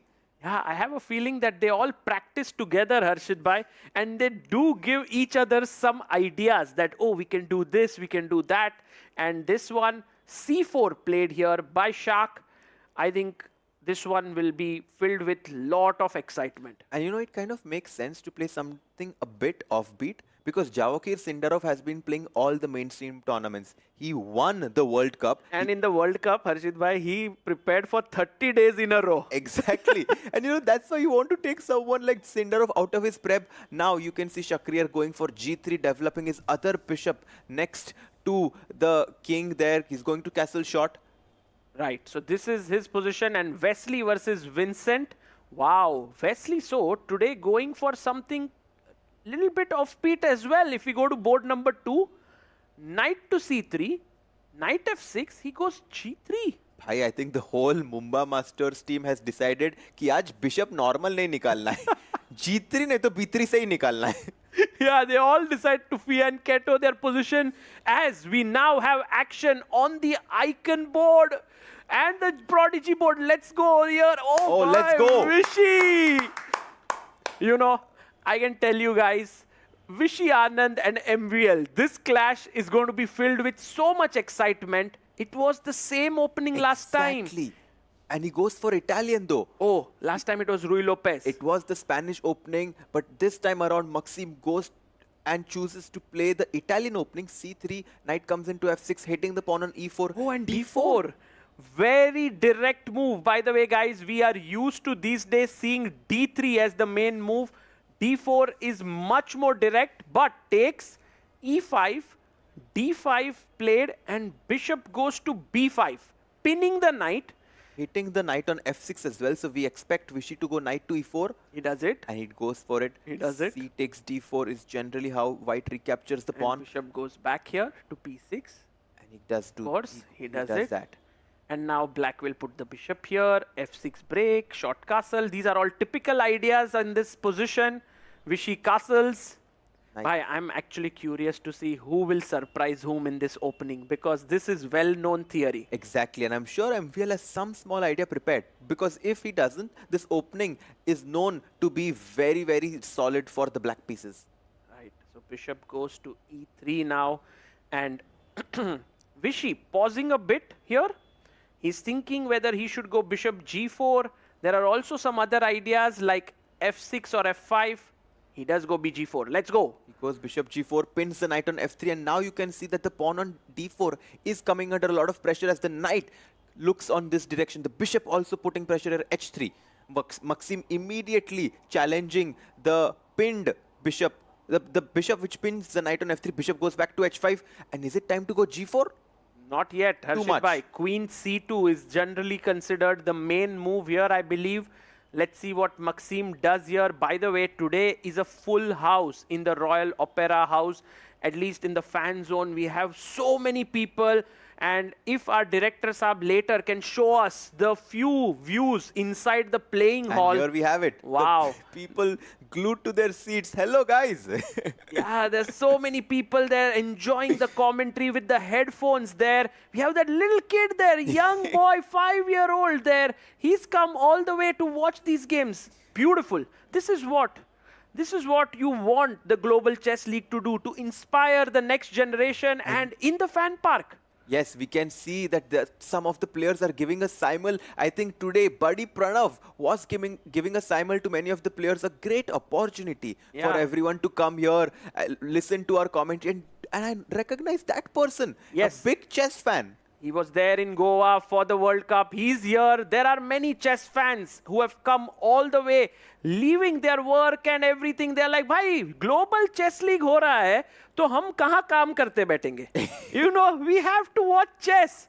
And by the way, Rook C1, this is the move which may come as a small surprise to Vishy, because generally this may not be the most played move in the position. And more people by from the way, inside the playing hall. This is the family of Gaurav Rakshit, who is the commissioner of the Global Chess League. So wonderful to see all three of them here. And you definitely did not make them very comfortable. But it's great to have them all watching this. Yeah. And everyone there in the playing hall is wearing headsets. There's a balcony from where you can see the games. It's a beautiful venue, the Royal Opera House, one of the best ones. Let's go to the game of Vishy now. Right now, Rook to C1 played, putting pressure on C file, and you can see Vishy is taking his time at this moment because Maxim has given the first surprise in this game. And there are only a few moments when you can afford to spend 2 or 3 minutes, and I think Vishy recognizes that this is one of them. Do you want to quickly go to the Prodigy board? Because that's the board we saw a result when they played last. Ronak blundering his bishop when they had played, And I think Raunak is definitely going to try to change that narrative, as here he tries to play a risky opening. Well, it's an interesting opening, Harshit bhai. The queen is putting pressure on this pawn. A question to Raunak is, does he want to castle and put his king on that side? Does he want to push his pawn forward? These are some of the options that Raunak is grappling with right now. Yeah, because if you castle short right now, you always have to be worried that the white knight will go to f3 and then bishop will jump into h6. Well, the bishop could come here and the other rook could come here. This one looks really nice for Daneshwar, but Raunak is, going to try for his revenge. For sure. Early stages so far, but it will be interesting to see how it develops. Is there any other game? I want to draw our attention to the Javokir Sindaro versus Shakriyar Mamedyaro board number 3 encounter, where we have seen the game actually went into Tarash defense territory because takes, castles and d4 played, and generally Harshit bhai, this position is considered very comfortable for white. But look at Sindaro's last move. h5, he's trying to create play on the king side. This is definitely something Javokir Sindarov has prepared, because the idea, the concept of giving up the dark squared bishop definitely comes as a surprise. So here you mean? For sure, because generally we have this pawn on d5, which is on light square. So we want to keep our dark squared bishop to kind of have this color complexion, but he voluntarily gives it up and recognizes that after rook to e8, we can play pawn to h5 and h4 and get this compensation. You know, if some old master of the past, like great players like Aaron Nimzovich or Capablanca or Botvinnik would have looked at this, they would have said, Javokir, what are you doing? Are you out of your mind to give up that bishop for the knight? But when, you pass it through Stockfish, Stockfish is like, my son, that's a great move. And this is what innovation in terms of technology has done to chess, right? We have been seeing a lot of concepts, thematic ideas that were previously rejected, which have kind of found new meaning in today's chess. Right, that's beautifully put there. And right now we see that after the move bishop b2, Javokir is taking his time. He is thinking whether he should push his pawn to h4 or not. Javokir is on 4 points out of 5. Like, he's won 4 of his games. His only loss came to Shak. And the question is if we are going to see a full circle here. Shakriyar will be like, yes, you won 4 games, but I was the one who beat you last time. Let's quickly check the game of Harika and Solakhidu, because I was of the opinion that Harika will be trying to, put a lot of pressure on the person who's struggling. But Solakhidu might just rise up to the occasion. Right, Solakhidu's last move, rook moving here, has enabled the plan of pushing the pawn forward 2 steps and creating the play with this rocket on g7. So, Harshit bhai, white does have nice position with an open f-file, but white must do something soon. Black has a clear plan. I completely agree with you. Black's idea of going b5, b4 must be thwarted against, and I think we should go knight c4 here, so that once black plays b5, we can reroute our knight from e3 to d5, which is definitely a better square for this knight on a3. And I think Harika will do just that. She's thinking now, and we should also check the game of Koneru Hampi taking on Polina Shuvalova. Here, Koneru Hampi has played the last move. Wow. Polina Shuvalova is playing so well in this tournament. Look at this. She goes knight c6, d5, and the awareness with which she moves her bishop to a6, hitting the queen on e2. Because if you move your queen to e1, guess the next move for black. No, it's not taking the pawn on d5, but knight to b4. Ooh, jumping on the light squares, threatening all sorts of stuff here, Harshit bhai. This can become very dangerous. For Hampi, maybe the best idea is to just push the pawn forward to d3, but also looking a bit passive. Exactly, with that bishop eyeing the queen on e2, this does look quite comfortable for black. And Polina Shuvalova, who has been the star of Ganges Grandmasters, again is trying to complicate things for Hampi. Right, and now that we've seen almost all the games, guys, it's time to go back to our icon board to see how Vishy Anand reacted to the move rook c1. Vishy, after quite some thought, played knight back to e7, a good move. Pawn came up, he brought his bishop back. Pawn came one step forward ahead, and he's trying to trap the bishop. So Vishy is like, sorry, there's no trapping happening here. I'm breaking your center, and now it's MVL who's thinking. I push karte hai pawn ko h5 pe, pawn h5, pawn to h6. But Harshit bhai, now instead of going passively here, I'll take your knight first, attacking your queen. Ooh, that's so nice. You take back with rook perhaps, or pawn? Let's say with the rook. Okay, let's take here, and now I put my bishop here on a nice central square. Oh, to be honest, I should not probably take with the rook, because bishop to a5 at some point is going to pin my rook to the king. So take it with the pawn. Let me take with the pawn on c3, and then you want to place the bishop on e4. Yes. Putting pressure on this, that's definitely a and good... you know, oh, and this happened. This actually is on the board. It's on the board, and I can tell you guys, on first appearance, this looks like an amazing position for black. The knight is pinned, the king is in the center, the rook is eyeing down the knight. Yet, Maxime has prepared this and is playing once again. I think this is modern theory or the modern approach to chess. It's not about appearances, guys. It's all about what can be made to work and what the engines are suggesting. But the engines were not suggesting this move, rook to h3 here. First take. Exactly. He mixed it up. He botched up the move order, because now after rook takes h3, Vishy can capture the knight on f3. And the point is, guys, that after rook takes f3, f takes e5, the bishop on b6, which was blocked by these pawns, suddenly opens up. So that's a great point, Harshit bhai, and that's the reason why Maxime had to begin with taking here, and now rook h3. And as you said, the bishop is kind of blocked in here, and this would have been an advantage to white. Exactly. Instead, in the game, rook to h3 happened.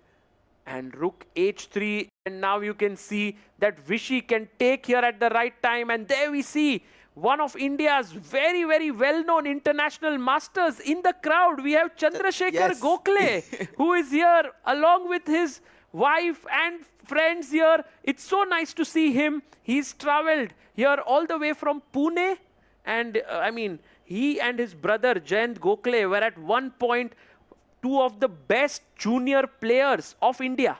Yeah, I mean, I know them quite well. It's so good to see that we are getting to see so many strong players and friends, long-time followers of the game of chess here at the Royal Opera House. Beautiful, beautiful. Thank you for, taking us down to the field of play here to see all the fans who have gathered here, looking at the games. And whenever I see young kids seeing chess, it just warms my heart. I enjoy it immensely. Meanwhile, Vishy also goes slightly wrong. He goes c6, okay. The bishop comes back, and now Harshit bhai, it's important for Vishy perhaps to take the knight. The reason for it is that if you take directly on e5, the knight jumps in, and you don't want to allow it, so you take the knight. And what would happen if I take the bishop on d3? Why is that a bad move?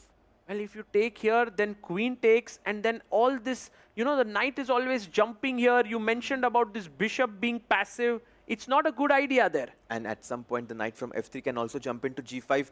Do we have any moves? Yes, he does take the knight on f3. He takes it. Vishy's class. Yeah, he understands. Guys, he's oozing of chess. Vishy, I generally have in the morning in breakfast dosa, or I have my muesli, but Vishy is always having his chess moves. He's so much into chess, man. He understands all these things. I mean, I've had the privilege of going on a few dinners with him, and even on those dinners, I could see the passion in him with which he used to analyze the chess positions. And yeah, you give him a position anywhere, anything, his eyes light up. Even now, it's just beautiful. But Maxime Vachier-Lagrave has been a former World Blitz champion when it comes to quick chess. His intuition and the speed with which he can find the best moves is absolutely stunning. It was not a blunder. Yes. Rook does not come to f5, comes to f4, eyeing the pawn on g4.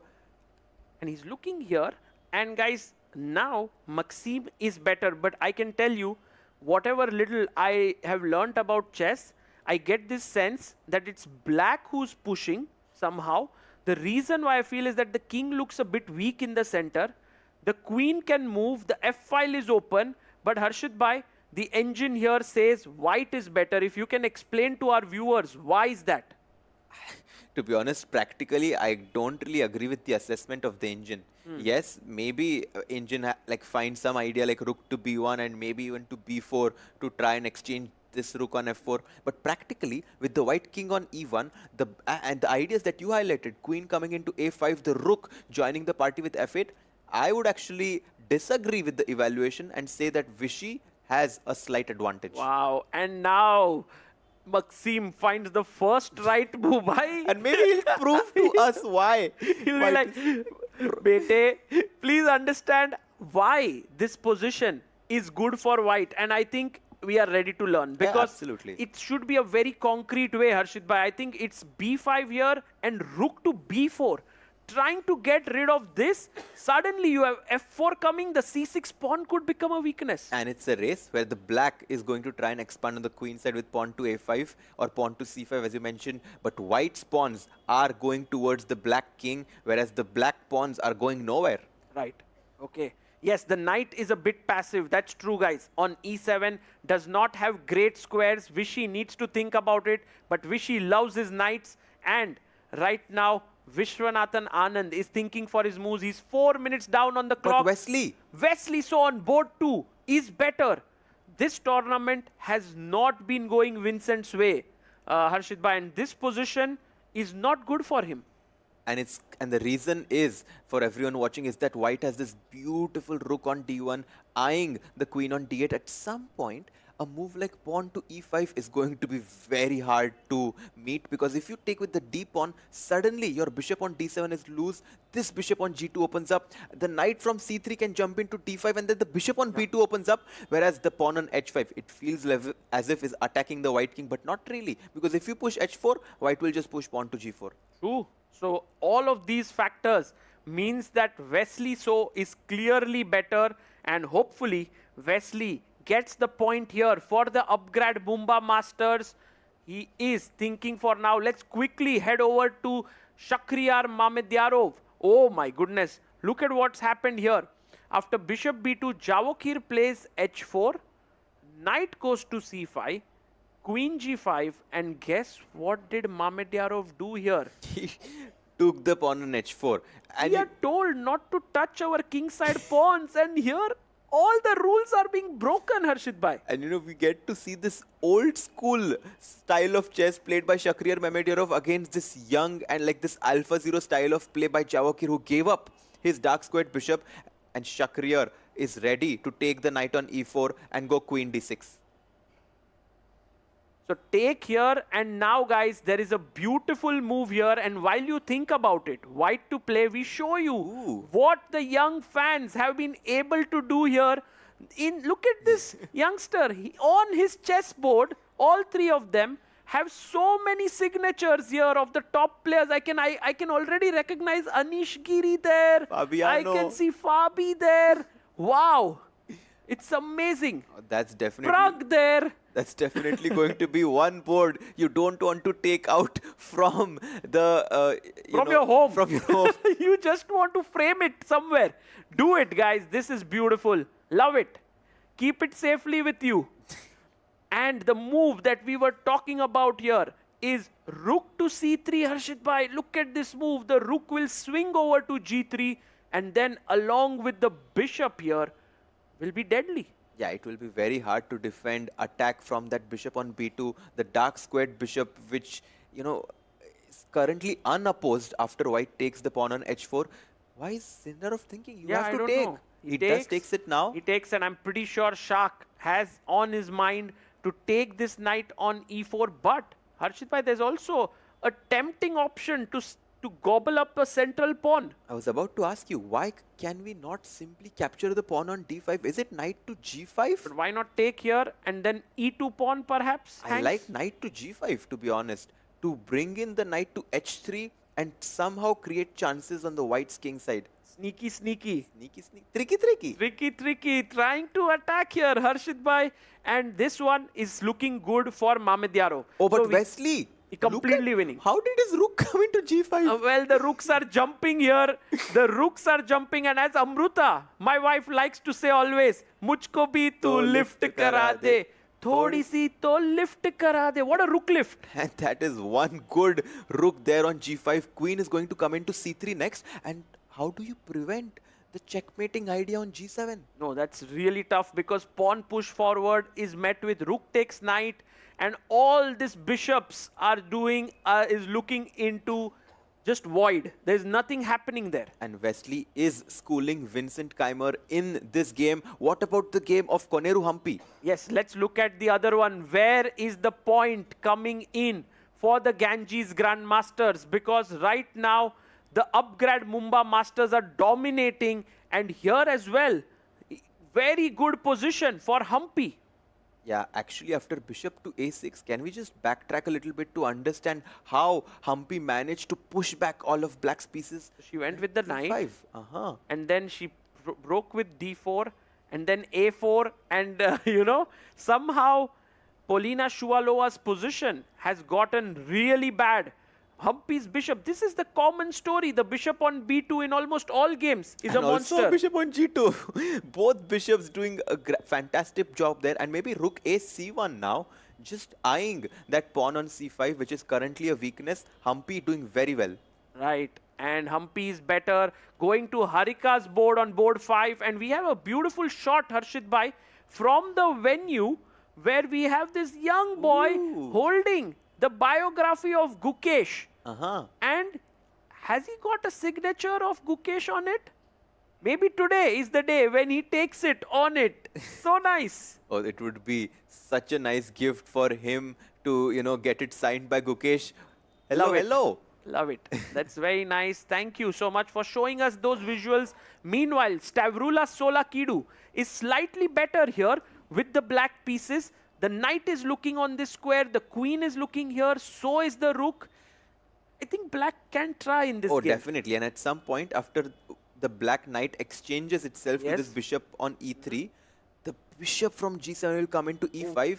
And it's opposite colored, but we have seen that whenever a side is attacking the opposite colored bishops, it's very hard to defend against it. So Harika is in small trouble. This is the only board, in fact, where the Ganges Grandmasters is putting pressure. Do you want to quickly go back to the icon board? Just last, we were going like all the games. Should we check the Prodigy board to finish our journey? So the Prodigy board right now, Harshit Bhai, does look roundabout even.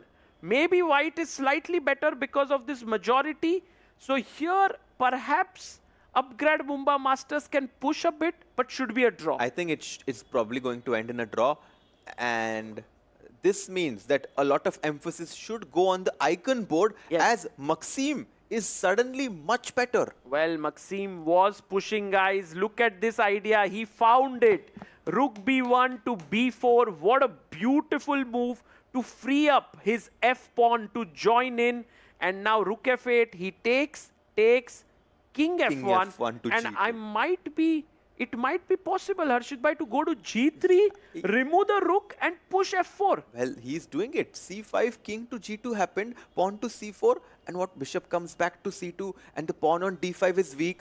This is really promising for MVL. Right, bishop c2 and the king can go forward and the queen is here. You know, Vishy did not even make a mistake, it feels. And MVL is just kind of getting the advantage. That's the power of MVL's play. And these are the small margins that which the players are playing in the Global Chess League. One small mistake you make and someone like Maxime Vacher-Lagrave is not going to let you go. He is looking at, you know, inflicting a second defeat to Vishwanathan Anand. Right. And while all the people here in the crowd are following this, we see the tournament director himself following all the action. Bharat Singh Chauhan, one of the people who's worked tirelessly for Indian chess, sitting there and watching the games. Really wonderful to see him also enjoying what he loves the most. And you know, you come to the Royal Opera House, you don't know whom you can sit next to. You can sit next to the tournament director, an international master, some grandmasters potentially also there.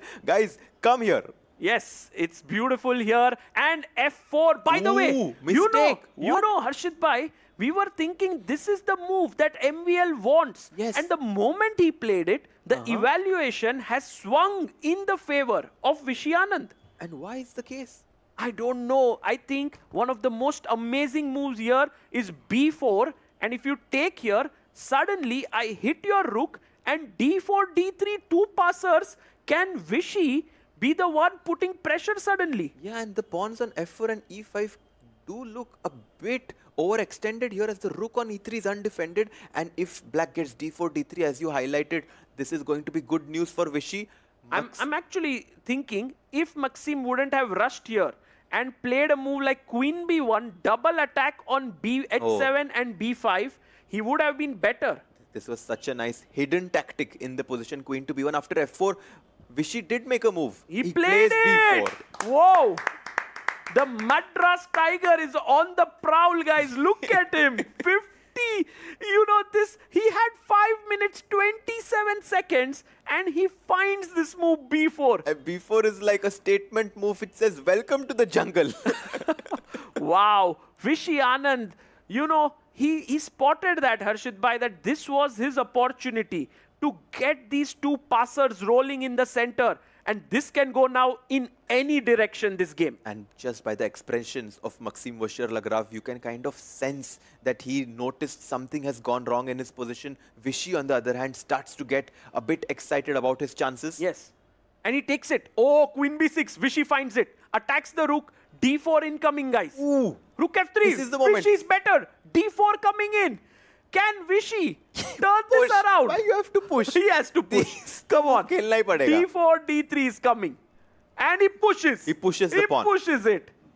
That's a good move. Vishy Anand, all of a sudden, from being down in this game, is better. He pushes one step ahead. Again he pushes. Here pawn ruk nahi rahe, bhai. Maybe the best thing MVL can do now is sack his bishop for these two pawns. No, but it's very hard to convince yourself to give up that bishop on E4. But maybe if black gets to play queen to D4, yeah, the pawns on C4 and D3 are just rolling down the board. Look at this. Queen D4. I can get my rook to D8, D2, C3. Then the knight suddenly comes in somehow. Wow, this is actually great news for the Ganges Grandmasters because let's just round this up. Harshit Bhai, let's go quickly. Board number 1, Ganges Grandmasters pushing. Board number 2, Wesley So is made, game over. Guys, this is over. This is not going to be saved by Vincent Keimer. So point to the Upgrad Mumba Masters. Board number 3, I like White's position, but I don't think it will be enough. Should be a draw. Agreed? I think there are still some chances for Shakhriyar because look at the clock. 8.5 minutes for him. I'm actually going to say that Shakhriyar is going to has win. good chances. Okay. Then we go to board 4. Humpy here. Definitely pressing, but still not like a lost position for Shuvalova. She can hold it. Yeah, somehow I actually still like White's chances in this board as well. For sure. White has very good chances, but perhaps closer to equality. And this is the board where actually the Ganges Grandmasters can strike against. Stavrula is better on this board. And going to the final board, Daneshwar Bardia is trying to press against Raunak Sadhwani. So the match here is kind of 2 games, Anand and Stavrula pushing for Ganges Grandmasters. And yes, let's have the 6 boards here to just see this. We have board 1 on the left, middle, better for white. But at the bottom, middle, is better for black there. Yeah, and maybe we can come back here to Raunak's live position as after Prodigy knight to board. C2, the prodigy board. You know, I wanted to show you this one variation that if white plays bishop to C5, you should never ever move your rook from the 8th rank to A5 because bishop to F8 and your king is going to get checkmated here. Harshit Bhai, the tricky master here finds a great line there and going quickly to the icon board. He gives up the bishop. Did he give up the bishop? He did give up the bishop. He sacked it, guys. Maxime Vachier-Lagrave understood the dangers here and he's like, Vishy, I respect your pawns. I take them off. No, but respect to Maxime Vachier-Lagrave for kind of realizing that this is the moment he should give up the bishop and the position is around level. Yeah, this is not easy for both sides to play. Rook can come to D7, attacking the knight. And A3 played here. Vishy is better objectively. But Harshit Bhai, I think White's position is also not so bad. He has 3 pawns for a piece. The only problem in White's position is that the queens are still on the board. If White can take off the queens... So what you're saying is, imagine I go here, you give a check, take, this would be very good news for White. Oh, this would be terrible for Why Black. This is terrible. This is completely winning. So keeping the queens on the board is vital for Black strategy here. And the reason is that you need to come and hover your pieces around this White king. Right. Okay. So king on g3 is the big weakness that Vishy has to press against. He has 4.5 minutes on the clock. And rook d6, a big error here. Queen e3, and look at this. It might be that the game could get over because f4 is hanging. You have to go queen f3. Boom, check. If you come back here, I could trade and take this pawn, but I don't want to go into any endgames.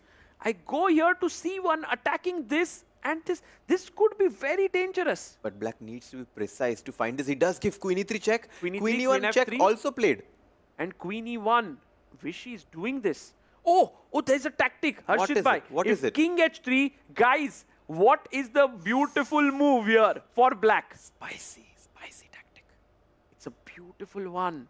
And the move here is sacking your queen and then taking this with a check and winning a pawn on a3. Okay, no, let's see if this happens on the board. Queen e1. Vishy Anand here, very, very critical moment. Very critical moment of this match and the game. The icon boards today are simply too good. Harshit Bhai, we had Gukesh versus Hikaru, then Fabi versus Alireza, and now this one. And after queen e1 check, Maxim is deciding whether he should drop back with his queen to f2, which might be a good idea because after king h3, we did see that Black has the tactic and king h3 played. Will he find it? Oh my God. Vishy, can he play? By the way, there are other good moves as well. It's not the only move. He won? What? No. So Wesley won. Oh, Wesley so won on board Checkmated actually. Wow. Almost. Look at this final position, guys. This is called domination. Unbelievable play by Wesley. So let's quickly go to board number 1. And he took the pawn on e5. Vishy Anand took the pawn on e5, rook d8 to deflect the rook, queen f6, and now Vishy is clearly better. And you can see Vishy is looking at other boards. He's like, I have the chance. He does have the chance. Wesley so brings full points for the Upgrad Mumba Masters. And I must tell you guys, Harshit Bhai's intuition was spot on. While Vishy is trying to convert this, the Upgrad Mumba Masters are pressing on board number 4. Koneru Humpy is almost winning her game against Polina Shuvalova. And just so that everyone knows, if you drop back one move, there was a reason why she did not take the pawn on c6 after rook a7, because after rook takes c6, rook a8, and you have back rank problems. But mistake. So she played f6 here, making a luft for the king.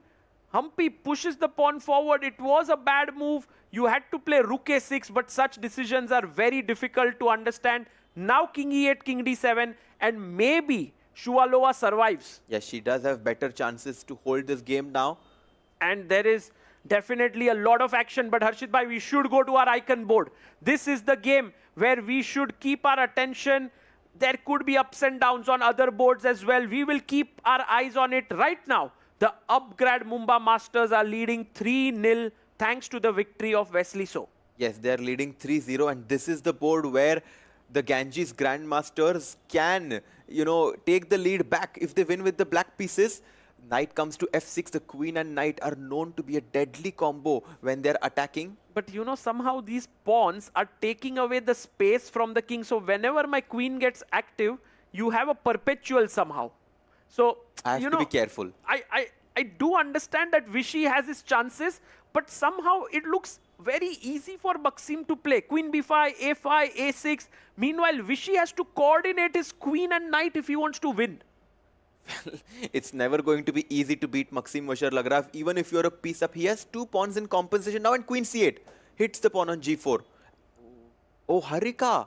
By the way, going to board number 5, Dronawali Harika is in big trouble. Stavrula Solakidu has to, she has to hit today. She has to strike.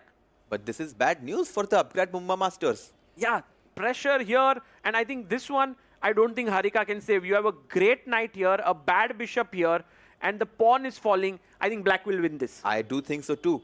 And this means that she's going to bring home an important 4 points. 4 points for the Ganges Grandmasters.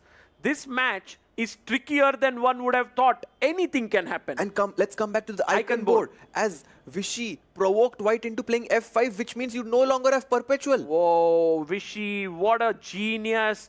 Queen f4, Harshit bhai, take here? No. No, let's not trade the queens. Don't Queen take. to c3 check. Queen to c3, coming in. He's playing it. Queen c3 on the board. And if king e2, the knight is going to join the party. Knight to d5 now. Bring the knight in. Get the knight into e3. He's thinking, he goes queen, what? Check. Queen c2 check, okay. It's a huge advantage for Vishy. +4 guys, but Vishy has 2 minutes, 53 seconds. Can he do it? I think now that he has reached the time control with an extra piece, the white king almost checkmated. I do think Vishy is going to win this game for sure, for sure. Oh, he's going for some tricky stuff here. Check and knight jumping in His with mate. a mate. Knight jumping in with a mate. And maybe queen Can h1 we go, now. Can we go queen h1? I think it should be a good move. Wow. He Goes plays queen e1. He's doing it this way. He's doing it now this way. If king f3, there is queen f1 check. Maxim. Goes king King g2, but now it's time to get the knight. Harshit bhai. Knight d5, knight e3. That Knight- should be. Oh, knight d5 you want, right. That's also beautiful. And guys, And look at Maxim. He's looking at what's happening on the other boards. Well, it's not going to help him on his board as he's completely losing. Queen e2 check by Vishy. Can we remind everyone what's the live score right now? It's 3-0 for the Upgrad Mumba Masters team. yes, and they are winning. Shak is winning. Oh, Shak is on board completely 3. winning. Guys, Shakhriyar Mamedyarov turned it around for the Upgrad Mumba Masters. What a champion. And Humpy once again winning on board 4. This match is going the way of Upgrad Mumba Masters. Look at this. Humpy is better. Polina needs to hold this because Vishy is winning. Stavrula is winning for the Ganges Grandmasters. But Shakhriyar is also winning. Shakhriyar is winning. It can go crazy. And Vishy, by the Vishy. way, I think on board 1, if we go to board 1, I think resignation is imminent here. But Queen c2 check is Vishy going wrong. Why? Queen c2, king f3, he can repeat. Well, he must repeat. Or maybe knight g5 check. This conversion is Slightly tricky. turning out to be harder than we thought it would be. Mhm. King goes to g3, queen c3 check, but Vishy is hesitating. Yeah, Vishy is hesitating, guys, but it is not easy to break Maxim Vashir Lagrav here. It's so tricky here for Vishy Well, Anand. now, Maxim has to go king to f1. Hmm. Can he find it? No, he goes king h2. Which is also fine. Queen c2 check could come in. Oh, by the way, 6 seconds Oh, on he Humpy's board. Humpy's board. Let's go to Humpy. 6 versus 5. Humpy versus Shuvalova. We have some moves coming in here. I think Humpy is going to win She's this. completely winning. She come back with her rook. She will win the e4 pawn. And we have And a big Shakhriyar result. wins. On board number 3, Shakhriyar Mamedyarov wins, taking it to 6-0 for the Upgrad Mumba Masters. Humpy will make it 9-0. But guys, still there could be potentially anything happening because of a very simple reason. Vishy is winning, Stavrula is winning. That's 8 points for the Ganges. Which brings us to the Prodigy board. Prodigy board. Raunak needs to strike for the Ganges Grandmasters if they want to win. And it's bullet time control. 1 minute each. Raunak has at 15 seconds more than his opponent. The engine says it's equal, but I do think it's possible to win. G6, anything can happen here. Black, if he manages to win, he could be the hero for his team. But is Vishy winning, Harshit bhai? That's the big question. Vishy has to win. Can we go to his board? Yeah, let's go to the icon board. Vishy's knight and queen are dancing around, somehow not able to combine so well. Exactly. The white king is slippery as an eel. He's running into f4 and e5. Once the king gets into the open ground, it might get very tough. You have to catch it. And what is the knight doing on E1 now? Oh my goodness. And MVL showing why he's so difficult to beat. Queen G2. He's running. King F4. King F4. King coming out. The white king is going to run to the queen side. King E5. White, I think Vishy is going to let this slip. That's the feeling. And if Vishy lets this slip, oh! And meanwhile, Polina Shuvalova. Yeah, about to resign. Yeah, she's going to resign. She resigns. She resigns. She resigns. She just resigned there. Guys, Polina Shuvalova. No, she did not. What? I just thought, but she's Yeah, pawn to E7. You have one too many pawns. This should be Rook D1 is the easiest way to win here. Followed by King to D7. Oh, she did it. Yeah. She did it. Yeah. Takes. And King D8 now. And Polina resigns. Humpy scores the third win for the Upgrad Mumba Masters. 9-0 is the score. What a great performance by the Upgrad Mumba Masters. And on board number 1, MVL is now equal. My goodness. And this turns out to be the Achilles heel for the Ganges Grandmasters, as they're just unable to score points against them. Last time, the Upgrad Mumba Masters defeated them 17-4. Now they're leading 9-0. And Stavrula scores the win against Harika, which means the score is now 9-4 in the favor of, and Vishy agrees to a draw. Big miss there for Anand, and you can see there he's not so happy. Let's go to the last board. But guys, big news in Upgrad Mumba Masters have beaten the Ganges Grandmasters And Ronak has 2 seconds of the result here. Ronak has 2 seconds on his clock. He shouldn't lose on time because the game points are still important. It's repetition, and Ronak is like, yeah, I have to repeat because there's no chance. He repeats. It's a draw. It's 11-6 victory. Daneshwar was just like, did we win? Did we win? Yes. Yes, you have won. Yes, you won. And guys, this is over. The entire match is done. 11-6 is the score in the favor of Upgrad Mumba Masters. And here you can still see MVL and Vishy analyzing that game. That must be a difficult game for Vishy to get over, as he slipped. He let MVL slip there into a 11-6 victory. Great play there by the Upgrad Mumba Masters. They needed this win to maintain their top position.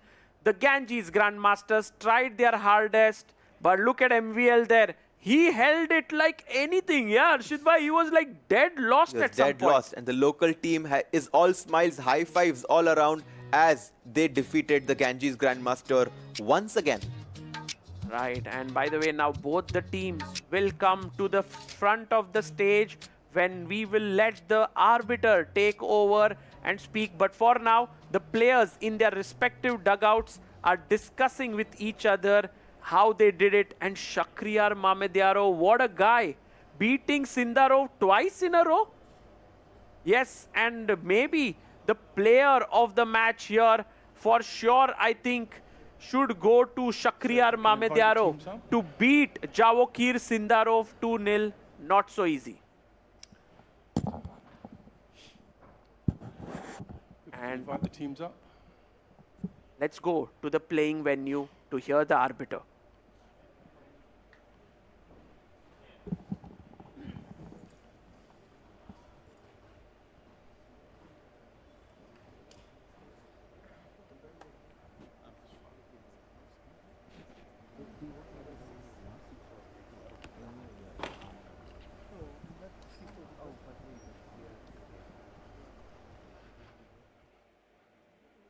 So we have a result. By a score of 11 game points to 6, the winners of this match were the Upgrad Mumbai Masters.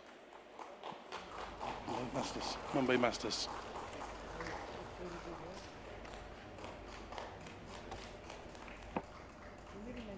And there we see the teams now doing the customary handshake with each other, and definitely a lot of smiles on the face of the Upgrad Mumba Masters.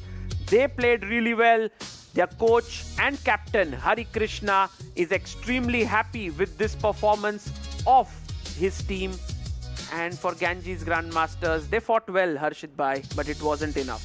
It wasn't enough at all. And here you can see what is Ronak talking to the Orbiter. Maybe there was some issue there, but yes, they make their way out of the fan zone. And here you can see the happy smile on the face of Maxim as he leads the team. Shark. And I think we always love to see the Upgrad Mumba Masters celebrating. Their team is so involved in this event, and we would love. And there you see Raunak, he was unhappy. so unhappy. He wanted to win. Yeah, and it just shows that it's not about your own result, but the team result. Because Ronak drew his game a fine result, but you can see Suhail Chandok high-fiving his teammates as he is the owner of the Upgrad Mumba Masters. Right, a lot of things to be happy about for the Upgrad Mumba Masters, guys. A win for them with a score of 11-6. The Ganges Grandmasters tried their best. It's time for us to go on a short break, and on the other side, we'll be back very soon.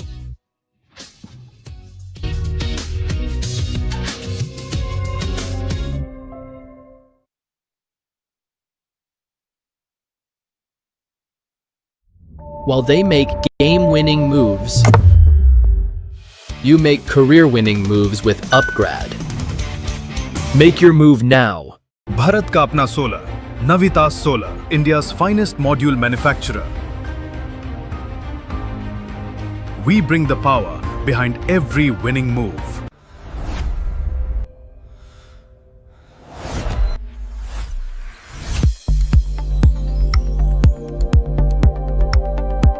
Bharat ka apna solar, Navitas Solar, India's finest module manufacturer.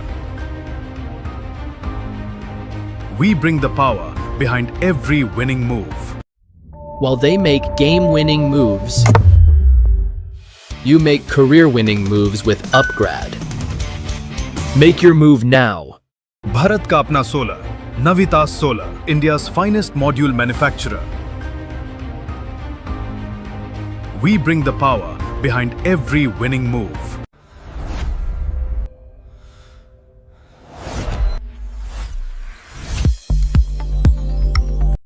While they make game-winning moves, you make career-winning moves with Upgrad. Make your move now. Bharat ka apna solar, Navitas Solar, India's finest module manufacturer. We bring the power behind every winning move.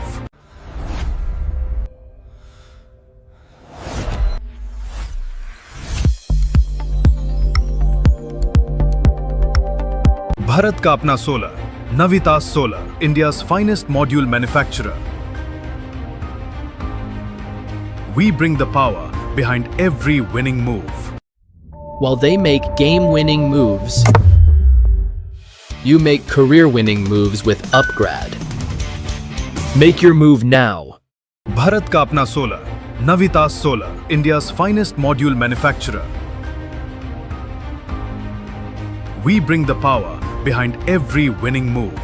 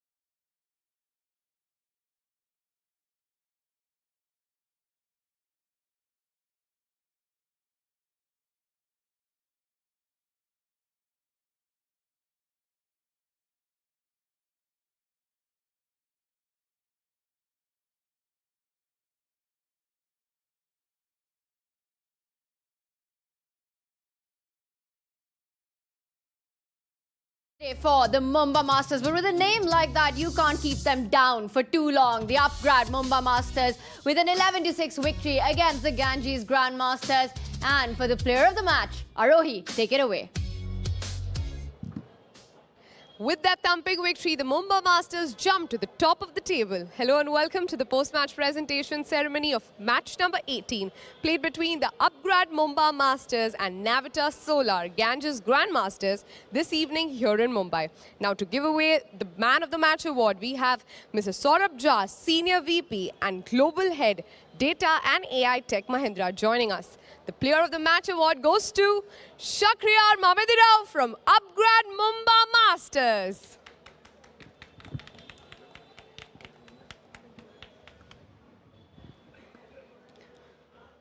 Congratulations. Let me tell you, Sundarov was looking forward to play against you because he had won 4 out of his 5 games. Yesterday he told me he's eyeing this one. He wants to win this one.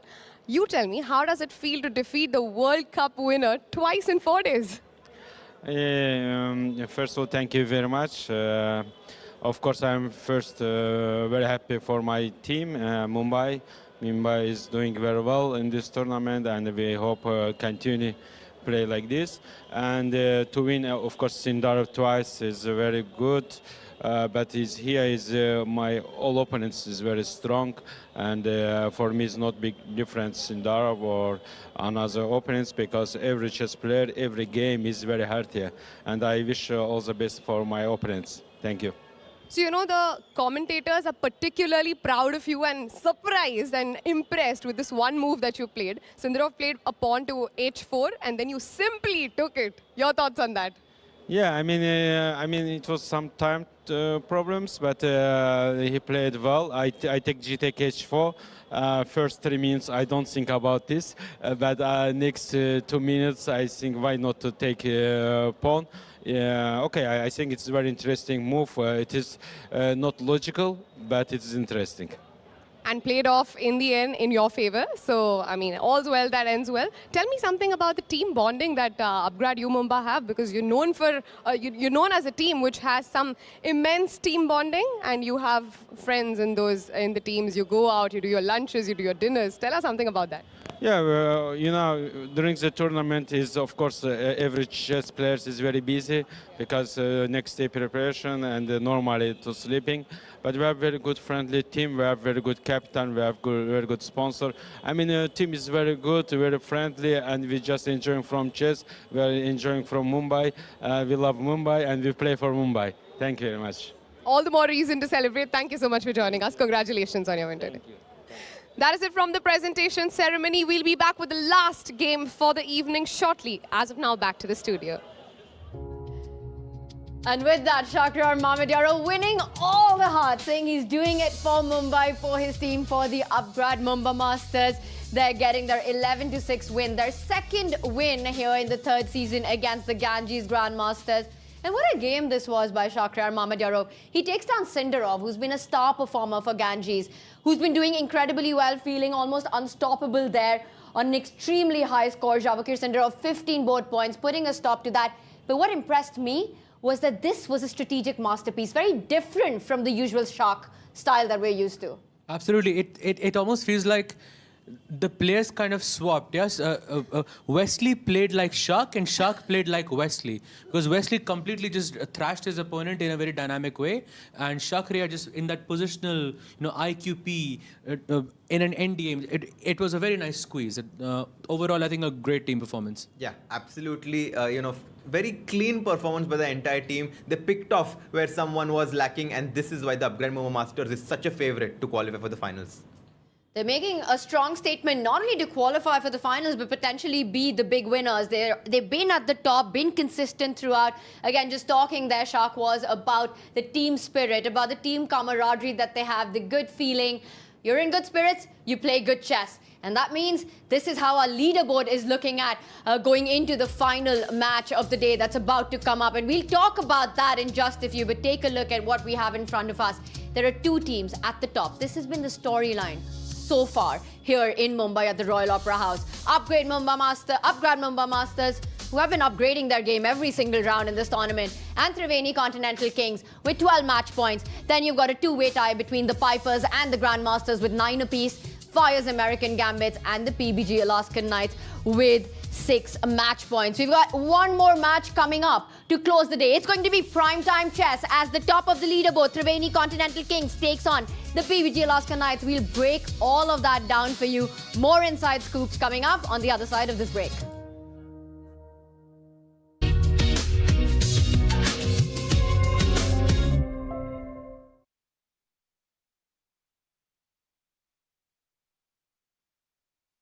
माँ मैं निकल रही हूँ। खाना भी तैयार है। आखिर कौन सी ट्रेन छूट जाएगी? माँ मैं लेट हो जाऊंगी। बचपन में क्या सिखाया था? खाने में समझौता नहीं जिसे मंजूर, ऊंचा उठे वो बड़ा जाए बहुत ही दूर। तुझे बहुत दूर जाना है, उड़ जा उड़ जा, तुझे बहुत दूर जाना है। खाने में समझौता नहीं, अच्छा खाना शुरुआत से ही। इंडिपेंडेंस।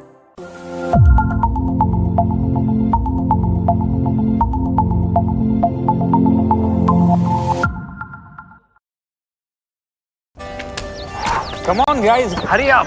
अरे सुनना, एक ब्रेक ले लेते हैं। Guys, I'm telling you, तुम लोगों को सही से ट्रैकिंग नहीं आता। But that's okay, you can learn. रोज का ढक्कन देना। ये रेड वाला है, सही वाला देना। अबे ढक्कन, पहले तो सही पानी पीना।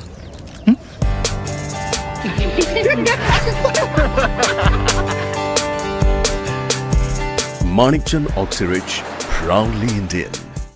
माँ मैं निकल रही हूँ। खाना भी तैयार है।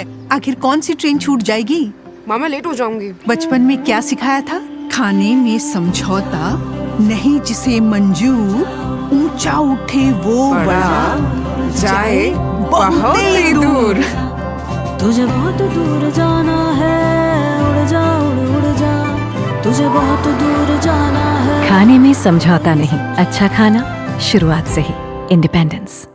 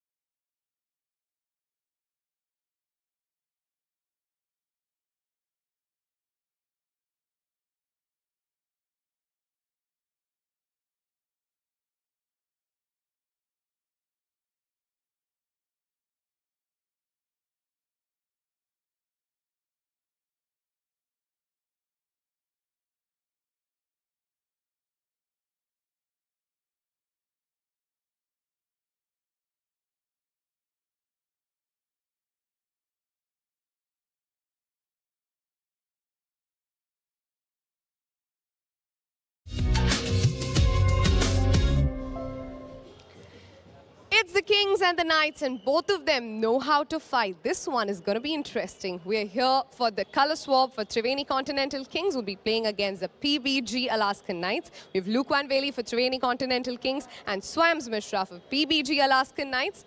Can we have the color swap, please? Also joining, Mr. Alan Atkinson, Deputy Chief Arbiter, present here for the swap.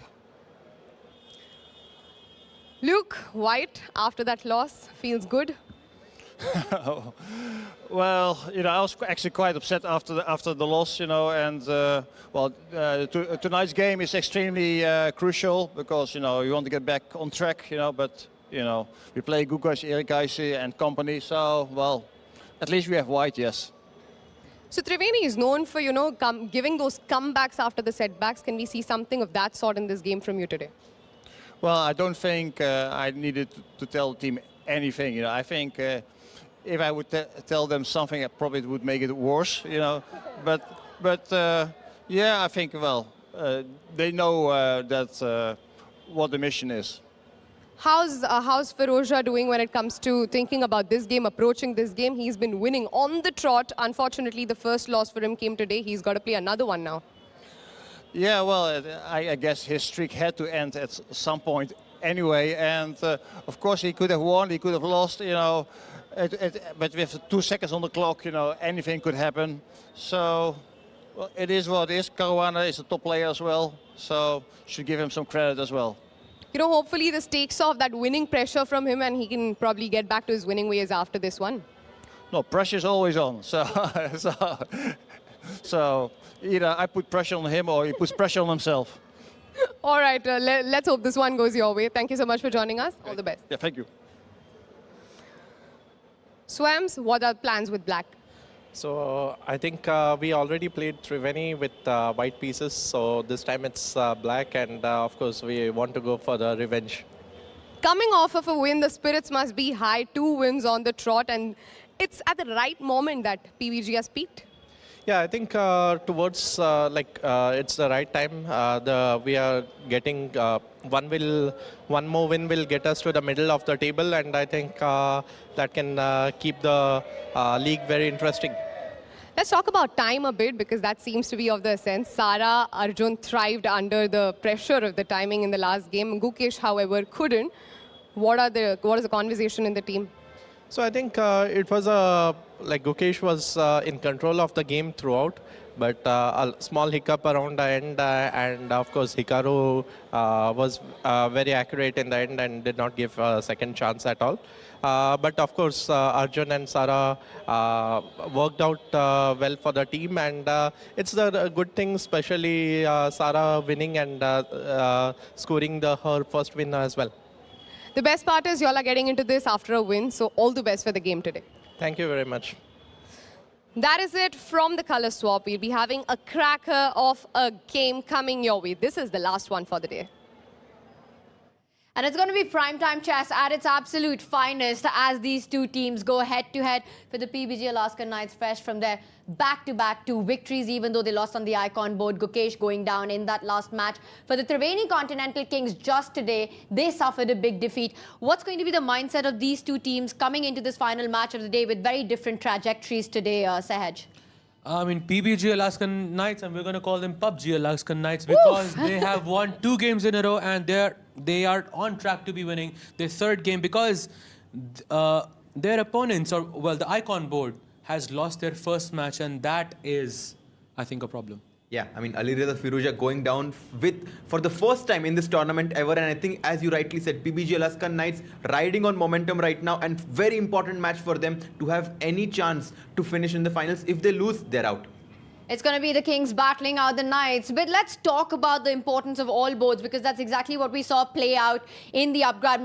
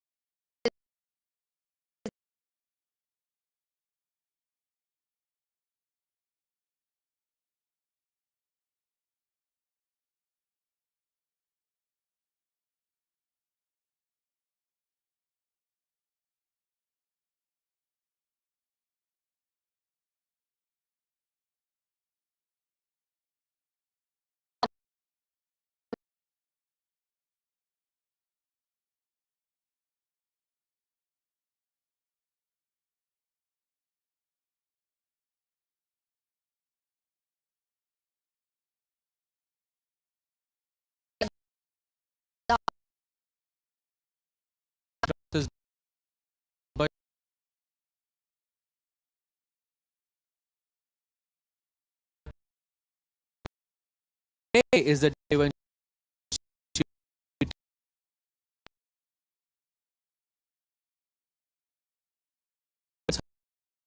with the black pieces. Only win that the Ganges Grandmasters as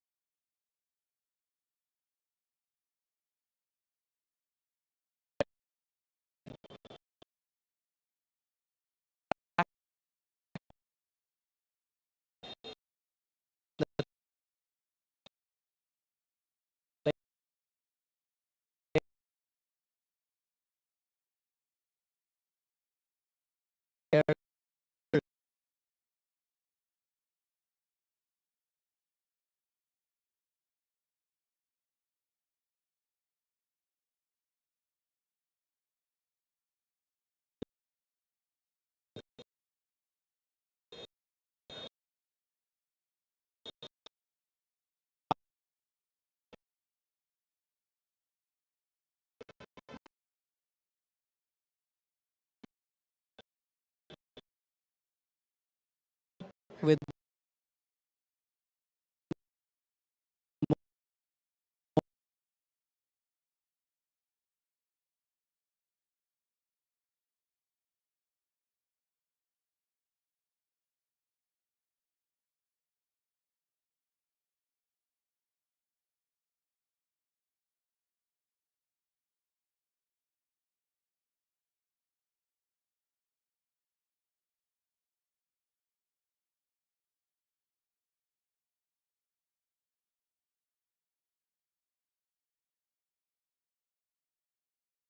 Lots to learn. In fact, more than learn, there's a lot of fun happening here at the fan zone. Lots to learn. In fact, more than learn, there's a lot of fun happening here at the fan zone, even in the auditorium. And I'm sure, sir, you have experienced all that. Thank you so much for joining us.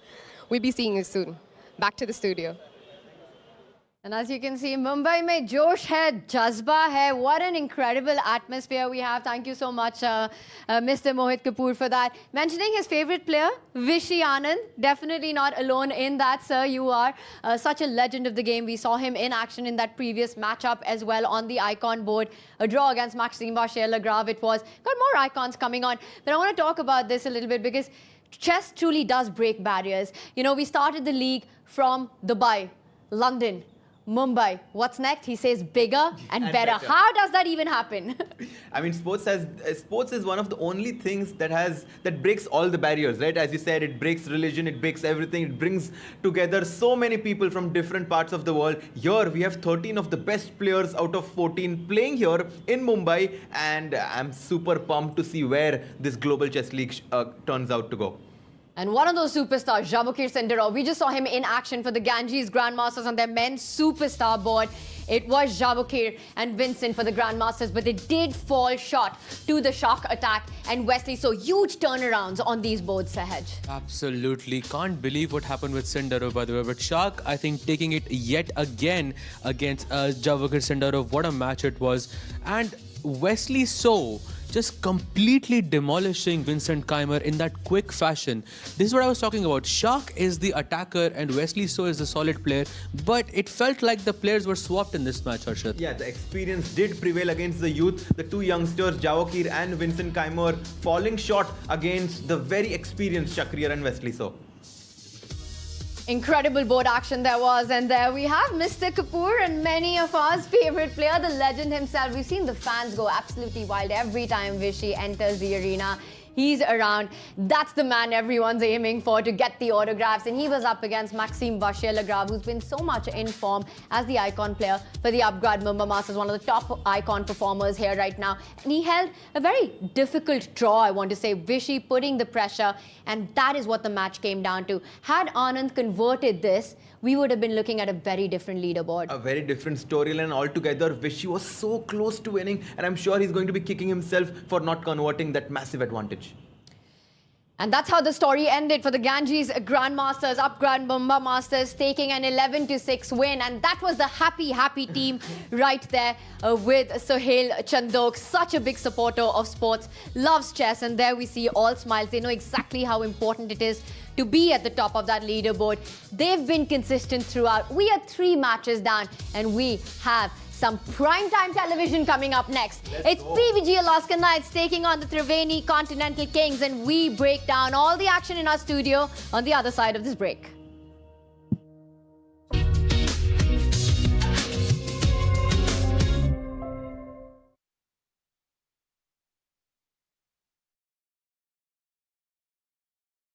माँ मैं निकल रही हूँ। खाना भी तैयार है। आखिर कौन सी ट्रेन छूट जाएगी? माँ मैं लेट हो जाऊंगी। बचपन में क्या सिखाया था? खाने में समझौता नहीं, जिसे मंजूर ऊंचा उठे वो बड़ा जाए बहुत ही दूर। तुझे बहुत दूर जाना है उड़ जा उड़ जा तुझे बहुत दूर जाना है खाने में समझौता नहीं, अच्छा खाना शुरुआत से ही। Independence.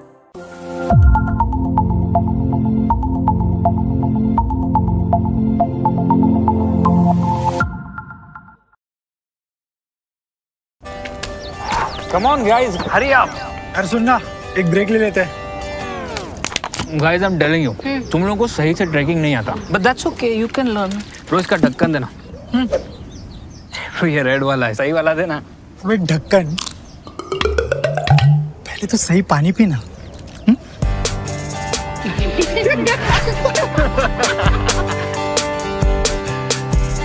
Manikchand Oxyrich, proudly Indian. माँ मैं निकल रही हूँ। खाना भी तैयार है। आखिर कौन सी ट्रेन छूट जाएगी?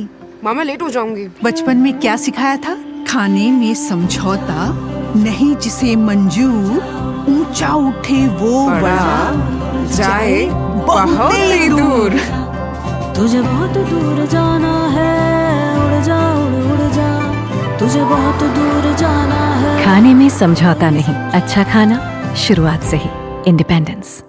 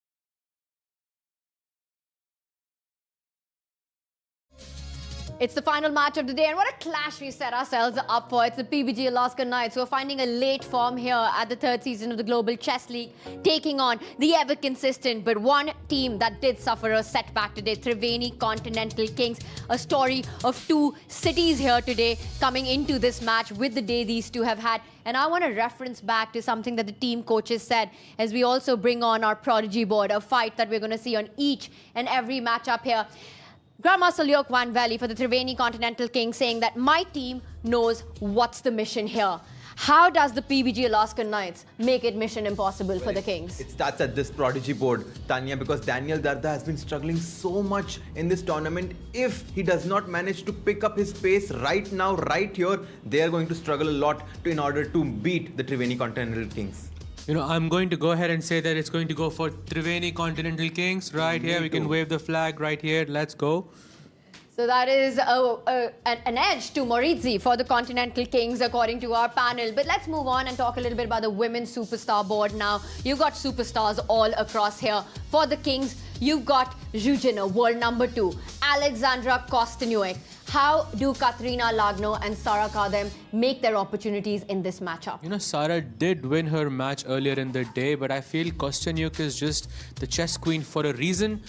And also Sara has not been in the best form so far either.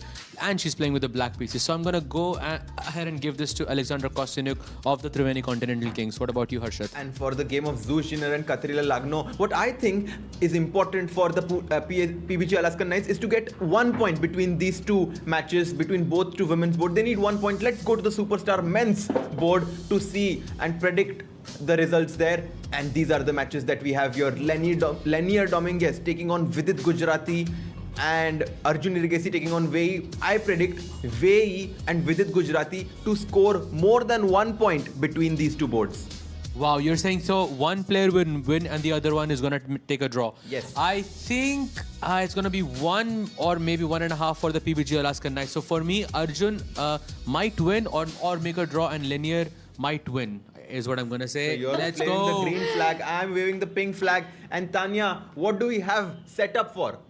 You know, it's going to be the epic clash, but we'll get to that. We'll get to that one because it might just come down to that board. It's the one we've all been waiting for. It is going to be an epic board one between the icons. It's going to be Alireza Firouzja taking on the world champion Gukesh Domaraju. Alireza Firouzja has been unstoppable in this tournament until today, losing his first game today to Fabiano Caruana. But what a fight that was. Could have gone either ways in those final seconds.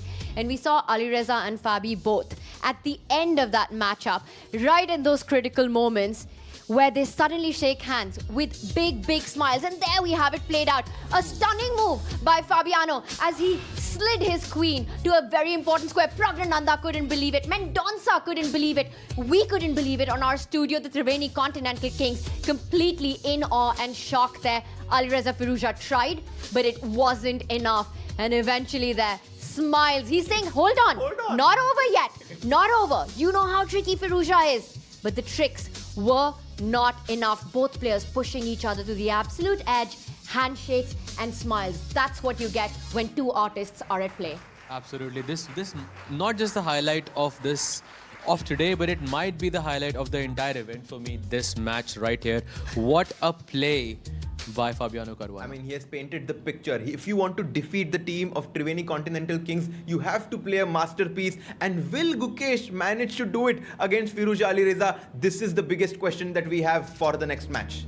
And that's the big thing, right? This was yesterday, his win against Fabiano Caruana. And there we had the resignation. Gukesh with the fist pump. He needs to find that champion's mentality in himself going ahead of the Alireza clash. But today was a different story for Gukesh.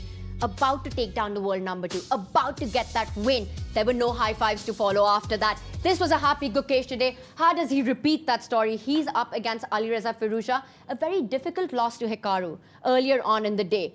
Do you think he's had enough time to recover?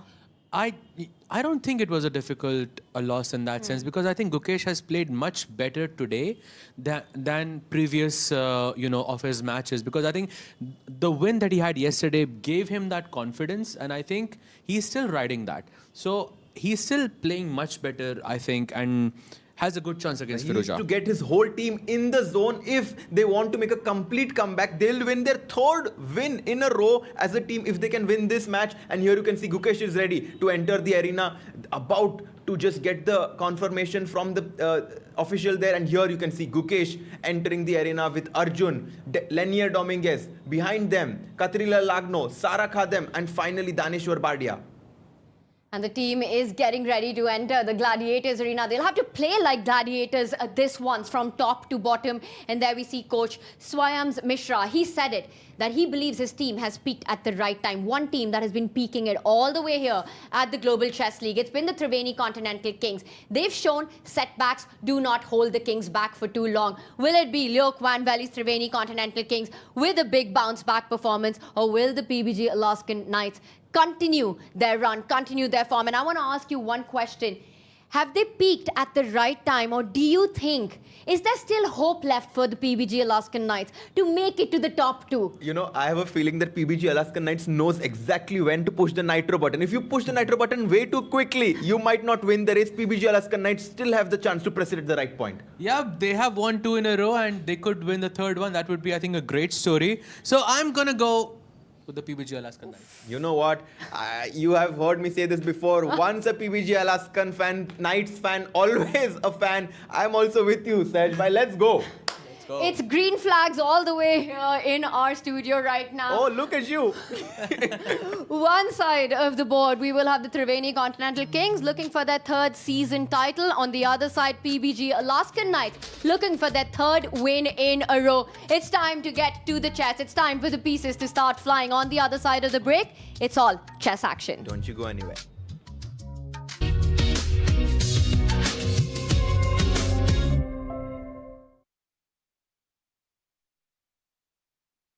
माँ मैं निकल रही हूँ। खाना भी तैयार है। आखिर कौन सी ट्रेन छूट जाएगी? माँ मैं लेट हो जाऊंगी। बचपन में क्या सिखाया था? खाने में समझौता नहीं, जिसे मंजूर ऊंचा उठे वो बड़ा जाए बहुत ही दूर। तुझे बहुत दूर जाना है उड़ जा उड़ जा तुझे बहुत दूर जाना है खाने में समझौता नहीं, अच्छा खाना शुरुआत से ही। Independence.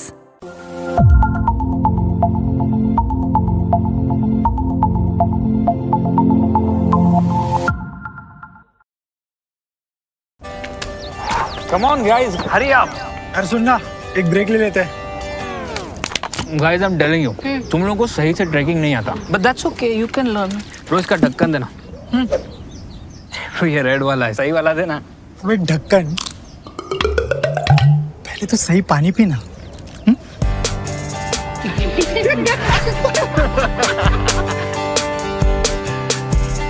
Manikchand Oxyrich, proudly Indian. माँ मैं निकल रही हूँ। खाना भी तैयार है। आखिर कौन सी ट्रेन छूट जाएगी? माँ मैं लेट हो जाऊंगी। बचपन में क्या सिखाया था? खाने में समझौता नहीं, जिसे मंजूर ऊंचा उठे वो बड़ा जाए बहुत ही दूर। तुझे बहुत दूर जाना है उड़ जा उड़ जा तुझे बहुत दूर जाना है खाने में समझौता नहीं, अच्छा खाना शुरुआत से ही। Independence.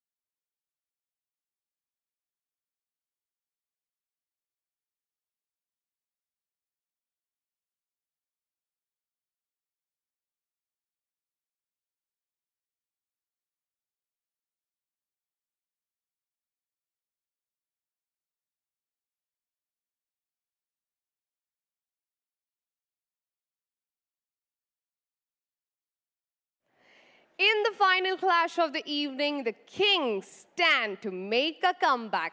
Please welcome Triveni Continental Kings.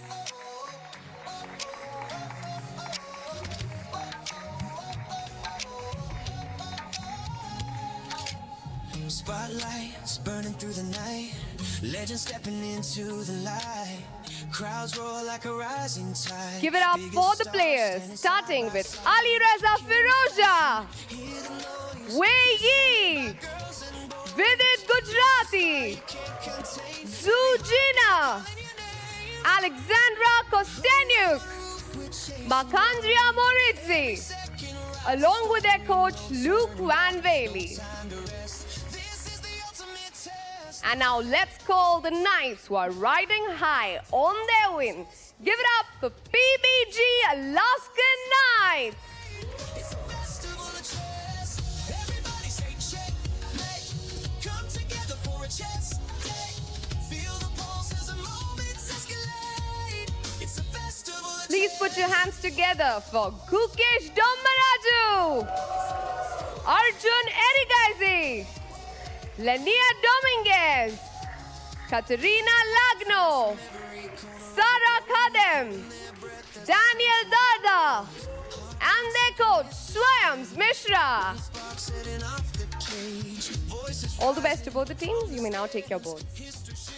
And now for the first move, may I please call upon Ms. Trisha Screwwala, owner, Upgrad Mumba Masters, along with Mr. Gaurav Rakshit, League Commissioner, Tech Mahindra Global Chess League. Joining them is Mr. Bharat Singh Chauhan, the Tournament Director.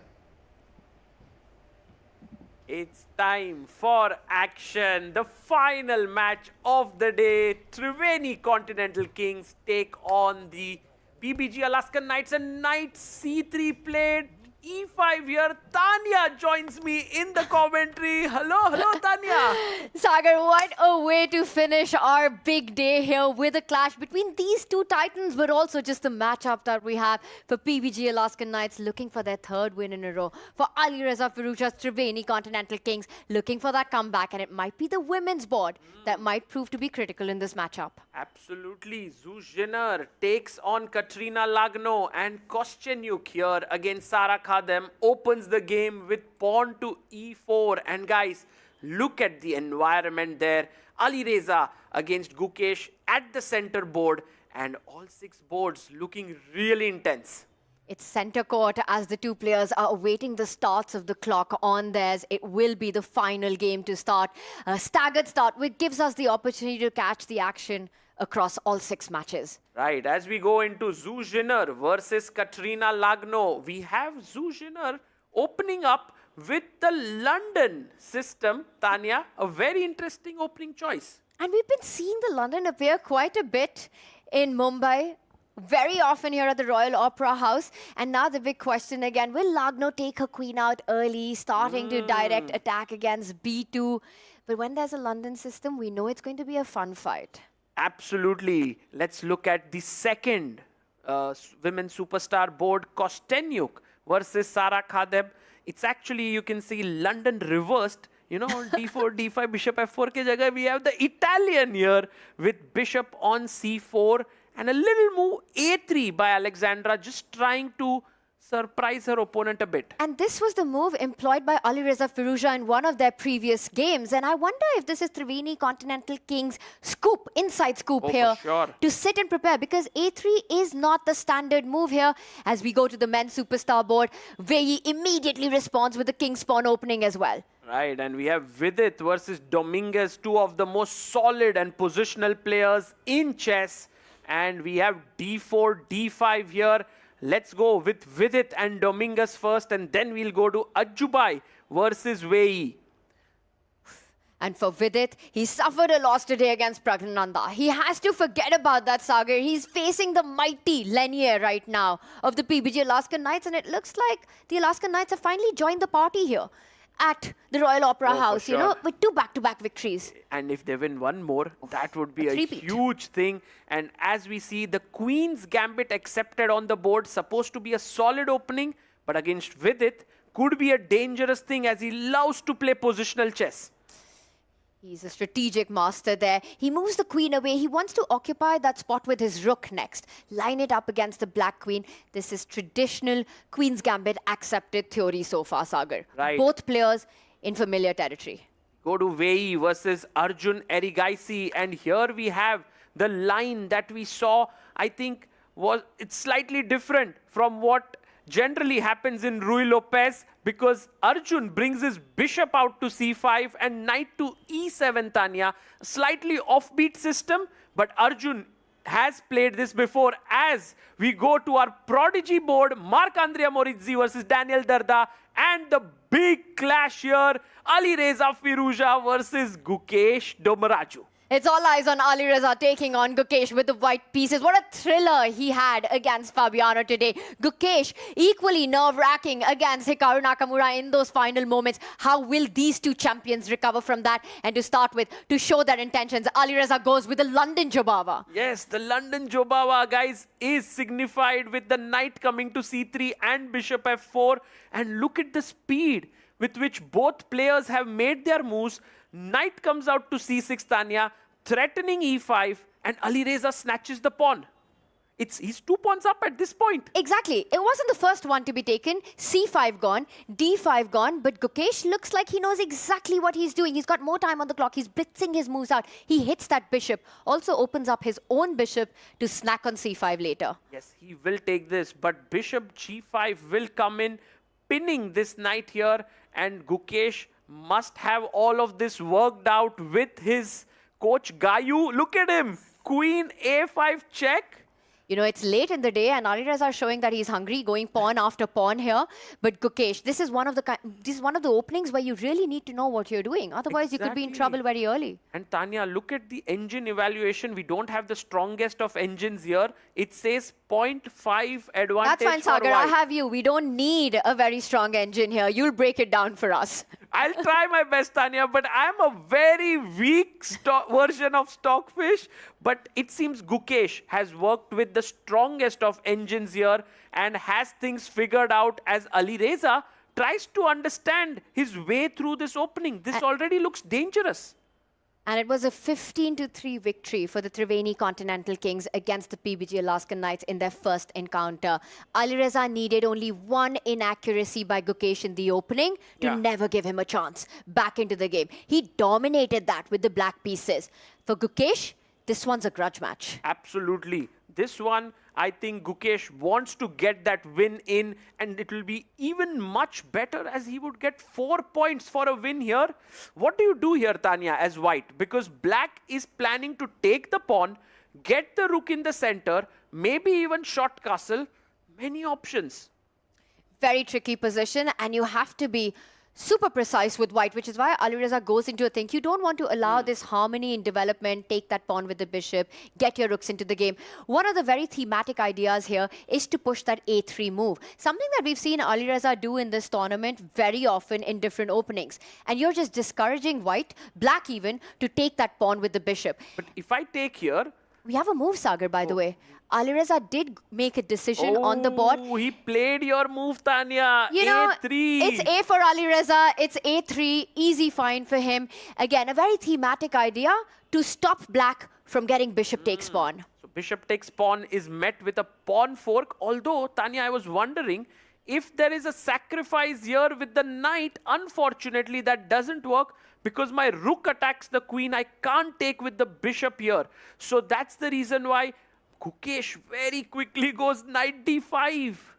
He says, bhai, no more are you taking that knight. No more are you destroying my pawn structure on the right flank. Knight d5, notice, might look like, hey, I'm losing a piece in the center, but the computer will not allow you to go knight takes knight. That's an illegal move because the queen is pinning the king. So that's the reason why here knight e2 is a must for Alireza. And how long can Alireza know his theory? We today saw how Anish Giri absolutely blew way off the board with his opening prep. Is this another one of those things happening here, Tanya? It's a big question, and what a game that was by Anish. A 20-move opening prep and then completely destroying with tactics all across for Wei in that game right there. For Alireza Firouzja, he's down to 16.5 minutes. He's not showing me that kind of confidence so far. Oh, he makes a mistake, Tanya. And then you know, this is not part of the prep. This is not part of the plan. Not part of the prep, guys. He had to go knight e2 here to defend the knight, but he goes queen d2, and now knight takes knight.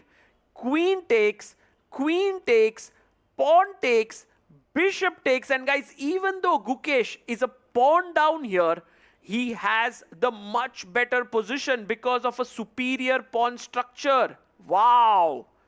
That is a big moment here, and everyone in the crowd looking here very carefully. We have so many people who have come here, Tanya. It's a full house almost at the Royal Opera House. What a time it is to be a chess fan, right? And there we see you got Sohail Chandok there for the Upgrad Masters. He's waving to us. Let's wave back to him, Sagar, as he's listening to our commentary. You've got the team owners here supporting, rooting for players, watching the chess action unfold. It's not even his team playing. He loves the game. I'm amazed, and that's amazing. Thank you, Sohail, for being here. Knight takes knight, taken. And now, queen takes knight. Will Alireza take it with the queen or the pawn is the question. Gukesh really striking at that opportunity to seize the initiative.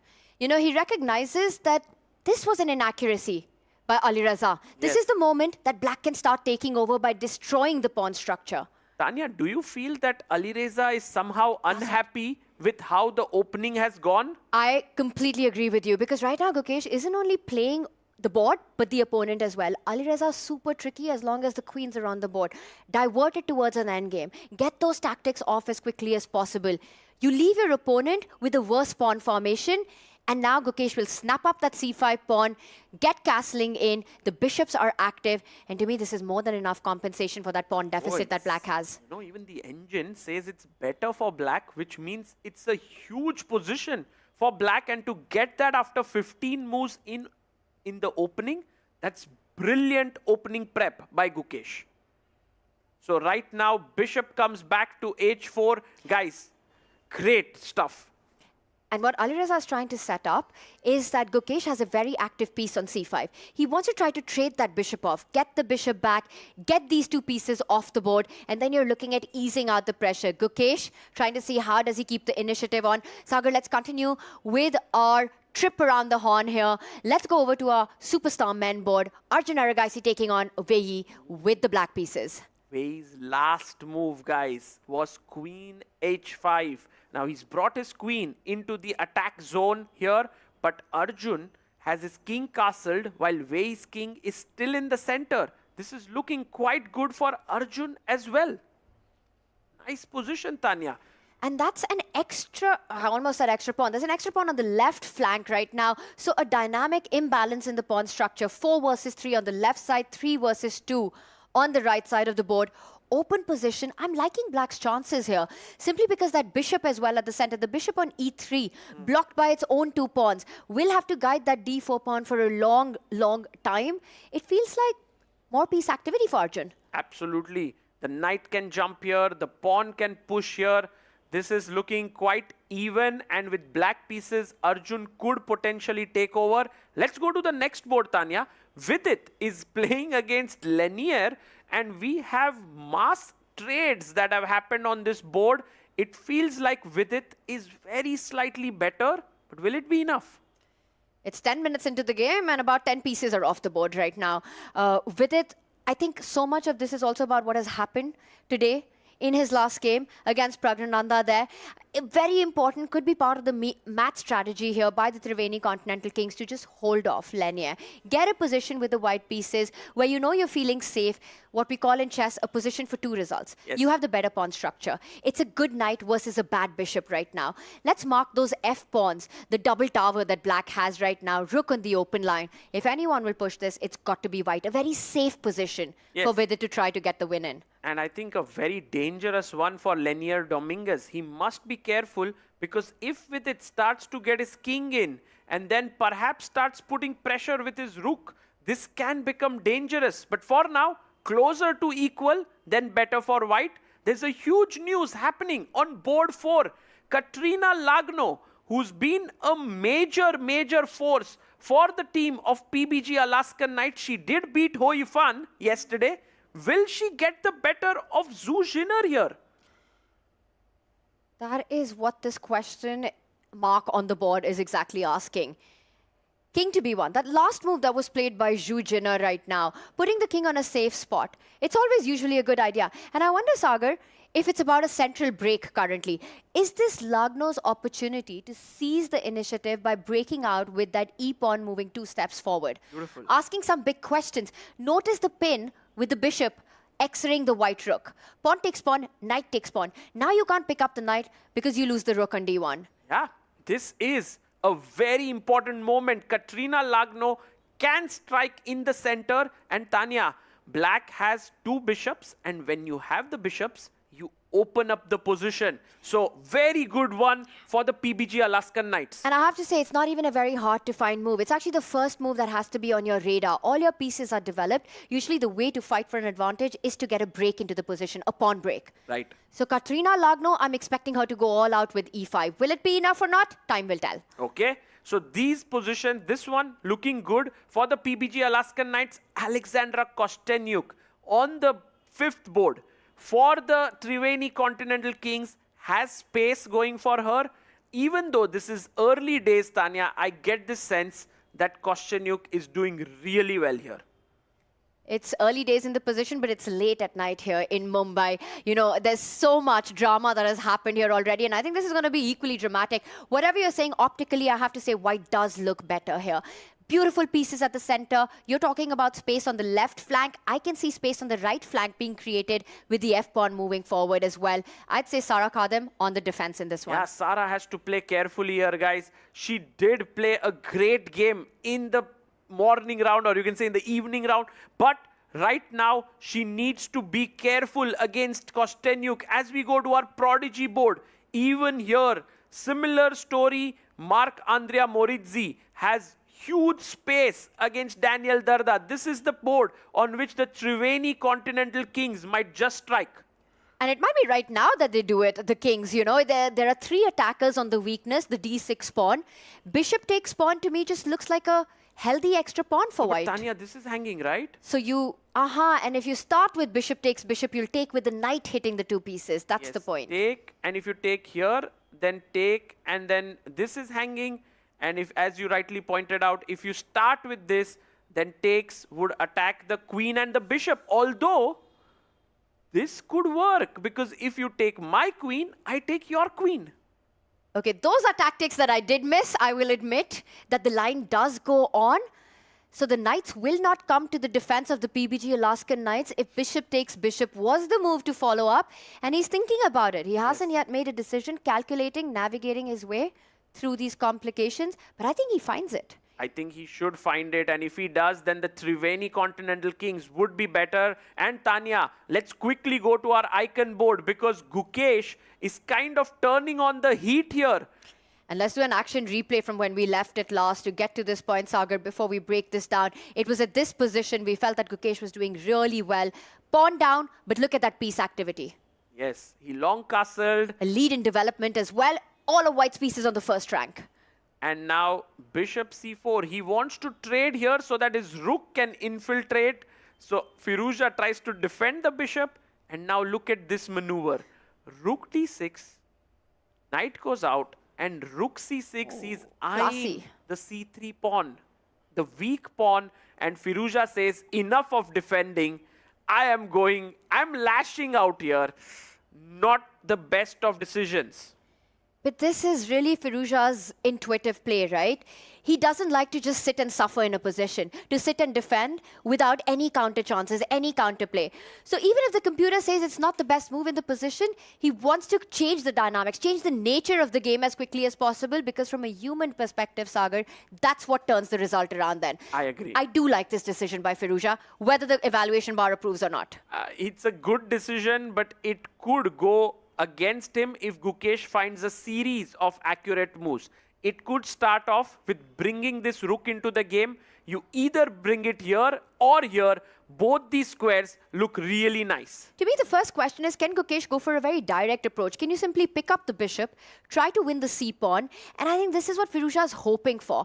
You take it with your pawn. Because if you take with the king, check and win the pawn back, and look at the interest that you have on that regain of material. Beautiful files for the rooks. This is absolutely great. So you take with the pawn, and then I take the pawn here. Slide the rook over, get that active rook off the board as quickly as you can. And now suddenly you can see that it's white who's putting pressure in the center.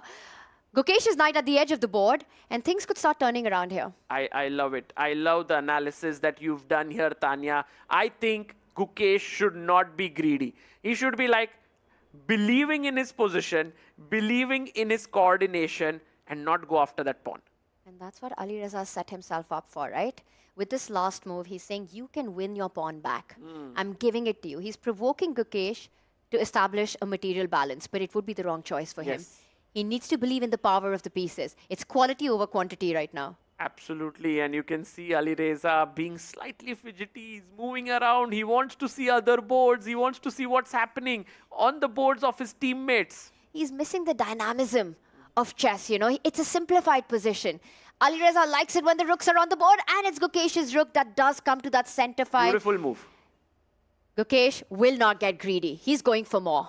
He says that right now, I'm putting pressure here, and Tanya, the point is now if you waste time, let's say with something like g3, I now take and take this, and now this pawn is starting to hang with both the rooks coming in. So this is good news for Gukesh. He's playing well. He's slightly better. Not so sure if it's enough for win or not, but It's such a comfortable position with black for Gukesh right now. He's also held it pretty good on the clock so far. I think for the PBG Alaskan Knights, it's advantage Knights on the icon board right now. I agree, and we need to actually check what Wei Yi is up to. Somehow, Wei Yi has magically maneuvered his pieces with the bishop coming to c2 on this long diagonal. Bishop looking here, queen active.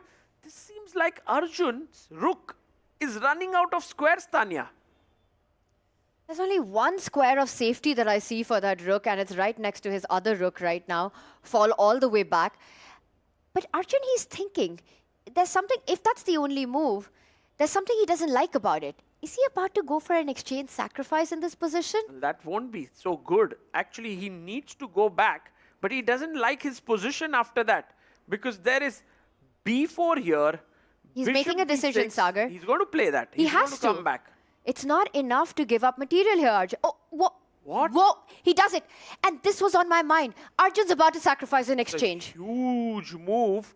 And guys, it could very well be a big mistake, because Wei Yi calmly chops it off. He's like, Arjun, thank you so much for the gift. Arjun comes here, and now Wei Yi is winning.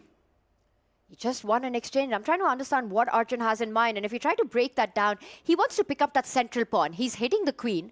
Arjun looking for compensation. He's a player who plays for the initiative.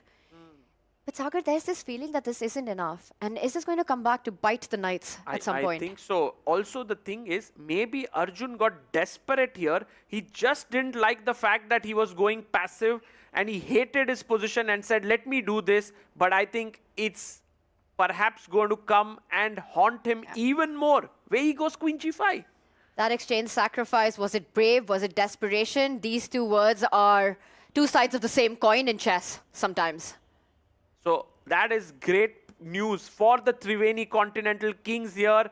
With its game is still slightly very even. We are going to go there a bit later. Let's go to our icon board. Gukesh plays rook d8, and Tanya, Alireza is not making his move. Alireza is not happy right now. He is thinking, the thing is, he likes the kind of positions where he's got a lot of attack to play for, even if he's slightly worse, even if he's on the back foot, as long as it's a rich position. This is an endgame where he's on the defense. He has an extra pawn. Do the math. It's 7 pawns for white and only 6 for black. But all of Gukesh's piece is super active. A terrible pawn structure for Alireza. He takes a decision. He does trade. Gukesh will immediately pick that pawn up at the center of the board. And Alireza better be ready with his next move. Tanya, do you think like the way the position is, it feels like for a foodie, you're giving some meals without the salt and sugar in it? You know, it's there, everything's there, but the taste isn't there. Very well could be. I think that's a beautiful analogy in this position where, you know, you have that extra pawn, if you're Alireza right now. You feel like you should be fine, but somehow, as a player, you're missing the essence of it. Right. He's not enjoying it, and there it is. He loses that pawn. By the way, Gukesh with a very interesting approach here, but has he given away most of his advantage? That's because he wanted to get back some material. Again, it's difficult sometimes to just simply say, I'll take this back, and this would have been the right decision. Gukesh was clearly better here, but he took here, and then went after this pawn, and Alireza was like, thank you so much, Gukesh. Now I'm active. I no longer have to worry. Do you think that actually goes on in players' minds, these conversations? Is Alireza actually thinking, thanks, bhai, for giving me this opportunity to come right back into this game? I think so. I mean, right now, Alireza feels happier than before. Gukesh, on the other hand, perhaps he's okay with this as well. The position is kind of even. But Tanya, I do love the white's king. It's running in. It could take this pawn. Could become dangerous for Gukesh. Triveni Continental Kings for a reason. Playing with that piece in the endgame. And I have to say, it's the most active piece currently that Alireza has. Look at that knight at the edge of the board. Knights on the edge fall off the hedge. You've got the 2 rooks, which are still to make a single move right now. For Gukesh, I love the activity between the 2 rooks. The black knight ready to jump on to c4 as well. Sagar, I still think that Gukesh is the happier out of the 2 in this endgame. Could be, but I can just trade one of the rooks. That's what I was thinking that Alireza should do. He just trades one rook, and then his king feels better. He's going for something. He's ready with his move. He goes knight f2. That was the best move by the engine. Beautiful move. I mean, the guy has been on form, right? Let's just remind everyone. Alireza Firouzja so far, the Royal Opera House. He's taken down the world number 2. He beat the world number 3. He's beaten the 5-time world champion Vishy and also beat world champion Gukesh in their encounter just a few days ago. He did lose out in a crazy battle against Fabiano today. Put a stop to that hot streak, looking to bounce right back. Oh, meanwhile, Gukesh's knight comes in, attacks the rook, takes away the c1 square. You can no longer trade it. That's only 2 rooks and a knight on the board, but you can sense the tension building here. Can he go hungry right now? Late in the evening, can you chomp on that pawn? Of course, Tanya, you have to do it. Otherwise, you are losing this pawn. The white pieces are getting active. Let's take it. He takes it. Rook takes g2 on the board. He picks up the pawn, and one more time in the game, we have a material deficit. This time it's Gukesh who's got the extra pawn. So, Tanya, if we have to do a quick roundup of this battle, should we do from board 1 to 6 so that people can know who's up ahead? Maybe we can have a look at first each board and then have the 6 boards to show our viewers. By the way, knight takes pawn taken here.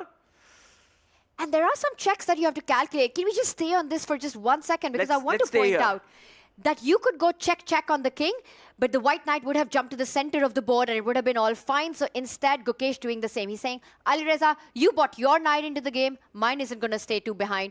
That knight is heading for some deadly checks on d3 or potentially e6. These are the checks coming in. Knight d3, knight f2, Sagar coming in with some forking ideas as well. Ooh, have to be careful here. As Alireza, the best move is to trade one of the rooks with rook g1. I have a question for you. Are you picking white or black in this endgame? If you had to play from one side. For me, it's too difficult. I love white, I must say, because the knight, king, and the pawn are active. I have a passer here, but then again, I just can't calculate this to the end. It's very complex, Tanya, even though there are just 6 pieces on the board, 2 rooks and a knight per side, too many checks, too many maneuvers. I'm going to predict that there are a lot of plot twists ahead in this game. The fact that the knights are there, the 2 majors, the 2 rooks there, white's king in the center, as you said, one of the most active pieces. It could also come under tremendous checkmating ideas. You know, as long as the 2 rooks remain. I think for Alireza, it's very important to get one of the rooks off the board as quickly as he can. Yeah, that would be really cool. And while Alireza and Gukesh are thinking, let's say this is drawn, okay, equal on board 1. I will say that's the least likely outcome in this one.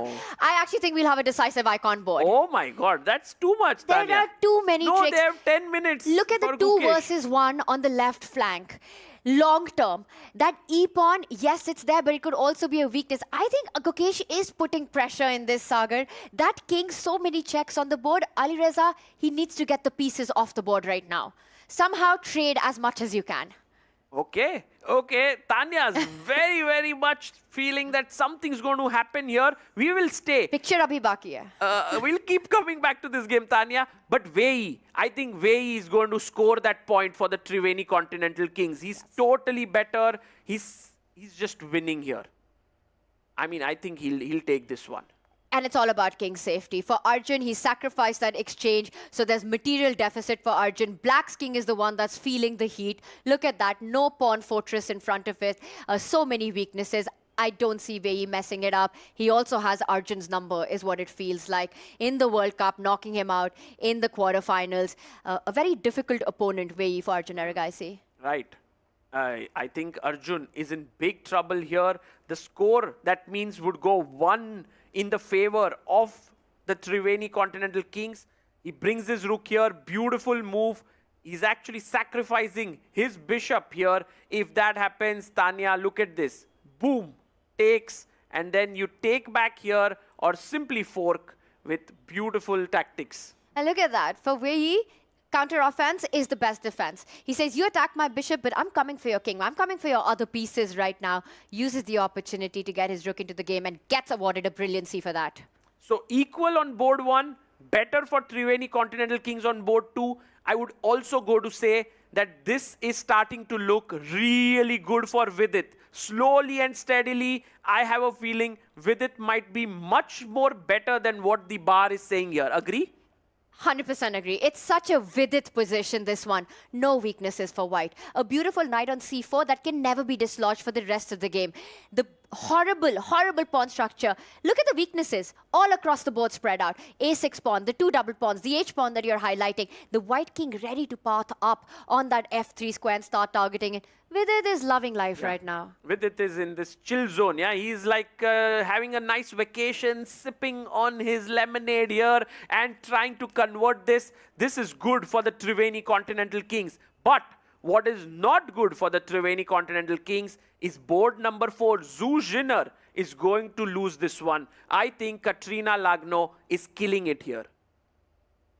It really does feel like. I mean, I'm looking at this. You've got the bishop pair as black, an open position, complete control at the center of the board there.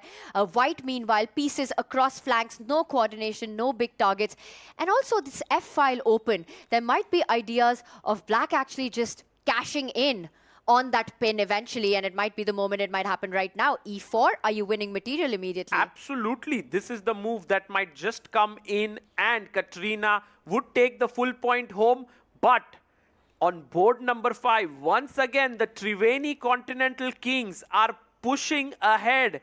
Alexandra Kostenyuk is better against Sara Khadem. Look at the pressure that she has, you know, that pawn on e5, the knight which has just jumped to the board, putting pressure on d6, asking for a decision there. You take pawn takes pawn, you lose on the spot. I thought you just go pawn takes pawn. That knight is x-rayed for that f7 pawn, the one behind it. But you're going to lose a piece. Rook takes knight, thank you very much. Yeah, rook takes knight. I think she wants to trade queens and try her luck in this position. Maybe rook takes c4 and say, okay, I can hold this maybe. Maybe being the key word there. I think you can try it, but very rarely will you succeed down a piece in this position. I agree. So this is the game where Triveni are better. And then the final board, Mark Andrea Morizzi, 2 pieces for a rook here. Also pressing for the Triveni. Maybe Daniel Darda gets the half point. You know, Sagar, as you've been doing the roundup, the name that I see popping up has been the pink flag here. Yes. The Triveni Continental Kings across the board. So for the PBG Alaskan Knights, it might just come back to their top board. Gukesh in that endgame against Alireza Firouzja. I said it. I'm expecting a decisive result in this one. I don't know in whose way it will go, but it's a very rich endgame. And look at that.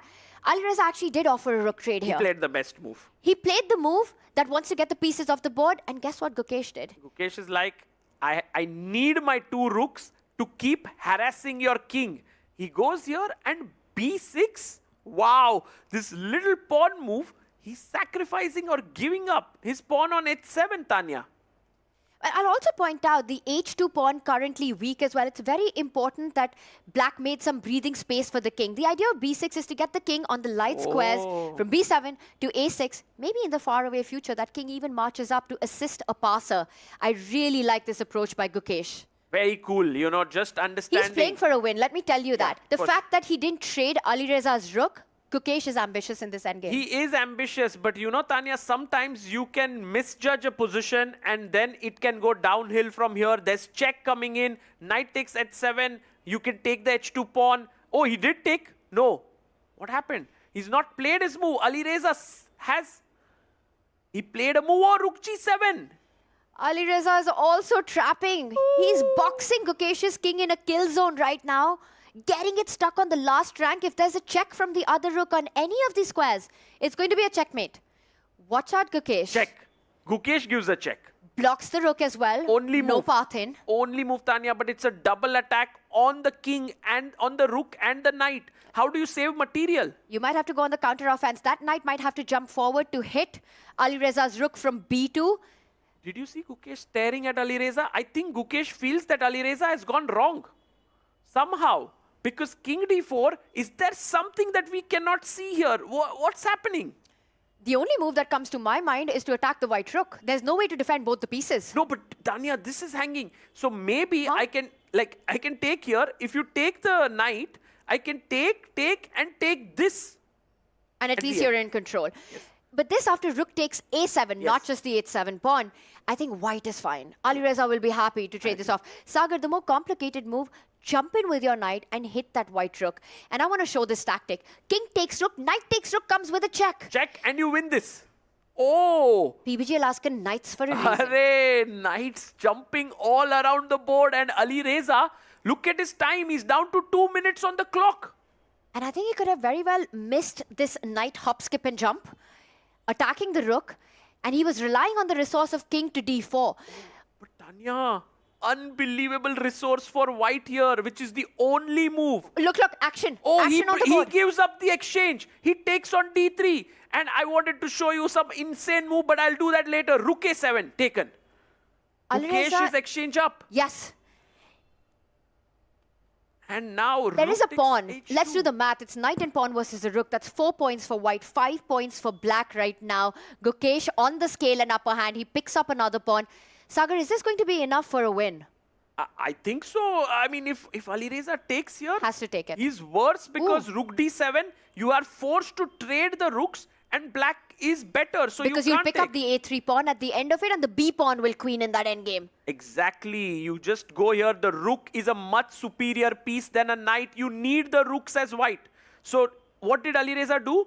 He came to the center with his knight, but Gukesh is clearly better. He's clearly better. He can't choke in this game. It is super important for Gukesh to push for the win and make sure to not fall in any kind of perpetual check ideas that the white king, rook and knight, even some checkmating ideas that these three pieces can set up. Alireza wants to go king d6, e5, e6, threaten some checks along the 8th rank. He's a tricky player. He's very tricky, and things can go wrong when you're low on time. But the good news is Gukesh has 6 minutes 20 seconds. Alireza has 1 minute 20 seconds. And that's exactly what you need when you're playing against Alireza, who again will set up so many traps, combining his king, knight, rook and pawn against Gukesh's king. That's the big hope for white here. Does he look a little bit nervous to you right now, Gukesh? I think he's excited, Tanya. He senses Yeah, it. he's feeling that there is some possibilities that could work for him here because, you know, I want to go to other boards. I want to stay here. I don't know what to do. Let's quickly check one game about Arjun and Vei on board 2. Nothing's changed here. White is pressing. With it, Dominguez. With it pressing. Nothing changed. Zuziner, Katrina Lagno. Black is pressing. Nothing's changed. Alexandra Kostyanyuk, Sara Khadem. White is winning here. That also we assumed. Nothing changed. Marc-Andrea Morizzi, Daniel Darda maybe could end in a draw. This rook endgame. You say that. Maybe is a very important word because there's an extra a6 pawn. Black has control over it. I think, in fact, Morizzi will try to get his king closer to that left flank and will push this. If anyone's winning, it's the Triveni Continental Kings on this board. For Darda, very important to stay precise in this endgame. So that means, Tanya, Gukesh's game becomes super important for the PBG Alaskan Knights. He needs to win, and then Lagno's win, and they can come close. 4 points on the line. Yes. He's playing with the black pieces here. So that's a huge number of points that he can get for his team right now. And Alireza, he slides his rook over all the way to the other side. Look at that. Gukesh cut off the white king. He said, I'm not allowing that king closer to my own king. Yes. No setting up any checkmating ideas, Mr. Firouzja. But now the pawn is hanging, Tanya, and your king cannot come up. Alireza's rook is active. It's such an intense battle with both players trying to limit their opponent's chances. And for Gukesh, he needs to find a way to start pushing that H-pawn. You know, the rook, the black rook is stopping the king from advancing, but it's also stopping his own winning idea. How do you balance that fight? I don't know, Tanya. This position is so difficult to play. It might seem it's easy. I've been saying this, but there are so many possibilities. Should you defend this pawn? Should you capture this and let him take this pawn? All these decisions are not easy. Sagar, should we jump on to the other boards? As you mentioned, nothing changed, nothing changed, nothing changed. Has there been any big turnaround? And I want to go to the Arjun board. Yes. It felt like Vei was crashing through, but the job isn't done yet. Well, it seems like Arjun is not going to let Vei take this one easily home, because Arjun knows that if he can get half a point here, his team suddenly starts to get this edge in this match. It's so important for him to try to hold off Vei in this one. It's the best position, I have to say, that Arjun has had all game after sacrificing his rook. You know, there's a 4 versus 2 majority on the left flank. And an extra exchange is only as strong as the open lines you have. Where are these open files? Beautiful move by Vei. He's trying to trade the rooks, Tanya. If the rooks go off the board, his chances to win increase. And I think Arjun might be forced to do that because if you slide the rook over, then Wei gets this double rook access on the F line and suddenly that exchange will start talking, which is why Arjun does trade. King takes rook instantly played. Arjun pushing those flank pawns. He's pushing them, but guys, look at this on board number 3. Just as we had predicted, Vidit Gujarati has won an important pawn and he is doing this in style. I think, Tanya, there might have been more winning positions that Vidit might have messed up in this tournament, but he's not messing this one. He must not do that. And that has been a storyline for Triveni Continental Kings. So many times Vidit from drawn position loses, from winning position messes that up. This one has to be a clutch victory for Vidit. Yeah. For the Kings to have their shot on both 3, get this point against Lenya, and he's close. Very close, and a beautiful move. Knight e3, the best move according to the engines, because he's attacking here, and if you take, I take back, and a check is coming, and all the pawns are falling. It's one extra pawn, and I think it might be multiple extra pawns if this was to happen right now. Lenya under big pressure. He takes it. And he's down to 9 seconds. For Lenya, there's no time on the clock. He plays rook c3, Tanya. And by the way, I need to take our attention to the icon board. We have some action. There have been trades. Alireza is back in the battle. Gukesh went wrong by picking up this pawn. He should have defended his pawn here, perhaps. But he went here, takes, and now it's around equal. Unbelievable. Again, it's the combo of the rook, knight, king, and that pawn threatening to move forward that is giving Ali razor sharp, I want to call him, just how he finds this incredible counterplay. Gukesh, he wants to march down that board. And he look wants at to get the Gukesh. other queen. He's looking at other games. He's like, can I draw this game? No, Gukesh, you cannot. You have to try for a win here. Otherwise, I think Triveni Continental Kings will take this one. And Vidit, did Vidit win here? I think Vidit Gujarati has taken this home. And he wins at a critical juncture for his team, taking 3-0 lead in the match. And this could very well set the tone for the Triveni Continental Kings. The first decisive game, gets the job, gets that win against Lenya. Vidit can breathe a sigh of relief with this his one. First win. I think Gukesh realizes that the big advantage has slipped right now. He has to be so careful. And we've got another result, Sagar. Oh, Alexandra Kostenyuk wins her game against Sara Khadem. It's 6-0 in the favor of the Triveni Continental Kings. And more bad news for the Alaskan Knights, perhaps this rook endgame. No, it's good news again. It was drawn, again winning. Now, Katrina Lagno is winning this. It's because the G-pawn is coming up the board. And that's it. The rook will give a check. The pawn will march up. The king will shoulder the white king. It's unstoppable. It's winning. She's going to resign any moment here. Katrina, Lagno getting the job done for the Knights. Get 4 points back for her Huge. team. And Arjun is equal. Going to board 2. Arjun Erigaisi has gotten this game back, Tanya. Sagar, that game might be just ending if you want to capture the last moments of it. And there we see it's actually finished just as we move there. Katrina Lagno gets the first win for the Alaskan Knights. That's 6-4. Already more points than they had in their first encounter.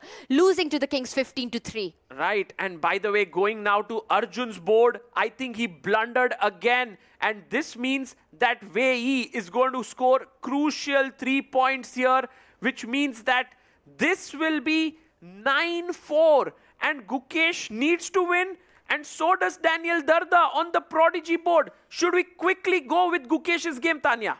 Let's do it. 10 seconds for Wei, 10 seconds for Arjun, though. My heart is still there, Sagar, but it might just come down to that. I'm going to leave the decision to you, but I think Arjun's game, playing on seconds. But Arjun is going to lose, Tanya. It's completely winning for Wei. All right, we'll keep an eye on that. If there's a turnaround, we'll go right back. But this one, can Gukesh push with an extra exchange? He's pushing. He's winning. He's winning here. He's better. His H-pawn is stronger. His king is safe. Oh my goodness, guys. This means that if Gukesh wins 4 points for the PBG Alaskan Knights, that's going to be a massive fight. 8-6, it will come down to the remaining boards there. This might just go down to the wire, and depending on that Prodigy board at the very end, Alireza comes back with the knight, hits the rook. Look at the clock situation right now for Alireza, just 14 seconds. But the clock's never stopped him, and we have a result here. And we have a result on board 2. Arjun Erigaisi did not manage to save his position. Wei wins. The score is 9-4 now. And it's all down to Gukesh and Firouzja. But Tanya, let me tell you this. If Gukesh wins this, he needs the final board to go his way. for his team. Sagar, this is down to seconds and anything can happen. With no time on the clock, Alireza 5 seconds, he can play 5 games in that much time. Gukesh, can he keep his nerves? Can he go clutch on this mode right now is the big question. H2 is the idea. He's relying on that H pawn to get the win in. Alireza going for counterplay against Gukesh's king. There's no way to mate the king. H2 played by Gukesh. Alireza down to 2 seconds. He's going to keep he gives checking. a check. He's going to check. And now Gukesh chops this pawn off. Check coming in. And queen coming in next. Gukesh wins. And It's 8-9. And let's go to the Prodigy board. Everything depends on this one. But Tanya, great news for Triveni Continental Kings here. They cannot lose this endgame. They're pawn up. And the score very likely is going to be 10-9. And what a closely contested battle this has turned out to be. But Sagar, we've seen miracles happen in the chess world. Daniel Darda down to 7 seconds on the clock. But they need to win. Tanya, look at Gukesh's face. The moment he saw that his team is losing, he lost the excitement of his own win. And yet he stands there to set the pieces back as he usually does. And there we have him. Alireza Firouzja, that's his second loss. Today, he lost both his games. But the good news for him is that And this now one... it's 2 extra pawns, Sagar. I don't see Daniel Darda turning this around in any universe. No. And Tanya, how many times have we seen this? That the icon board wins, but the team loses. It keeps happening again and again. And that's got to be a mixed bag of emotion, right? It happened to Hikaru Nakamura in the previous game as well for the American Gambits. Just feels like once again, Global Chess League makes it clear, you know, every board has to show up. Absolutely. You can't rely on a single icon to win the whole match. You have to rally around every single player of yours. Yes, and you can see here, Daniel Darda trades here, and they go into a king and pawn endgame that is drawn. It's going to be a draw, and the Triveni Continental Kings win this with 10-9 score. Luke Van Veli, with a smile on his face, said that was close there. It was. It doesn't get closer than that here at the Tech Mahindra Global Chess League. A 10-9 victory. It's handshakes, it's congratulations, but that was a neck-to-neck battle. And you know, Tanya, Vidit Gujarati scoring that win was really important for the Triveni Continental Kings in this one. And maybe... Absolutely critical. And there we see Jujana. I think she was still analyzing her game, but for the Triveni Continental Kings, a much needed win right there. A big comeback by them with that previous loss. And it all came down to all their players. Alireza Firouzja going down on the icon board, but the others showing up, rising to the occasion and delivering when it mattered. So, Tanya, would we say Vidit should be the MVP of this match? I think he really played a smooth, classy game today. A super critical victory there for the Kings. Sagar, I can't agree more with you there. And he's the man who's finally smiling.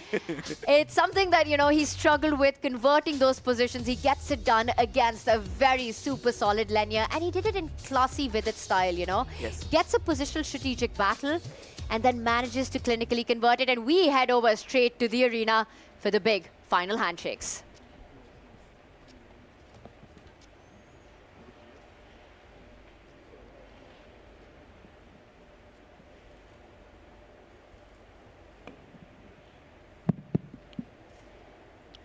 In a closely contested last match of the day, Triveni Continental Kings beat PBG Alaskan Knights 10-9.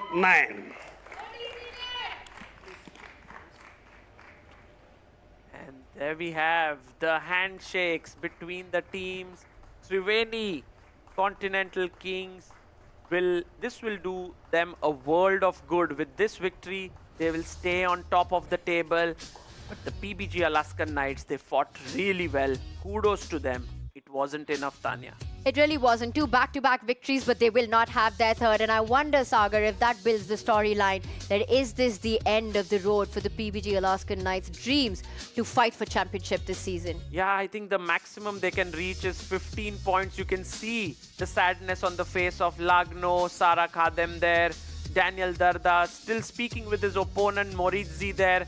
I think it might not be enough now, 15 points, but still, they will have to play their best. Who knows? There is an outside chance. And they might play spoiler to some of the other teams, so still a lot to be done. The PBG Alaskan Knights did wake up, but perhaps woke up a little too late. Yes, the score line is 10-9 in the favor of Triveni Continental Kings, guys. We will go to a short break, and on the other side, we'll be back with the final presentation ceremony and the show that we will do for the post-game ceremony.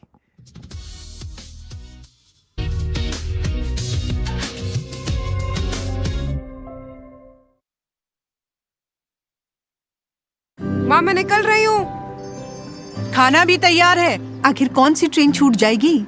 माँ मैं late हो जाऊंगी। बचपन में क्या सिखाया था?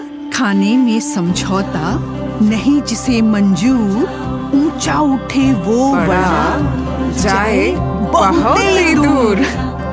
तुझे बहुत दूर जाना है, उड़ जा उड़ जा, तुझे बहुत दूर जाना है। खाने में समझौता नहीं, अच्छा खाना शुरुआत से ही।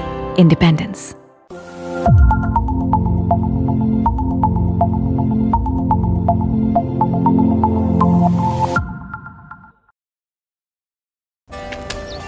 Come on guys, hurry up. अरे सुनना, एक ब्रेक ले लेते हैं। Guys, I'm telling you, तुम लोगों को सही से ट्रैकिंग नहीं आता। But that's okay, you can learn. रोज का ढक्कन देना। ये रेड वाला है, सही वाला देना। वे ढक्कन, पहले तो सही पानी पीना।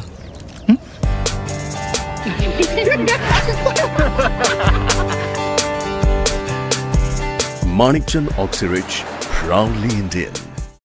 माँ मैं निकल रही हूँ। खाना भी तैयार है। आखिर कौन सी ट्रेन छूट जाएगी? माँ मैं लेट हो जाऊंगी। बचपन में क्या सिखाया था? खाने में समझौता नहीं, जिसे मंजूर ऊंचा उठे वो बड़ा जाए बहुत ही दूर।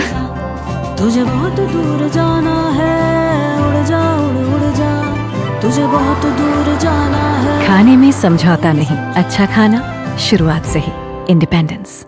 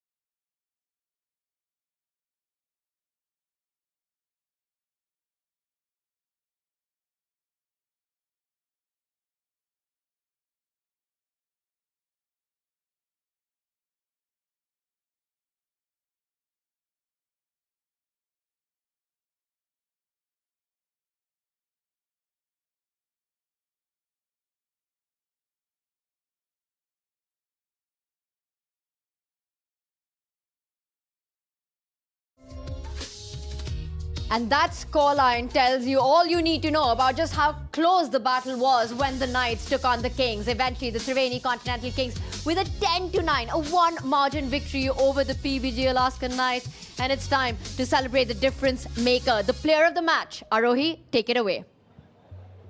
The defending champions for a reason, and today they show exactly why they can make all the comebacks happen. Hello and welcome to the post-match presentation ceremony for match number 19 played between the Triveni Continental Kings and the PBG Alaskan Knights this evening here in Mumbai. To present the award, joining us is Mr. Ashish Kinney, Honorary Secretary, Goa Chess Association. And the Player of the Match award goes to Vidit Gujarati from Triveni Continental Kings. Vidit, congratulations. You've lost quite a few winning games. You've drawn them or either lost them. Today, how does it feel to finally deliver for the team and in such a crucial game? It's a relief. It's like you're climbing a mountain and you get an oxygen cylinder, you know. I was just dying out here. Like today, I was very upset after the first game. And I'm very happy that my win counted now. And it was really important for the team. So that's a very nice feeling. So you've played a classy game right from the start. You played your typical positional game against a very strong opponent. Was it difficult? Was it pressure? Was it what? Yeah, of course, there's pressure in every match. But I had looked at this line and I thought maybe I have some chances, although the computers say that it's equal. And during the game, I was not sure. Should I play for draw? Should I, push a bit more? Eventually, I decided I need to take some risk because I saw some of my players' position and I thought, okay, maybe it's required. And luckily, he had not completed 40 moves, so he didn't have enough time. And anyways, I was better, but he just lost on time there. As they say, when it's your day, everything goes your way. And something like that has happened for you today, especially in the second game. Tell me, how does it feel playing in front of your home crowd? You're back in Mumbai. You are from here. People know you. You have huge fans here. How does it feel to play in front of them when they're cheering on for you? Yeah, it's very nice that people are coming out, supporting. I was feeling bad that I was not playing well and they are coming here. So at least today I've given some reason for them to be happy. But hopefully, in the later parts of the tournament, I can still play better chess and they'll have something to cheer for. And it always helps, the home crowd having your back. But congratulations on today's win. I'm sure you'll be elated. Thank you so much. That is it from the presentation ceremony of the final. And what a long day we've had today. What about you in the studio? Tell me. Arohi, it's been absolutely awesome in the studio watching all the matches play out, and at the end of the day, Triveni Continental Kings getting that win right there. And what Vidit said, I think that's exactly what great players do. They take adversity, they take challenges, but when it matters the most, they delivered. And Vidit Gujarati did exactly that for the Kings. Yeah, I mean, Firouzja Alireza was like a lion in the team of Triveni Continental Kings, but now the cubs of the team, Vei and Vidit Gujarati, have taken the responsibility on their shoulders to deliver. And what a nice moment it was to see Firouzja Alireza smiling, even though he lost, his team won. He lost 2 games in a row and still he was smiling. I think that's great. And also Wei defeating Arjun, Vidit defeating Linear. I mean, this team is completely unstoppable. A 10-9 victory, a neck-to-neck battle. What a closely contested matchup this was between the Kings and the Knights, getting that win in. And what an immense day of action we've had here at the Royal Opera House. All the matches going down to the wire. Look at the scoreline there. We started the day with a win, with our second victory for the PBG Alaskan Knights, defeating the American Gambits 9-7. The Triveni Continental Kings lost their first match of the day against the Alpine SG Pipers. We then saw the Upgrad Mumba Masters taking down the Ganges Grandmasters, and to finish the day off for desserts, and what desserts these were. Triveni Continental Kings with a 10-9 victory against PBG Alaskan Knights, even though their icon lost. The team showing up and delivering there. And this means this is what our leaderboard looks like going into day 7. Vidit said it himself, that his game, his matchup felt like he's climbing mountains. Guess what? They've climbed at the top of the leaderboard. 15 match points for the Continental Kings, followed by the Upgrad Mumba Masters at 12. And Sahaj, as we see this leaderboard, you can start to see the separation come out into play as we get closer to that finish line. Absolutely. And Triveni Continental Kings leading the charge. I think for me, they are the favorites simply because they have Alireza, Wei and Vidit Gujarati, of course, leading the charge. Upgrad Mumbai Masters, they're right up there. I think between these two teams, one of them is going to finish at the top. Yeah, and I actually think that the two teams that we see on the top of the leaderboard here, we are only 3 or 4 matches away from finishing the group stage and going to the quarterfinals, semi-finals, and Upgrad Mumba Masters and Triveni Continental Kings have definitely separated themselves from the rest of the pack. We really set ourselves for a very exciting finish line there. The difference, just 1 match victory across the board, across the leaderboard there. And we had these 4 epic battles today. Before we wrap up, before we bring out to you what's coming on tomorrow, I want to ask the two of you, what was the highlight for you? What was the moment that stood out for you today? Both games that Alireza Firouzja played, I think hands down, because the first game against Fabi, when it went down to the wire, both players playing in the seconds. And the similarity in Alireza's games was that in both games, his king just went all the way to the other side of the board. Doesn't matter whether he played with the black pieces or with the white pieces. He's giving us such entertainment, whether he wins or he loses. True, and that also went on to show how difficult chess is. You have these immense games, you play brilliantly, but 2 back-to-back losses for him. Harshit, do you expect him to make that comeback? 5 out of 5, and then 2 back-to-back losses? Well, I don't really think that it's going to be difficult for Firouzja to make a comeback. What's more important is to see if there's going to be any team who can change the dynamics of the leaderboard here, as the Triveni Continental Kings and Upgrad Mumba Masters have established themselves on the top 2 spots. That's the big story. You know, we're talking about Firouzja, who's been such a king for the Triveni Continental Kings. They're at the top of the leaderboard. Look at the action that we have set ourselves up for tomorrow. We start the day with the Fyers American Gambits. At 3 p.m., they take on the Upgrad Mumba Masters. Upgrad Mumba Masters have been so consistent. A huge match for them coming up. We'll then follow that up with the Alpine SG Pipers against Vishy Ganges Grandmasters, and then the leaders, the ones at the pole position, Triveni Continental Kings. It's going to be them up against the Fyers American Gambits. We end the day with the Ganges Grandmasters taking on the PBG Alaskan Knights. And if that doesn't excite you, I'll tell you what will. The end of the day, we'll see Vishwanathan Anand take on a clash with Gukesh Domaraju. It's going to be a day of exciting chess, of immense drama, of thrillers coming your way. Join us tomorrow, same time, same place. We'll be back with all the action live from the Royal Opera House. Good night from us.